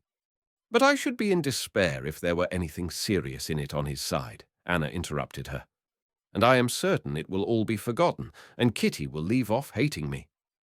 All the same, Anna, to tell you the truth, I'm not very anxious for this marriage for Kitty, and it's better it should come to nothing if he, Vronsky, is capable of falling in love with you in a single day. Oh, heavens, that would be too silly, said Anna, and again a deep flush of pleasure came out on her face when she heard the idea that absorbed her put into words. And so here I am going away, having made an enemy of Kitty, whom I liked so much. Ah, how sweet she is. But you'll make it right, Dolly. Eh? Dolly could scarcely suppress a smile. She loved Anna, but she enjoyed seeing that she too had her weaknesses. An enemy? That can't be. I did so want you all to care for me, as I do for you, and now I care for you more than ever, said Anna, with tears in her eyes. Ah, how silly I am today. She passed her handkerchief over her face and began dressing. At the very moment of starting, Stepan Arkadyevitch arrived, late, rosy and good-humored, smelling of wine and cigars. Anna's emotionalism infected Dolly, and when she embraced her sister-in-law for the last time, she whispered, Remember, Anna, what you've done for me. I shall never forget. And remember that I love you, and shall always love you as my dearest friend. I don't know why, said Anna, kissing her and hiding her tears. You understood me, and you understand. Goodbye, my darling. Chapter 29. Come, it's all over, and thank God, was the first thought that came to Anna Arkadyevna when she had said goodbye for the last time to her brother, who had stood blocking up the entrance to the carriage till the third bell rang. She sat down on her lounge beside Annushka and looked about her in the twilight of the sleeping carriage. Thank God. Tomorrow I shall see Seryozha and Alexey Alexandrovitch, and my life will go on in the old way, all nice and as usual. Still in the same anxious frame of mind as she had been all that day, Anna took pleasure in arranging herself for the journey with great care. With her little deft hands she opened and shut her little red bag, took out a cushion, laid it on her knees, and carefully wrapping up her feet, settled herself comfortably. An invalid lady had already lain down to sleep. Two other ladies began talking to Anna, and a stout elderly lady tucked up her feet and made observations about the heating of the train. Anna answered a few words, but not foreseeing any entertainment from the conversation, she asked Annushka to get a lamp, hooked it onto the arm of her seat, and took from her bag a paper knife and an English novel. At first, her reading made no progress. The fuss and bustle were disturbing. Then, when the train had started, she could not help listening to the noises. Then the snow beating on the left window and sticking to the pane, and the sight of the muffled guard passing by, covered with snow on one side, and the conversations about the terrible snowstorm raging outside, distracted her attention. Farther on, it was continually the same again and again. The same shaking and rattling, the same snow on the window, the same rapid transitions from steaming heat to cold and back again to heat, the same passing glimpses of the same figures in the twilight and the same voices, and Anna began to read and to understand what she read. Anushka was already dozing, the red bag on her lap, clutched by her broad hands in gloves, of which one was torn. Anna Arkadyevna read and understood, but it was distasteful to her to read, that is, to follow the reflection of other people's lives. She had too great a desire to live herself. If she read that the heroine of the novel was nursing a sick man, she longed to move with noiseless steps about the room of a sick man. If she read of a member of Parliament making a speech, she longed to be delivering the speech. If she read of how Lady Mary had ridden after the hounds and had provoked her sister-in-law and had surprised everyone by her boldness, she too wished to be doing the same. But there was no chance of doing anything, and twisting the smooth paper knife in her little hands, she forced herself to read. The hero of the novel was already almost reaching his English happiness, a baronetcy and an estate, and Anna was feeling a desire to go with him to the estate, when she suddenly felt that he ought to feel ashamed, and that she was ashamed of the same thing. But what had he to be ashamed of? What have I to be ashamed of? She asked herself in injured surprise. She laid down the book and sank against the back of the chair, tightly gripping the paper cutter in both hands. There was nothing. She went over all her Moscow recollections. All were good, pleasant. She remembered the ball, remembered Vronsky and his face of slavish adoration, remembered all her conduct with him. There was nothing shameful. And for all that, at the same point in her memories, the feeling of shame was intensified, as though some inner voice, just at the point when she thought of Vronsky, was saying to her, "Warm, very warm, hot." "Well, what is it?" she said to herself resolutely, shifting her seat in the lounge. "What does it mean? Am I afraid to look it straight in the face? Why, what is it? Can it be that between me and this officer boy there exist, or can exist, any other relations than such as are common with every acquaintance?" She laughed contemptuously and took up her book again, but now she was definitely unable to follow what she read. She passed the paper knife over the window pane, then laid its smooth, cool surface to her cheek, and almost laughed aloud at the feeling of delight that all at once, without cause, came over her. She felt as though her nerves were strings being strained tighter and tighter on some sort of screwing peg. She felt her eyes opening wider and wider, her fingers and toes twitching nervously, something within oppressing her breathing, while all shapes and sounds seemed in the uncertain half-light to strike her with unaccustomed vividness. Moments of doubt were continually coming upon her, when she was uncertain whether the train were going forwards or backwards, or were standing still altogether, whether it were Anushka at her side or a stranger. What's that on the arm of the chair, a fur cloak or some beast? And what am I myself or some other woman? She was afraid of giving way to this delirium, but something drew her towards it, and she could yield to it or resist it at will. She got up to rouse herself and slipped off her plaid and the cape of her warm dress. For a moment she regained her self-possession and realized that the thin peasant who had come in wearing a long overcoat with buttons missing from it was the stove heater, that he was looking at the thermometer, that it was the wind and snow bursting in after him at the door. But then everything grew blurred again. That peasant with the long waist seemed to be gnawing something on the wall. The old lady began stretching her legs the whole length of the carriage and filling it with a black cloud. Then there was a fearful shrieking and banging, as though someone were being torn to pieces. Then there was a blinding dazzle of red fire before her eyes, and a wall seemed to rise up and hide everything. Anna felt as though she were sinking down. But it was not terrible, but delightful. The voice of a man muffled up and covered with snow shouted something in her ear. She got up and pulled herself together. She realized that they had reached a station and that this was the guard. She asked Anushka to hand her the cape she had taken off and her shawl, put them on, and moved towards the door. "Do you wish to get out?" asked Anushka. "Yes, I want a little air.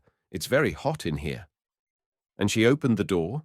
The driving snow and the wind rushed to meet her and struggled with her over the door. But she enjoyed the struggle. She opened the door and went out. The wind seemed as though lying in wait for her. With gleeful whistle it tried to snatch her up and bear her off, but she clung to the cold doorpost. and holding her skirt got down onto the platform and under the shelter of the carriages. The wind had been powerful on the steps, but on the platform, under the lee of the carriages, there was a lull. With enjoyment, she drew deep breaths of the frozen, snowy air, and standing near the carriage, looked about the platform and the lighted station. Chapter 30. The raging tempest rushed whistling between the wheels of the carriages, about the scaffolding, and round the corner of the station. The carriages, posts, people, everything that was to be seen was covered with snow on one side and was getting more and more thickly covered. For a moment there would come a lull in the storm, but then it would swoop down again with such onslaughts that it seemed impossible to stand against it. Meanwhile men ran to and fro, talking merrily together, their steps crackling on the platform as they continually opened and closed the big doors. The bent shadow of a man glided by at her feet, and she heard sounds of a hammer upon iron. "Hand over that telegram," came an angry voice out of the stormy darkness on the other side. "This way, number 28. Several different voices shouted again, and muffled figures ran by covered with snow. Two gentlemen with lighted cigarettes passed by her. She drew one more deep breath of the fresh air and had just put her hand out of her muff to take hold of the doorpost and get back into the carriage, when another man, in a military overcoat, quite close beside her, stepped between her and the flickering light of the lamp-post. She looked round, and the same instant recognized Vronsky's face. Putting his hand to the peak of his cap, he bowed to her and asked, was there anything she wanted? Could he be of any service to her? She gazed rather a long while at him without answering, and, in spite of the shadow in which he was standing, she saw, or fancied she saw, both the expression of his face and his eyes. It was again that expression of reverential ecstasy which had so worked upon her the day before. More than once she had told herself during the past few days, and again only a few moments before, that Vronsky was for her only one of the hundreds of young men, forever exactly the same, that are met everywhere, that she would never allow herself to bestow a thought upon him. But now, at the first instant of meeting him, she was seized by a feeling of joyful pride. She had no need to ask why he had come. She knew as certainly as if he had told her that he was here to be where she was. "I didn't know you were going. What are you coming for?" she said, letting fall the hand with which she had grasped the doorpost, and irrepressible delight and eagerness shone in her face. "What am I coming for?" he repeated, looking straight into her eyes. "You know that I have come to be where you are," he said. "I can't help it." At that moment, the wind, as it were, surmounting all obstacles, sent the snow flying from the carriage roofs and clanked some sheet of iron it had torn off, while the hoarse whistle of the engine roared in front, plaintively and gloomily. All the awfulness of the storm seemed to her more splendid now. He had said what her soul longed to hear, though she feared it with her reason. She made no answer, and in her face he saw conflict. "Forgive me, if you dislike what I said," he said humbly. He had spoken courteously, deferentially, yet so firmly, so stubbornly, that for a long while she could make no answer.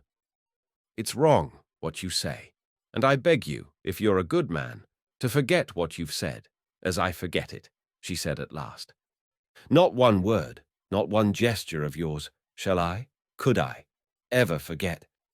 "Enough, enough," she cried, trying assiduously to give a stern expression to her face, into which he was gazing greedily. And clutching at the cold doorpost, she clambered up the steps and got rapidly into the corridor of the carriage. But in the little corridor she paused, going over in her imagination what had happened. Though she could not recall her own words or his, she realized instinctively that the momentary conversation had brought them fearfully closer, and she was panic-stricken and blissful at it. After standing still a few seconds, she went into the carriage and sat down in her place.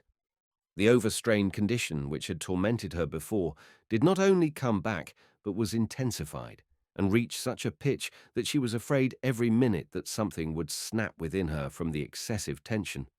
She did not sleep all night.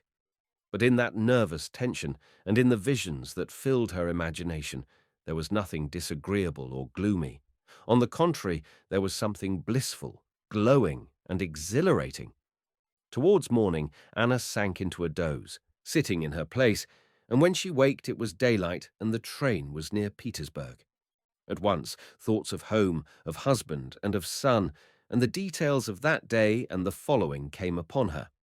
At Petersburg, as soon as the train stopped and she got out, the first person that attracted her attention was her husband. "Oh, mercy! Why do his ears look like that?" she thought, looking at his frigid and imposing figure, and especially the ears that struck her at the moment as propping up the brim of his round hat. Catching sight of her, he came to meet her, his lips falling into their habitual sarcastic smile, and his big, tired eyes looking straight at her. An unpleasant sensation gripped at her heart when she met his obstinate and weary glance, as though she had expected to see him different. She was especially struck by the feeling of dissatisfaction with herself that she experienced on meeting him. That feeling was an intimate, familiar feeling, like a consciousness of hypocrisy, which she experienced in her relations with her husband. But hitherto she had not taken note of the feeling. Now she was clearly and painfully aware of it. "Yes, as you see, your tender spouse, as devoted as the first year after marriage, burned with impatience to see you," he said in his deliberate, high-pitched voice, and in that tone which he almost always took with her, a tone of jeering at anyone who should say in earnest what he said.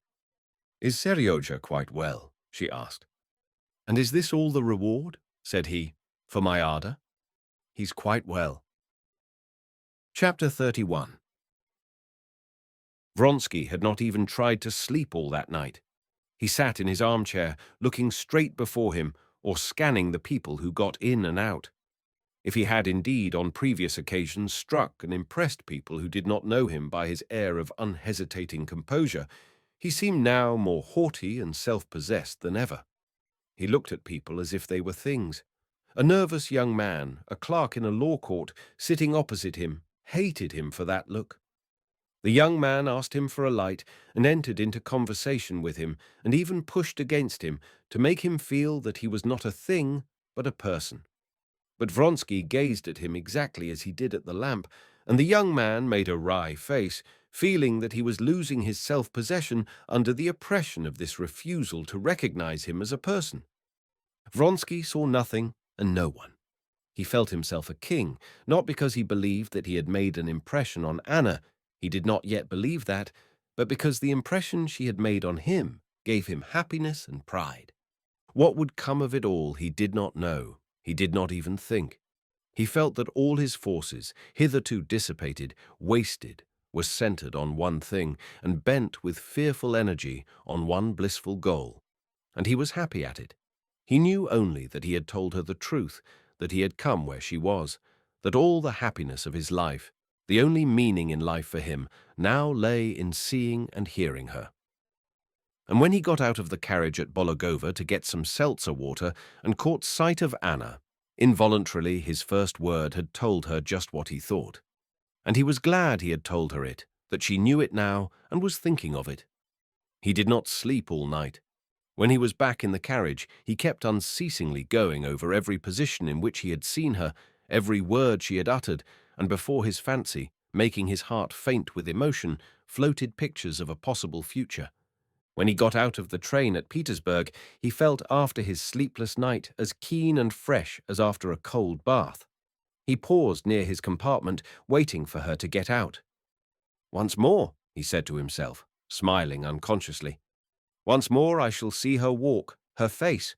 She will say something, turn her head, glance, smile, maybe." But before he caught sight of her, he saw her husband, whom the station master was deferentially escorting through the crowd. Ah, yes, the husband. Only now, for the first time, did Vronsky realize clearly the fact that there was a person attached to her, a husband.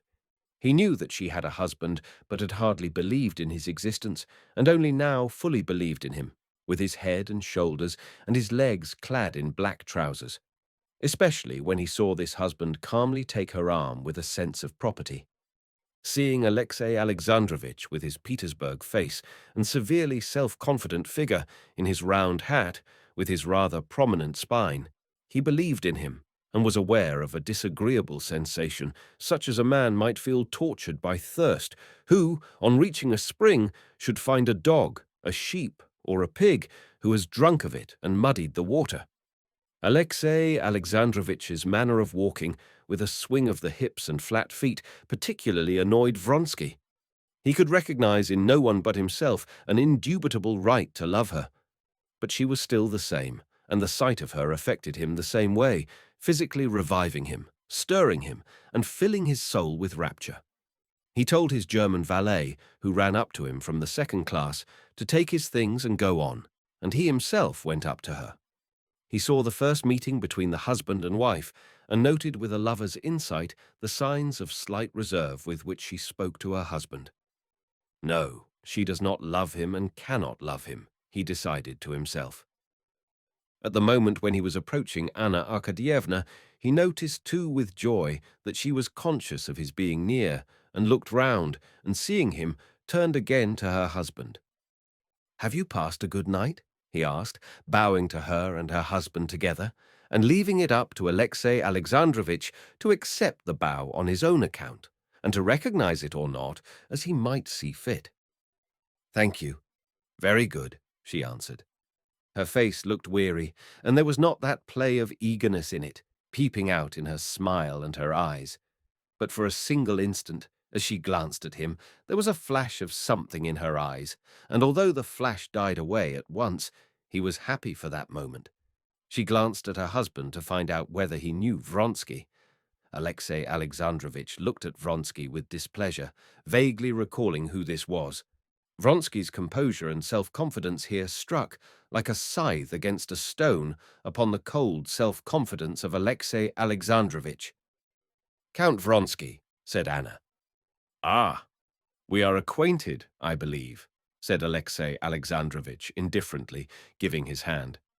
"You set off with the mother, and you return with the son," he said, articulating each syllable, as though each were a separate favor he was bestowing. "You're back from leave, I suppose," he said, and without waiting for a reply, he turned to his wife in his jesting tone. "Well, were a great many tears shed at Moscow at parting?" By addressing his wife like this, he gave Vronsky to understand that he wished to be left alone, and turning slightly towards him, he touched his hat, but Vronsky turned to Anna Arkadyevna. "I hope I may have the honor of calling on you," he said. Alexei Alexandrovitch glanced with his weary eyes at Vronsky. "Delighted," he said coldly. "On Mondays we're at home. Most fortunate," he said to his wife, dismissing Vronsky altogether. "That I should just have half an hour to meet you, so that I can prove my devotion," he went on in the same jesting tone. "You lay too much stress on your devotion for me to value it much," she responded in the same jesting tone, involuntarily listening to the sound of Vronsky's steps behind them. "But what has it to do with me?" she said to herself, and she began asking her husband how Seryozha had got on without her. "Oh, capitally. Mariette says he has been very good, and I must disappoint you, but he has not missed you as your husband has. But once more, merci, my dear, for giving me a day. Our dear Samovar will be delighted." He used to call the Countess Lydia Ivanovna, well known in society, a samovar, because she was always bubbling over with excitement. "She has been continually asking after you. And do you know, if I may venture to advise you, you should go and see her today. You know how she takes everything to heart. Just now, with all her own cares, she's anxious about the Oblonskys being brought together." The Countess Lydia Ivanovna was a friend of her husband's, and the center of that one of the coteries of the Petersburg world with which Anna was, through her husband, in the closest relations. "But you know I wrote to her?" "Still, she'll want to hear details. Go and see her, if you're not too tired, my dear. Well, Kondraty will take you in the carriage, while I go to my committee. I shall not be alone at dinner again," Alexei Alexandrovitch went on, no longer in a sarcastic tone. "You wouldn't believe how I've missed." And with a long pressure of her hand and a meaning smile, he put her in her carriage. Chapter 32. The first person to meet Anna at home was her son. He dashed down the stairs to her, in spite of the governess's call, and with desperate joy shrieked, "Mother! Mother!" Running up to her, he hung on her neck. "I told you it was Mother," he shouted to the governess. "I knew." And her son, like her husband, aroused in Anna a feeling akin to disappointment. She had imagined him better than he was in reality. She had to let herself drop down to the reality to enjoy him as he really was. But even as he was charming, with his fair curls, his blue eyes, and his plump, graceful little legs in tightly pulled-up stockings.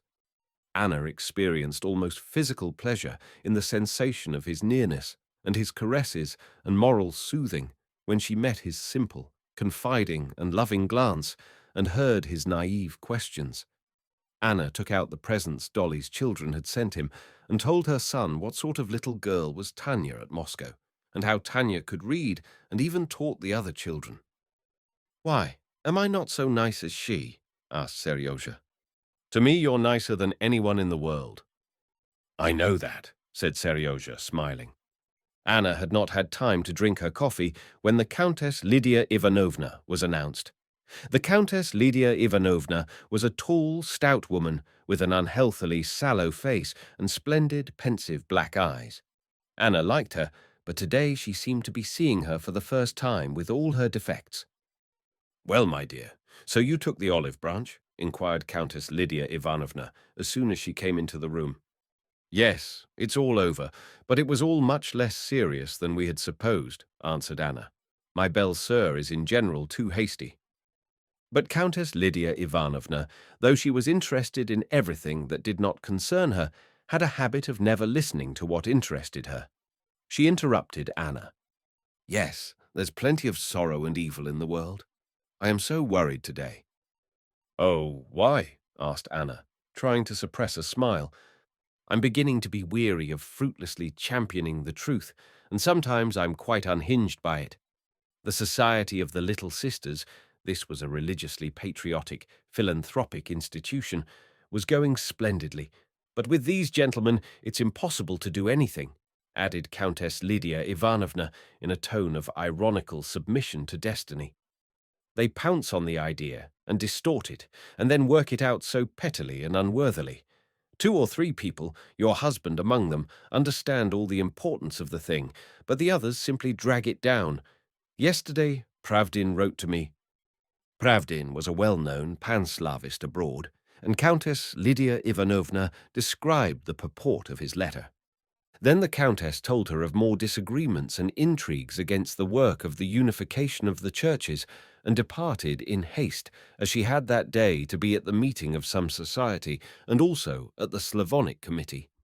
It was all the same before, of course, but why was it I didn't notice it before? Anna asked herself. Or has she been very much irritated today? It's really ludicrous.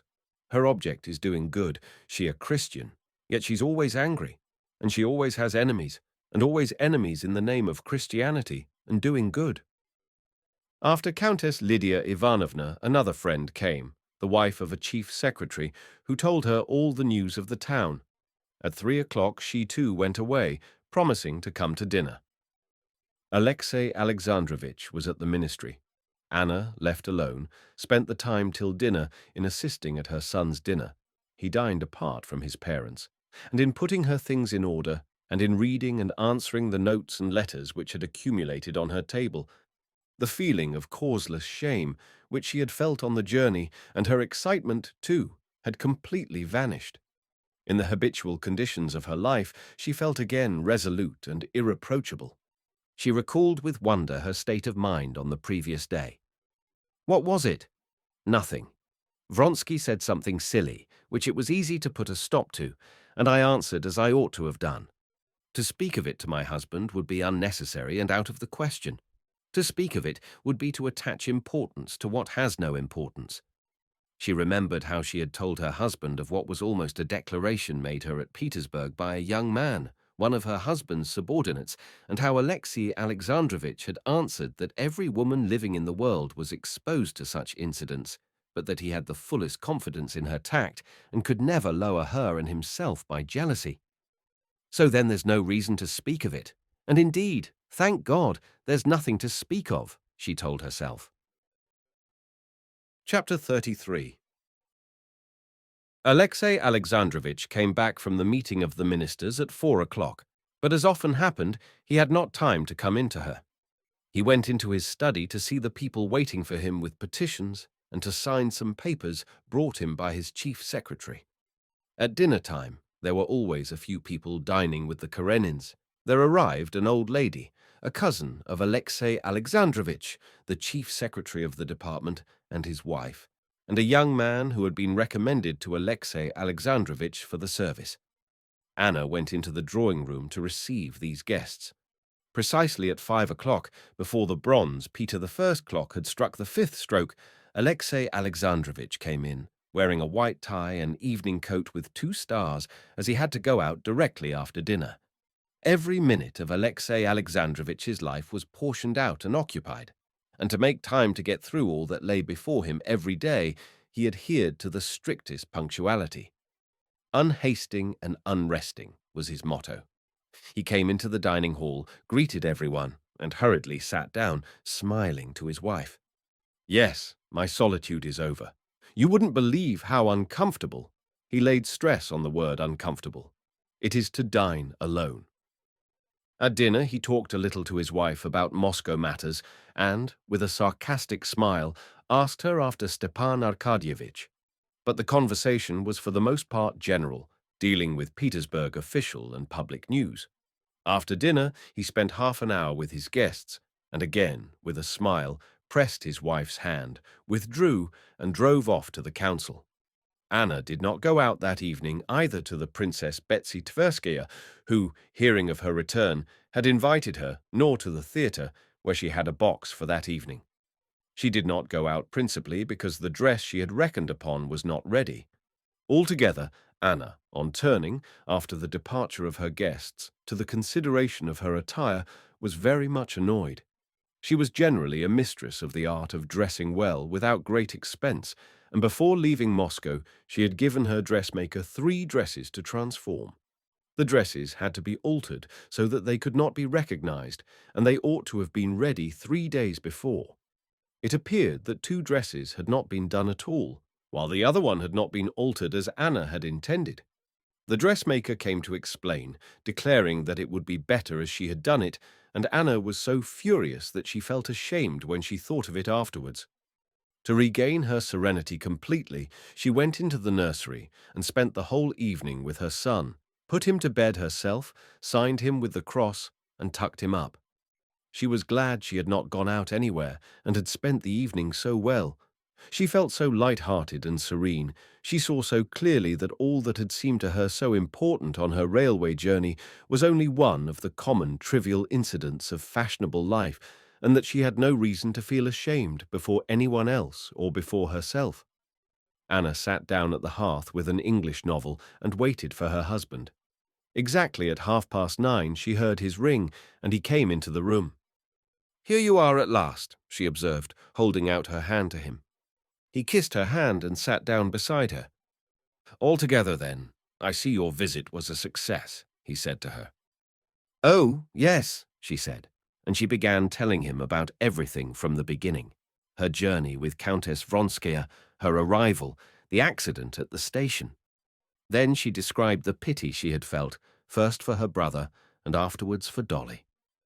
"I imagine one cannot exonerate such a man from blame, though he is your brother," said Alexei Alexandrovitch severely. Anna smiled. She knew that he said that simply to show that family considerations could not prevent him from expressing his genuine opinion. She knew that characteristic in her husband and liked it. "I am glad it has all ended so satisfactorily, and that you are back again," he went on. "Come, what do they say about the new act I have got passed in the council?" Anna had heard nothing of this act, and she felt conscience-stricken at having been able so readily to forget what was to him of such importance. "Here, on the other hand, it has made a great sensation," he said, with a complacent smile. She saw that Alexei Alexandrovitch wanted to tell her something pleasant to him about it, and she brought him by questions to telling it. With the same complacent smile, he told her of the ovations he had received in consequence of the act he had passed. I was very, very glad. It shows that at last a reasonable and steady view of the matter is becoming prevalent among us. Having drunk his second cup of tea with cream and bread, Alexei Alexandrovitch got up and was going towards his study. "And you've not been anywhere this evening? You've been dull, I expect," he said. "Oh, no," she answered, getting up after him and accompanying him across the room to his study. "What are you reading now?" she asked. "Just now I'm reading Duc de Lille, Poésie des Enfers," he answered. "A very remarkable book." Anna smiled, as people smile at the weaknesses of those they love, and putting her hand under his, she escorted him to the door of the study. She knew his habit, that had grown into a necessity, of reading in the evening. She knew, too, that in spite of his official duties, which swallowed up almost the whole of his time, he considered it his duty to keep up with everything of note that appeared in the intellectual world. She knew, too, that he was really interested in books dealing with politics, philosophy, and theology, that art was utterly foreign to his nature. But, in spite of this, or rather, in consequence of it, Alexei Alexandrovitch never passed over anything in the world of art, but made it his duty to read everything. She knew that in politics, in philosophy, in theology, Alexei Alexandrovitch often had doubts and made investigations, but on questions of art and poetry, and, above all, of music, of which he was totally devoid of understanding, he had the most distinct and decided opinions. He was fond of talking about Shakespeare, Raphael, Beethoven, of the significance of new schools of poetry and music, all of which were classified by him with very conspicuous consistency. "Well, God be with you," she said at the door of the study, where a shaded candle and a decanter of water were already put by his armchair. "And I'll write to Moscow." He pressed her hand and again kissed it. "All the same, he's a good man, truthful, good-hearted, and remarkable in his own line," Anna said to herself, going back to her room, as though she were defending him to someone who had attacked him and said that one could not love him. "But why is it his ears stick out so strangely? Or has he had his hair cut?"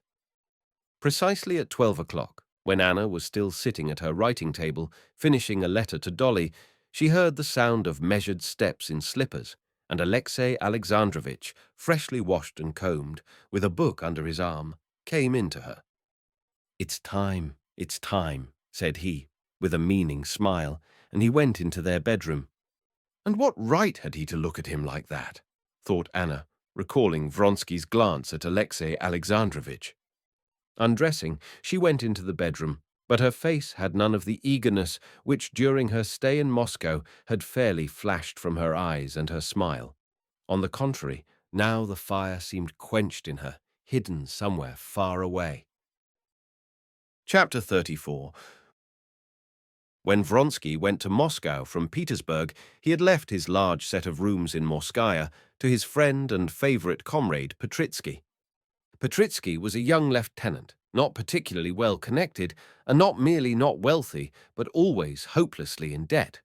Towards evening he was always drunk, and he had often been locked up after all sorts of ludicrous and disgraceful scandals, but he was a favorite both of his comrades and his superior officers. On arriving at 12 o'clock from the station at his flat, Vronsky saw at the outer door a hired carriage familiar to him. While still outside his own door, as he rang, he heard masculine laughter, the lisp of a feminine voice, and Petritsky's voice. "If that's one of the villains, don't let him in." Vronsky told the servant not to announce him and slipped quietly into the first room. Baroness Shilton, a friend of Petritsky's, with a rosy little face and flaxen hair, resplendent in a lilac satin gown, and filling the whole room like a canary with her Parisian chatter, sat at the round table making coffee. Petritsky, in his overcoat, and the cavalry captain Kamerovsky, in full uniform, probably just come from duty, were sitting each side of her. "Bravo, Vronsky!" shouted Petritsky, jumping up, scraping his chair. "Our host himself. Baroness, some coffee for him out of the new coffee pot." "Why, We didn't expect you. Hope you're satisfied with the ornament of your study, he said, indicating the Baroness. You know each other, of course. I should think so, said Vronsky, with a bright smile, pressing the Baroness's little hand. What next? I'm an old friend. You're home after a journey, said the Baroness, so I'm flying. Oh, I'll be off this minute, if I'm in the way. You're home, wherever you are, Baroness, said Vronsky. How do you do, Kamerovsky? He added, coldly shaking hands with Kamerovsky. There, you never know how to say such pretty things, said the Baroness, turning to Petritsky. No? What's that for? After dinner, I say things quite as good. After dinner, there's no credit in them. Well then, I'll make you some coffee, so go and wash and get ready, said the Baroness, sitting down again and anxiously turning the screw in the new coffee pot. Pierre, give me the coffee, she said, addressing Petritsky, whom she called Pierre as a contraction of his surname, making no secret of her relations with him. I'll put it in. You'll spoil it? No, I won't spoil it. Well, and your wife, said the Baroness suddenly, interrupting Vronsky's conversation with his comrade. We've been marrying you here. Have you brought your wife? No, Baroness. I was born a Bohemian, and a Bohemian I shall die. So much the better, so much the better. Shake hands on it. And the Baroness, detaining Vronsky, began telling him, with many jokes, about her last new plans of life, asking his advice. He persists in refusing to give me a divorce. Well, what am I to do?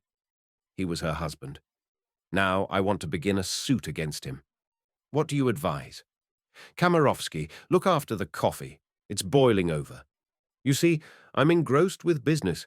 I want a lawsuit because I must have my property. Do you understand the folly of it, that on the pretext of my being unfaithful to him, she said contemptuously, he wants to get the benefit of my fortune? Vronsky heard with pleasure this light-hearted prattle of a pretty woman, agreed with her, gave her half-joking counsel, and altogether dropped at once into the tone habitual to him in talking to such women. In his Petersburg world, all people were divided into utterly opposed classes. One, the lower class, vulgar, stupid, and above all, ridiculous people, who believe that one husband ought to live with the one wife whom he has lawfully married, that a girl should be innocent, a woman modest, and a man manly, self-controlled and strong, that one ought to bring up one's children, earn one's bread, and pay one's debts, and various similar absurdities. This was the class of old-fashioned and ridiculous people. But there was another class of people, the real people. To this class they all belonged, and in it the great thing was to be elegant, generous, plucky, gay, to abandon oneself without a blush to every passion, and to laugh at everything else. For the first moment only, Vronsky was startled after the impression of a quite different world that he had brought with him from Moscow. But immediately, as though slipping his feet into old slippers, he dropped back into the light-hearted, pleasant world he had always lived in. The coffee was never really made, but spluttered over everyone and boiled away, doing just what was required of it. That is, providing much cause for much noise and laughter, and spoiling a costly rug and the Baroness's gown. Well now, good-bye, or you'll never get washed, and I shall have on my conscience the worst sin a gentleman can commit. So you would advise a knife to his throat? To be sure, and manage that your hand may not be far from his lips. He'll kiss your hand, and all will end satisfactorily, answered Vronsky. So at the Français, and, with a rustle of her skirts, she vanished. Kamerovsky got up too, and Vronsky, not waiting for him to go, shook hands and went off to his dressing-room. While he was washing, Petritsky described to him in brief outlines his position, as far as it had changed since Vronsky had left Petersburg. No money at all. His father said he wouldn't give him any and pay his debts. His tailor was trying to get him locked up, and another fellow, too, was threatening to get him locked up. The colonel of the regiment had announced that if these scandals did not cease, he would have to leave. As for the Baroness, he was sick to death of her, especially since she'd taken to offering continually to lend him money. But he had found a girl. He'd show her to Vronsky, a marvel, exquisite in the strict Oriental style. Genre of the slave Rebecca, don't you know? He'd had a row, too, with Berkashov and was going to send seconds to him, but of course it would come to nothing. Altogether, everything was supremely amusing and jolly, and, not letting his comrade enter into further details of his position, Petritsky proceeded to tell him all the interesting news. As he listened to Petritsky's familiar stories in the familiar setting of the rooms he had spent the last 3 years in, Vronsky felt a delightful sense of coming back to the careless Petersburg life that he was used to. "Impossible!" he cried, letting down the pedal of the washing basin in which he had been sousing his healthy red neck. "Impossible!" he cried, at the news that Laura had flung over Fertinghoff and had made up to Milev. "And is he as stupid and pleased as ever? Well, and how's Buzulikov?" "Oh, there is a tale about Buzulikov. Simply lovely," cried Petritsky. "You know his weakness for balls, and he never misses a single court ball. He went to a big ball in a new helmet. Have you seen the new helmets? Very nice, lighter. Well, so he's standing—" "No," I say. "Do listen." "I am listening," answered Vronsky, rubbing himself with a rough towel.